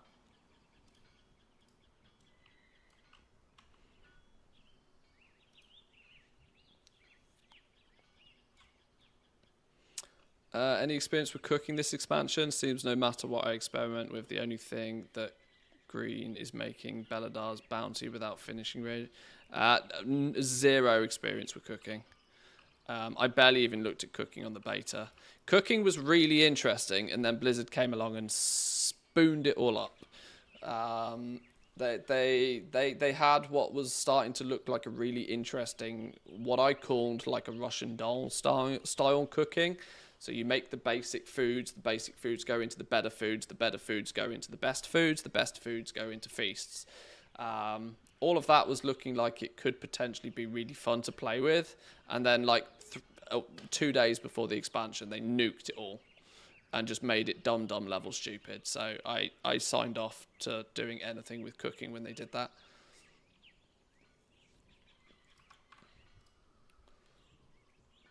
I'm sure there's gold to be made in cooking, but it doesn't interest me. Right, I'm going to take a quick break for 2 minutes. I'm probably not actually going to be streaming for all too much longer, because the wife actually said she'd want to start making dinner soon. But I want to have a little bit of a look at Alchemy, see if there's any flasks to make. But I'll be back in 2 minutes, boys and girls.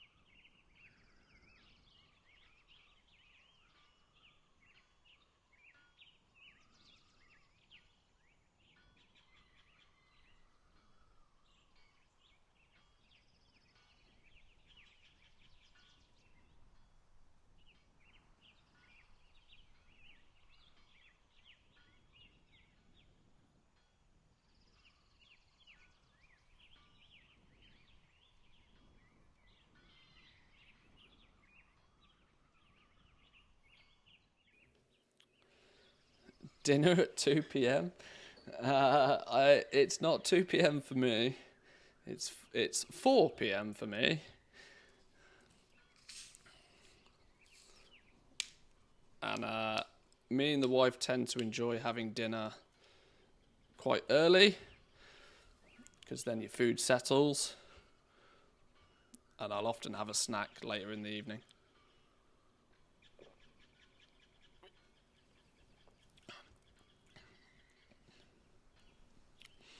Oh, it's a safe assumption, because I am English.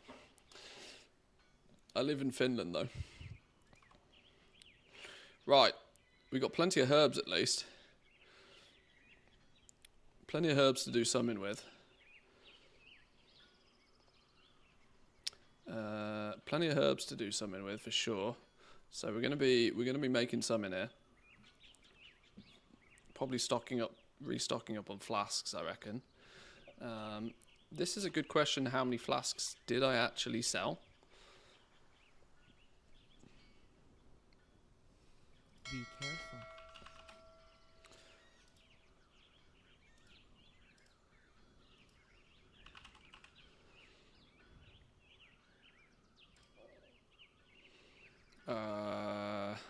Well, that's not right. That's definitely not right.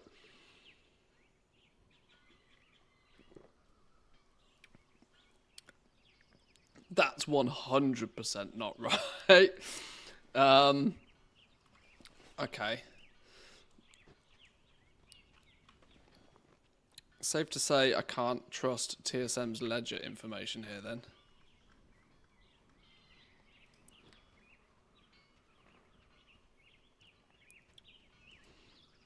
I guess it's guesswork then. Back to guesswork. Any good gaming PC deals in the UK? I would have no clue.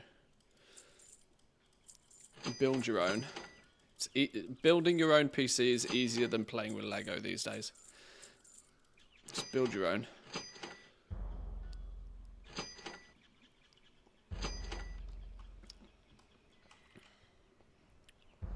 Right, let's have a little look. I've got mats clearly to make some of the... Oh, actually, we've got work orders and shit to do, don't we?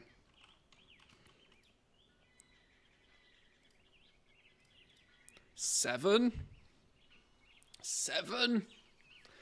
knowledge points.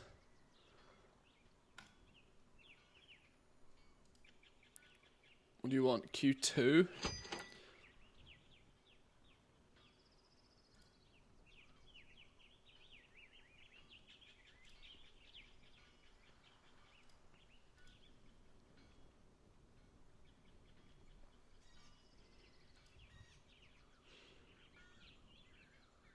Shocking revelations. You're going to want this at Q2 as well, aren't you?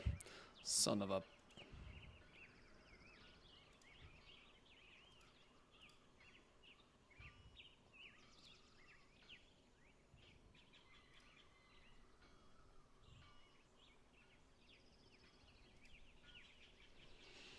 Okay, question is do I want to do any of those? None of them look very fun, do they? None of them are looking very fun. None of them are looking very fun. Okay.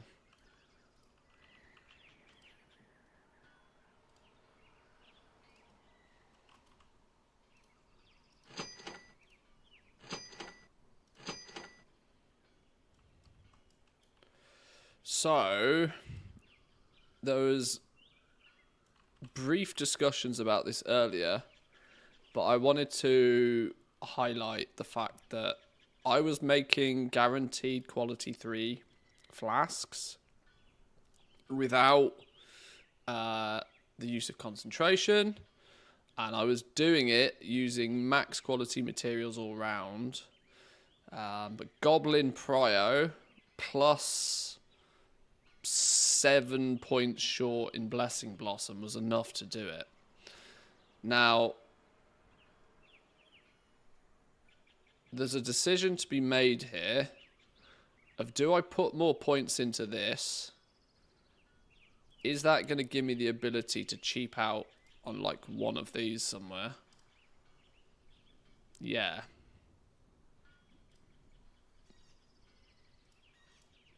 Although, I wouldn't be able to cheap out on a Ratha's Spear, would I? Or would I?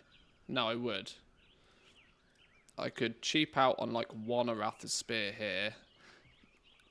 Put 3 more points into here to make up that difference. Which is a saving of 89 gold to 464 gold.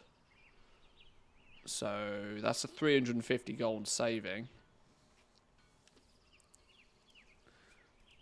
What about going even further and using apprentice crafting licenses? What are these valued at? See, these are valued at, surprise, surprise, 270 gold apiece.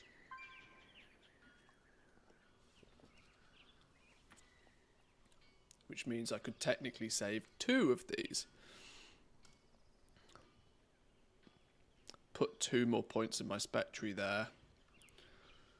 The other alternative is not put any more points in here. Not put any 500 for about 60 gold apiece. That's great for crafting 500 flasks though. But I want to, you know, I want to be selling 1,000 flasks a day. You can't really be relying on using finishing reagents.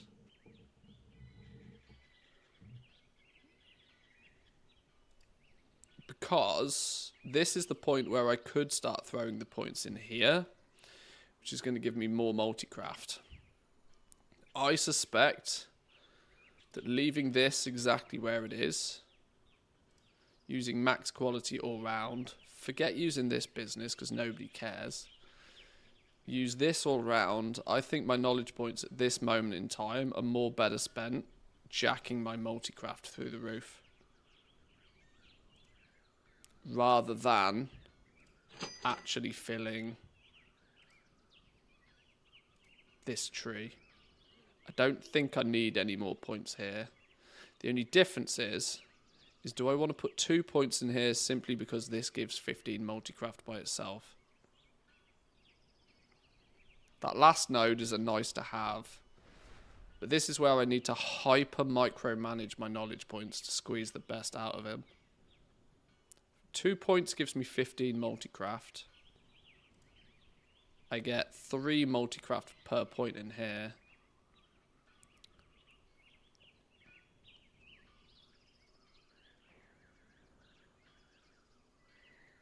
But I'm not going to even hit one of these.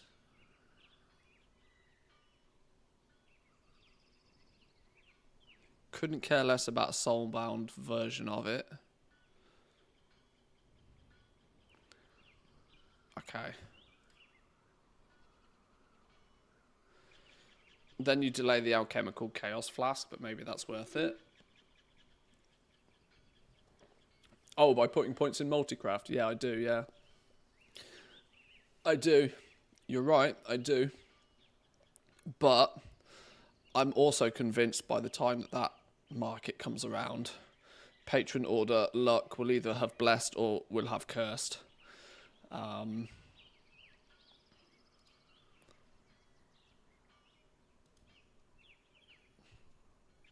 Because the other logic is that, yeah, you throw points in these, start throwing points in these two, and work towards getting to where you can make this bad boy at top guaranteed.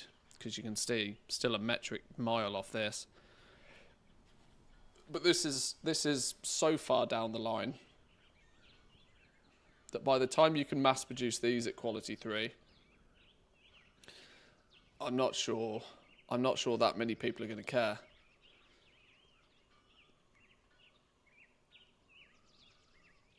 These are only 6k a piece right now, which I don't understand.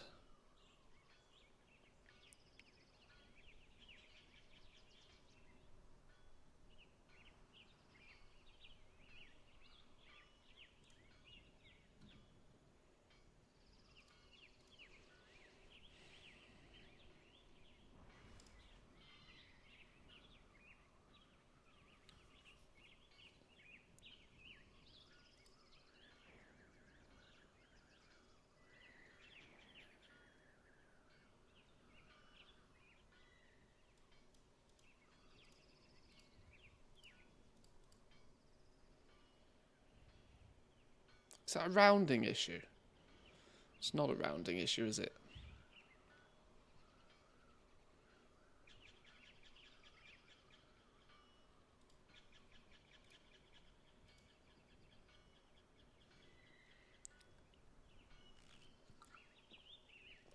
What's 15 multicraft actually worth?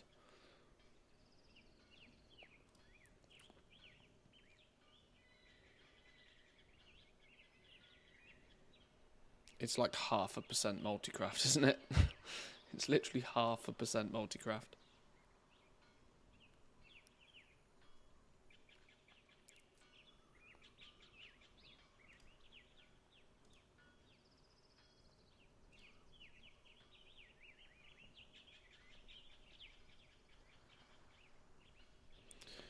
So 3 times 25, 75 multicraft is all that can be obtained by bulk production.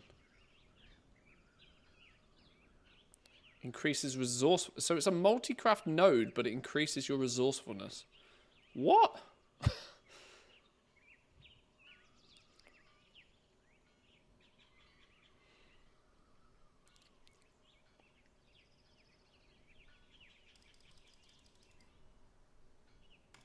Committed. Committed. I don't think that moved the needle at all, did it?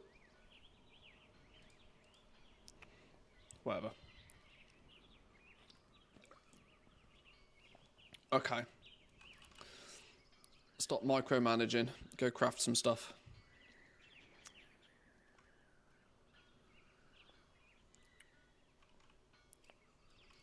No, the other side's vials. Profession vials.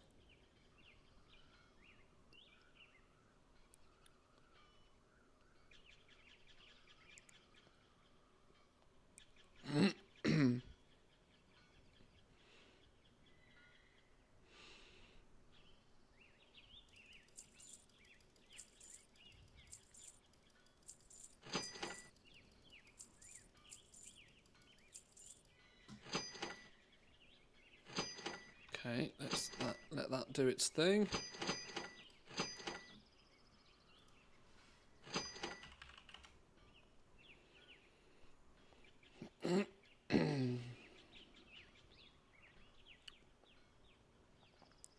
How does multi-craft and resourcefulness work for work orders? You claim any resourcefulness procs. They get any multi-craft procs.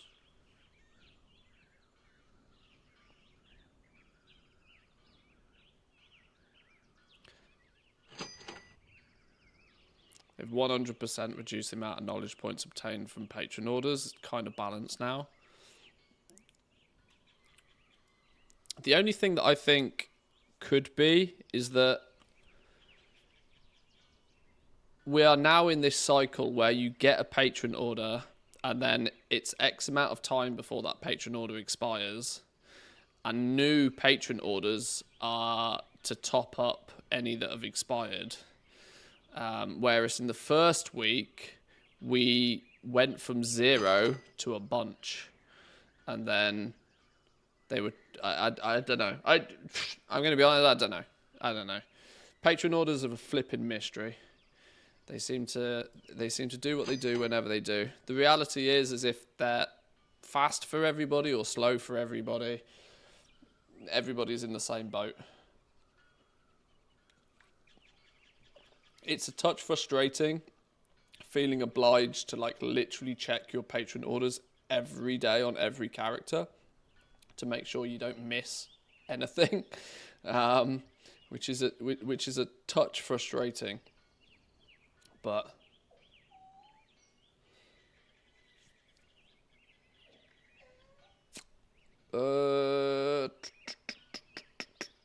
okay, we can make some more of these flasks. I've got plenty of materials to make a bunch of these as well, so that's no biggie.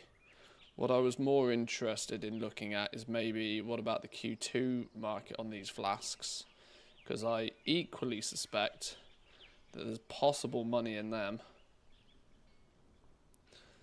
The margins are skinny beans on those ones. Not looking at crafting a potion. I'm not playing with 1% margins. No thanks.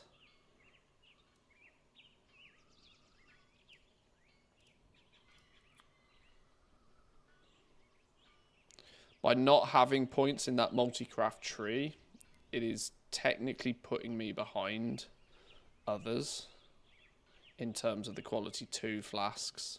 So I almost sort of feel as if I might have signed myself out of the quality 2 markets because of that.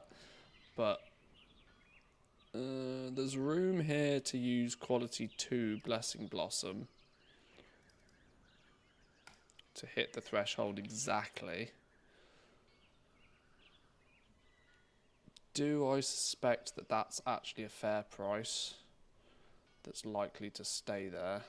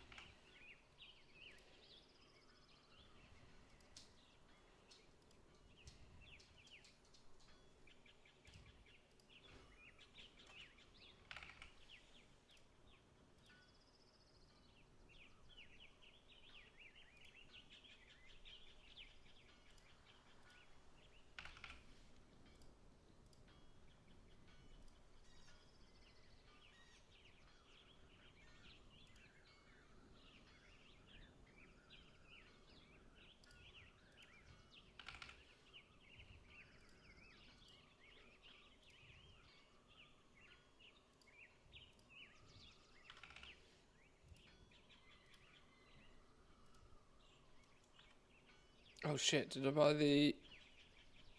Hang on. Did I buy the Wrath of Spear there? Did I buy all 4 herbs then? I did.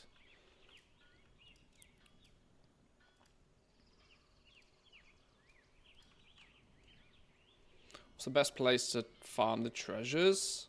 Oh, I literally just go straight outside Dorganor. I literally just fly around anywhere looking for the dirt, the wax piles. Literally any one of the zones, honestly. Hallowfall 100%, maybe. I don't know. I just fly around here because it's close to home.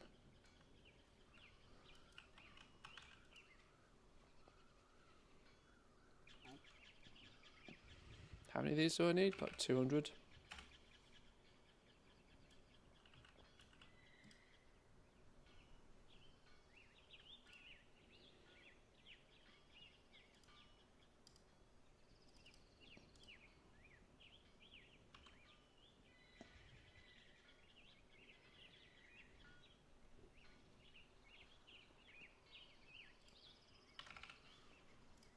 Go.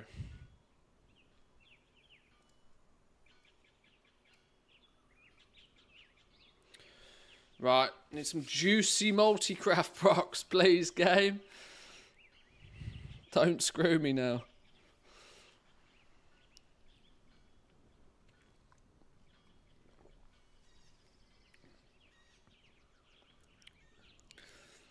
By the way, how does spillover work? Well, it simply just gives you a bit of a boost to some of your secondary stats for whilst you've got it. My flask spillover is increasing multi-craft resourcefulness and ingenuity by 60.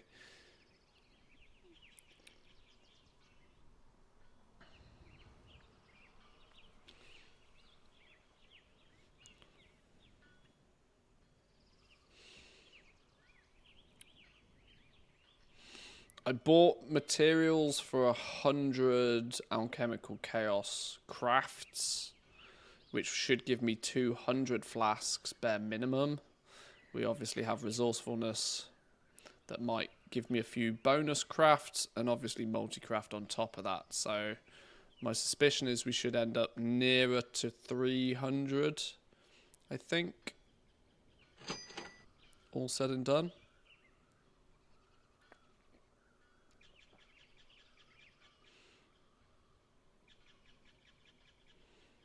But I told it to craft exactly 100, which I know I've got the exact materials for. And then we'll reassess after.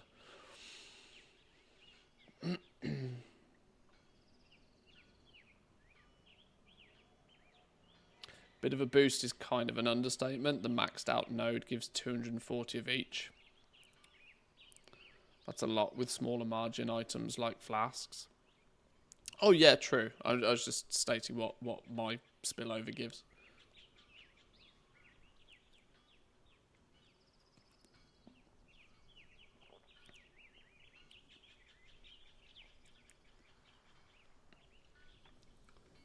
I think the spillover is more powerful for potions than it is for flasks. Because you have a spillover for flasks, a spillover for potions, and a spillover for vials, if I remember. It's a separate buff depending on what you're crafting.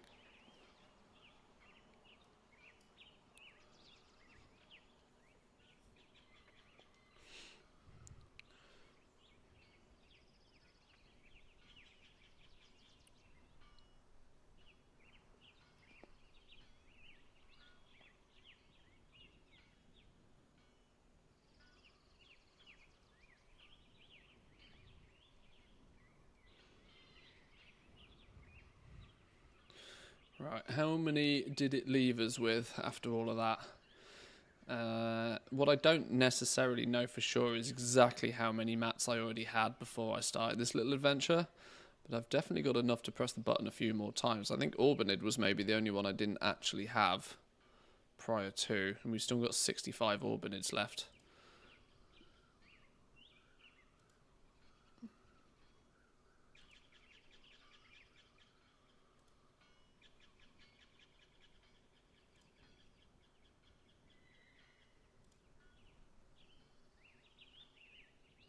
There we go. Something's changed. What's it ran out of? It's ran out of quality 2 Blessing Blossom first. Alright, well that goes 179 of 279 of those.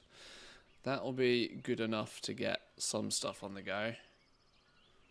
Yeah, so there was kind of there was a bit of a risk reward between pushing for quality 3 flasks fast and as effectively as possible.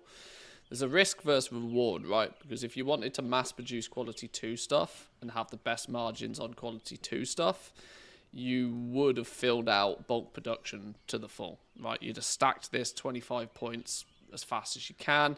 You'd have put your points in flasks, 30 points in there, and then you'd have come along here and filled out what you needed slowly but surely. What that in essence is going to have done is players who've gone that route will not be able to so easily, well, in fact, they won't be able to guarantee quality 3 flasks today, but they'll have a much better price on quality 2 flasks, which, you know, it's could be 6 of one, half a dozen of another. Especially considering there's such a monstrous price difference between quality 1 and, sorry, quality 2 and quality 3 flasks. I knew the difference was going to be big. I didn't think it was going to be 10x, which is wild. Do these only stack to 200? Why do these only stack to 200?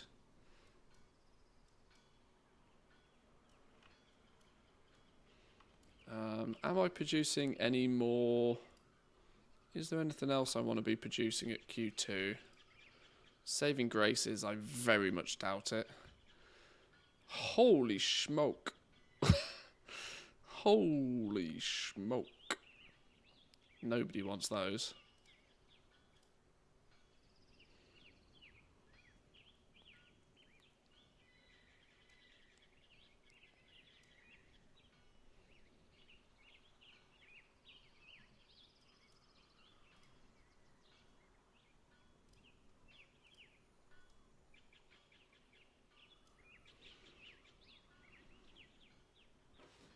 Really?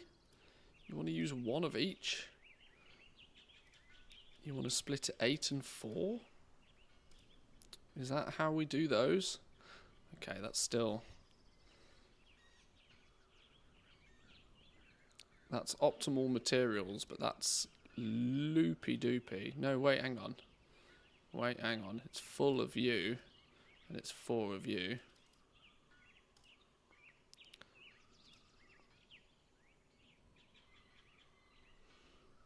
Yeah, see, this is it. Even though I'm hyper-spec'd into flasks generally, I'm still not able to produce any of the others because I'm just miles off the mark in terms of price.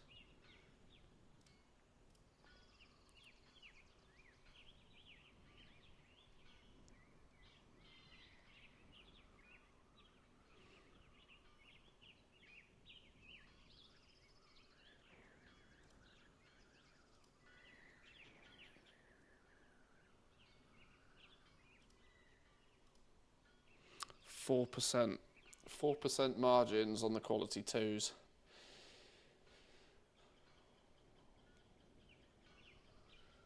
It's not worth the risk, honestly. Spend 800 gold to like maybe make 30 gold.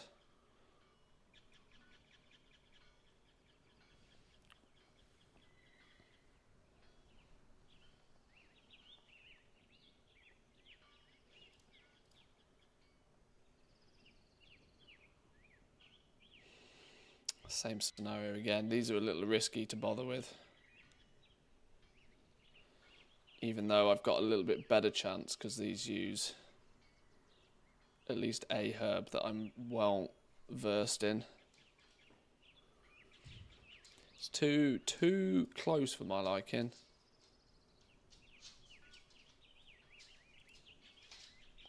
Now, I know I always say do the maths yourselves, but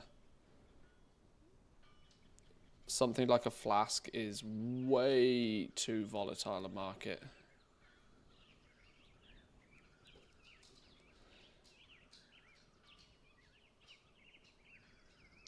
Well, same there. Without that multi-craft, I'm just not very good. Okay, Well, in that case, what I need to do then is I need to mass produce a few Q3s of these. Let's keep an eye on prices real fast. There's part of me that wants to weirdly spend some on these, because my smart average buy price on my Knoll Lotus is not great.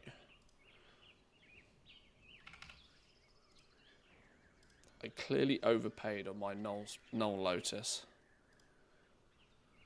Blessing Blossom at Q3 is below 100 apiece. Arathis Spear is over 460 now. Oh my gold. Oh my gold. Annoyingly, I do need more of this. I do need more of this, but I'm not overly happy paying that much. But the argument is the price going to go up? Is the price going to continue going up on this over the weekend?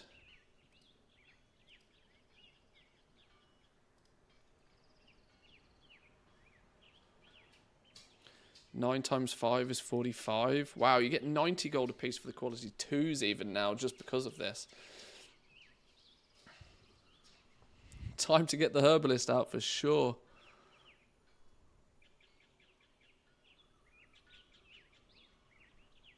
Strategy is to be able to make Q3 of 2 of the flasks, get 3 of the herb nodes maxed, then go into multi-craft. Means making Q2 alchemical chaos with only Q1 mats plus better margins from bulk production. Yeah, that's kind of a happy medium, I guess, yeah.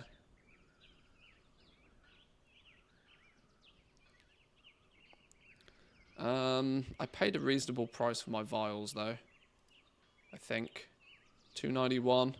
Yeah, compared to the 340 currently. That can help me hoover up some of the cost.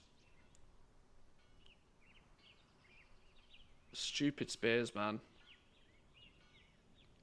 Alright, I'm going to craft with what I got. I'll craft with what I got, sell what I got, and then we can reevaluate. I clearly need way more spear, though.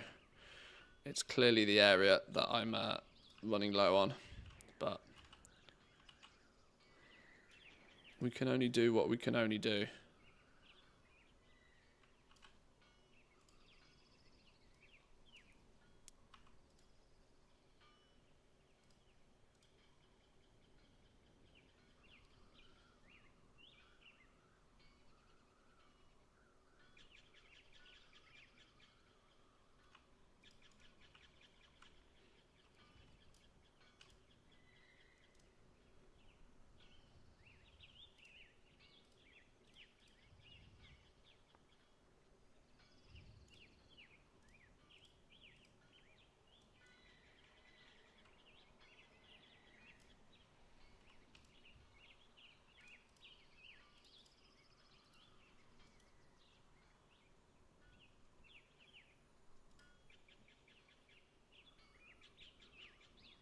Where'd he go? Where'd he go?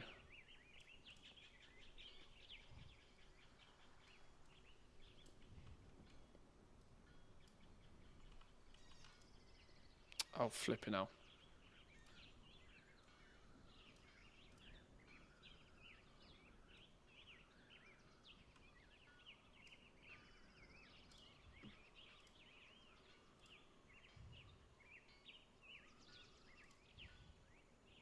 What even are these? I don't even know what these are.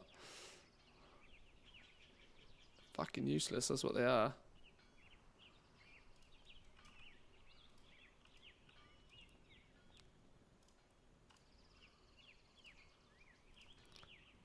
Those other recipes are also remarkably cheap. Do I just send it? Wait, hang on. Which one did I just... What did I just do? Wait, oh, wait, hang on. Uncollected only.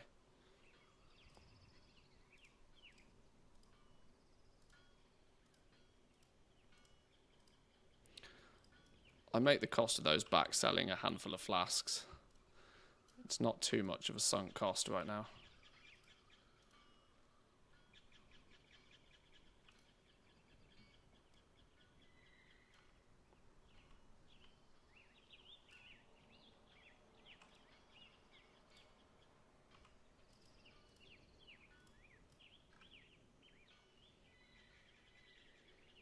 Why does it show those with first craft bonuses?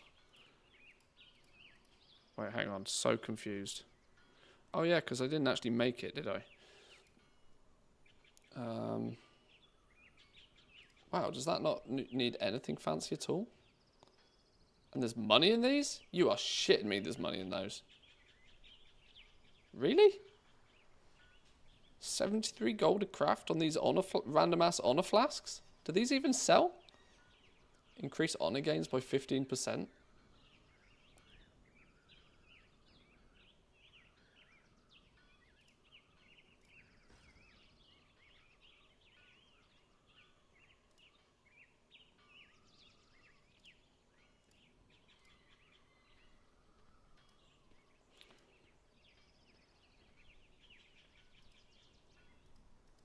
I've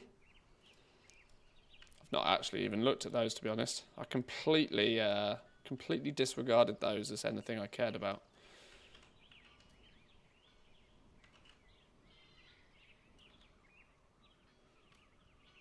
If you make 1,000 of them, they'll probably sell. Yeah, see, this is the thing, right? Smash them out, list them up, forget about them.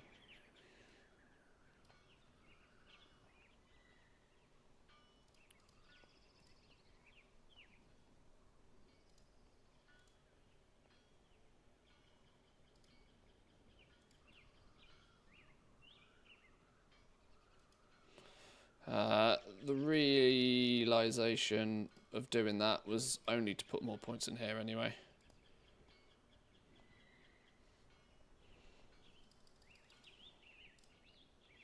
Gets me 7 points in there. A little bit more multi-craft, a little bit more towards spillover stacks. 25 points is huge.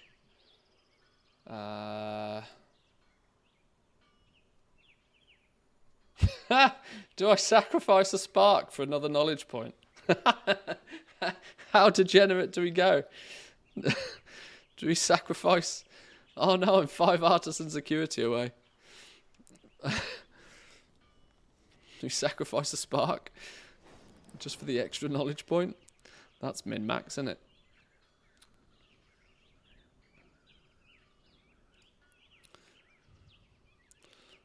Never going to put 30 points in there anyway, so. Oh, you got a work order for it. Didn't actually have to sacrifice.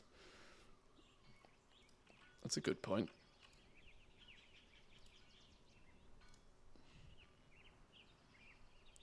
No, I haven't got a work order for it. I think I had at some point. I'm pretty sure, you know, I had a work order for that at some point. Didn't even think about it. All right. Anyway, the conclusion to all of that was that I now need to make some of these flasks of the big boy flasks. At least this time, I'll have that little bit more mastery, that little bit more multi-craft, that little bit more juice, to hopefully craft a few more for a bit less.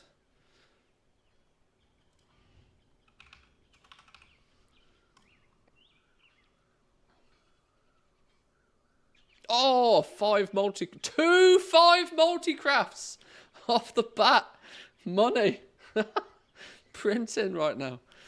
Oh, that screwed all my luck for the rest of this batch though, innit? Screwed the pooch. Where are they even going? They're here. I think you have a higher chance to get one if you own the recipe. Possibly. Yeah, maybe I should just go get the recipe regardless, yeah. Make an ult you don't care about, get the spark, send an empty work order to your crafter. Yeah, that's true. That would also work. Whilst these are crafting, we should at least be pressing buttons over here. Gold per hour via selling stuff right now is pretty poor because I've not been on top of me cancel scans. Well, I've not cancel scanned once today, but not been on top of me posts.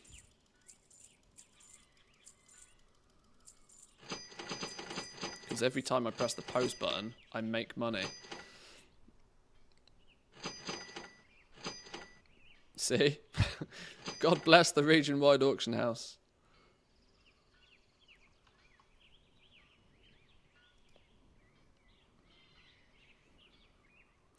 Eating steak tonight.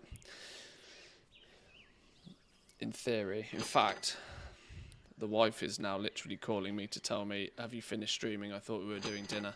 Please hold, boys and girls.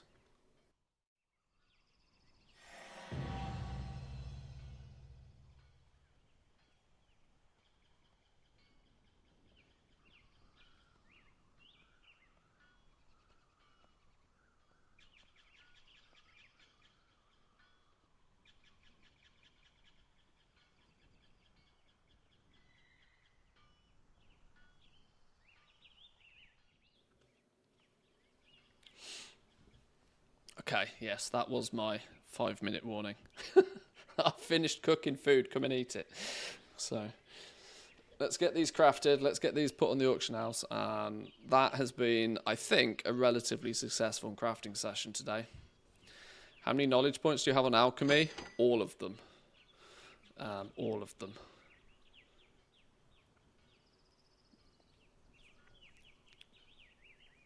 Enough to do this. Enough to do this.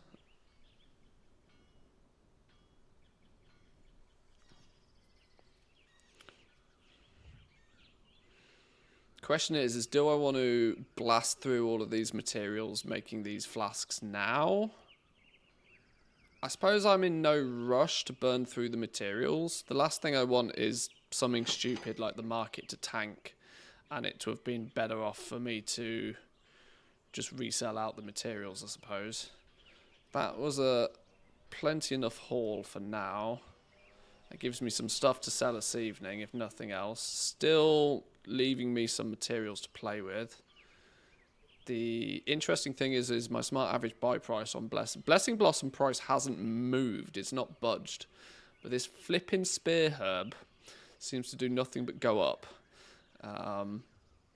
So I need to be a little bit careful about that. If you want the grand total of knowledge points, it's... Well, let's figure it out.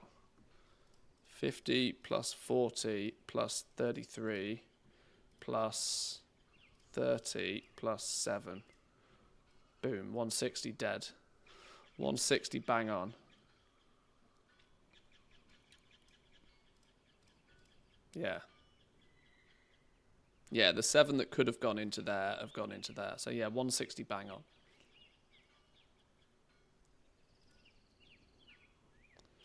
Right, let's get those sent over.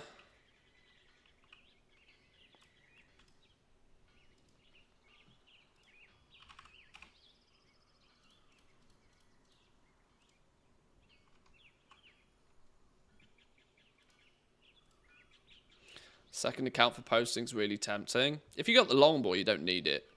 But it is kind of, in a way, even if you have the longbow, it's kind of nice to have all of your shit selling in one character in one location. The only frustration I would say with this is that you can still only access your warbank on one account. So I have to be, if I ever need to like access the warbank on this bank character, I have to log off both characters first, log this one back on, use the warbank, log it off again before it's, that side of it is a faff. A massive pain in the ass, but it's luckily I don't need to do it all that often. I'm not storing, you know, I don't need, if I was buying materials on this dude and putting them in the warbank all the time, it'd be annoying, but I just filter the gold out to all the crafters separately, and they buy their own materials, and when they run out they just go get more from the warbank.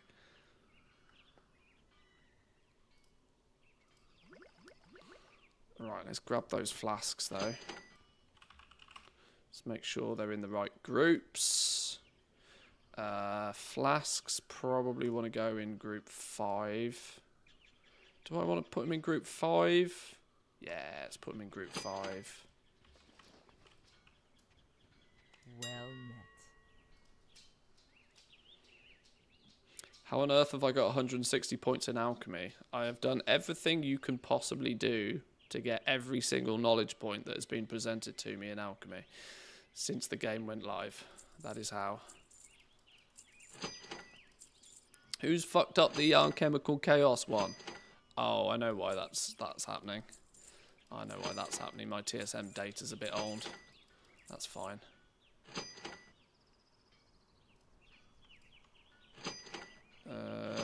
What? Oh. I want to check that situation out. Oh, that's a wall and a half. 16k. 16k, they're going to get hoovered up pretty fast. We're getting into the evening now. These will get hoovered up. Yeah, I don't mind that I'm not selling those just yet. That's fine. Right, let's get a few things crafted. I want this number to say 300 before I log off.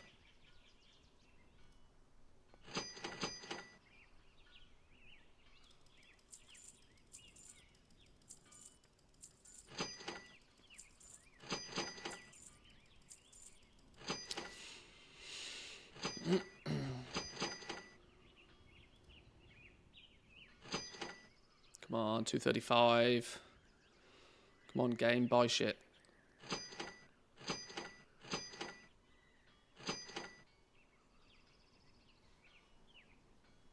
I take you did the shuffle. Yeah, I've done a complete 100% shuffle on my alchemist.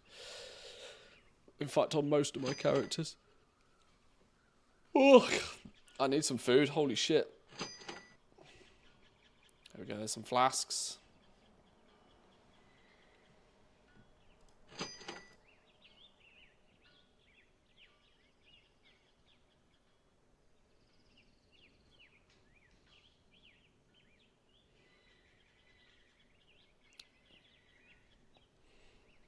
Gemstones still holding at 360. I like that price. Exquisite weaver cloths at 400. Is that because the cloth market is just actually cooked?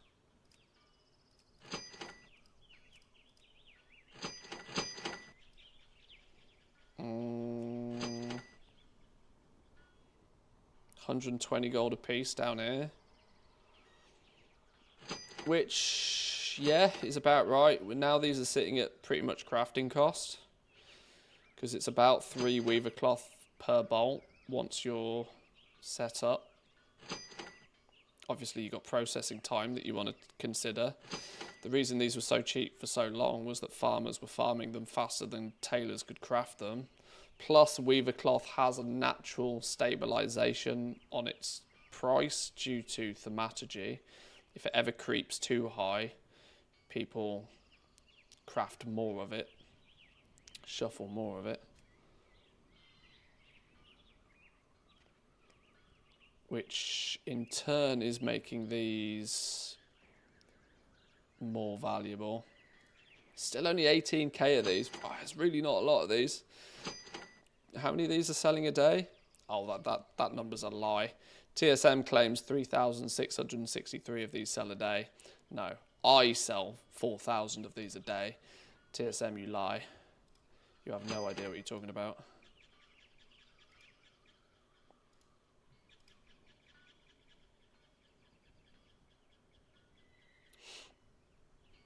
If I craft the Algari Alchemist Stone, only 1 knowledge point I'll gain. I'm 2 knowledge points short. Yeah, first time craft bonuses are 1 knowledge point.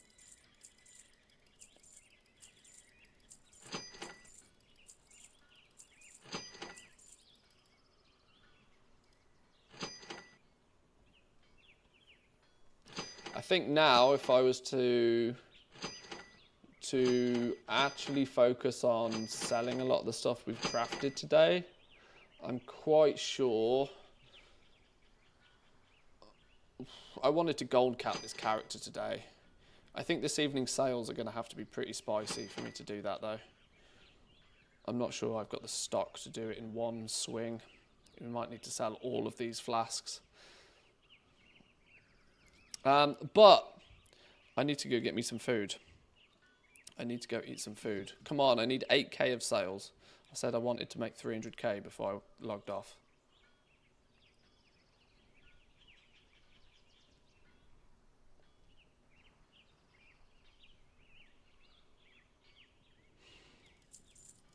I guess it's a good time to state that there will be no stream tomorrow and probably not on Sunday either. Mostly because some of you will know that it was actually my birthday this week. I don't make a big deal of it on stream. But it does mean I'm spending tomorrow with friends and family doing birthday stuff. And the reality is dependent on just how much fun I have will depend on whether I want to play World of Warcraft or stream on Sunday. So this is the first weekend for probably a long time you probably won't see me, meaning we'll be back on Monday, where hopefully we'll have a full weekend's worth of fun to have talked about. So best of luck with your goblin activities over the weekend. Good luck if you're smashing through delves. Yeah. I think we've surpassed 300k now, haven't we? Boom, there we go. See, if I sit at the auction house and actually sell this shit, we make money. It's all good. But anyway, thank you all for stopping by. Appreciate it. Hit the follow button if you haven't already. The subscribe button if you haven't already. Have yourselves a wonderful weekend. I'll see you Monday. Peace.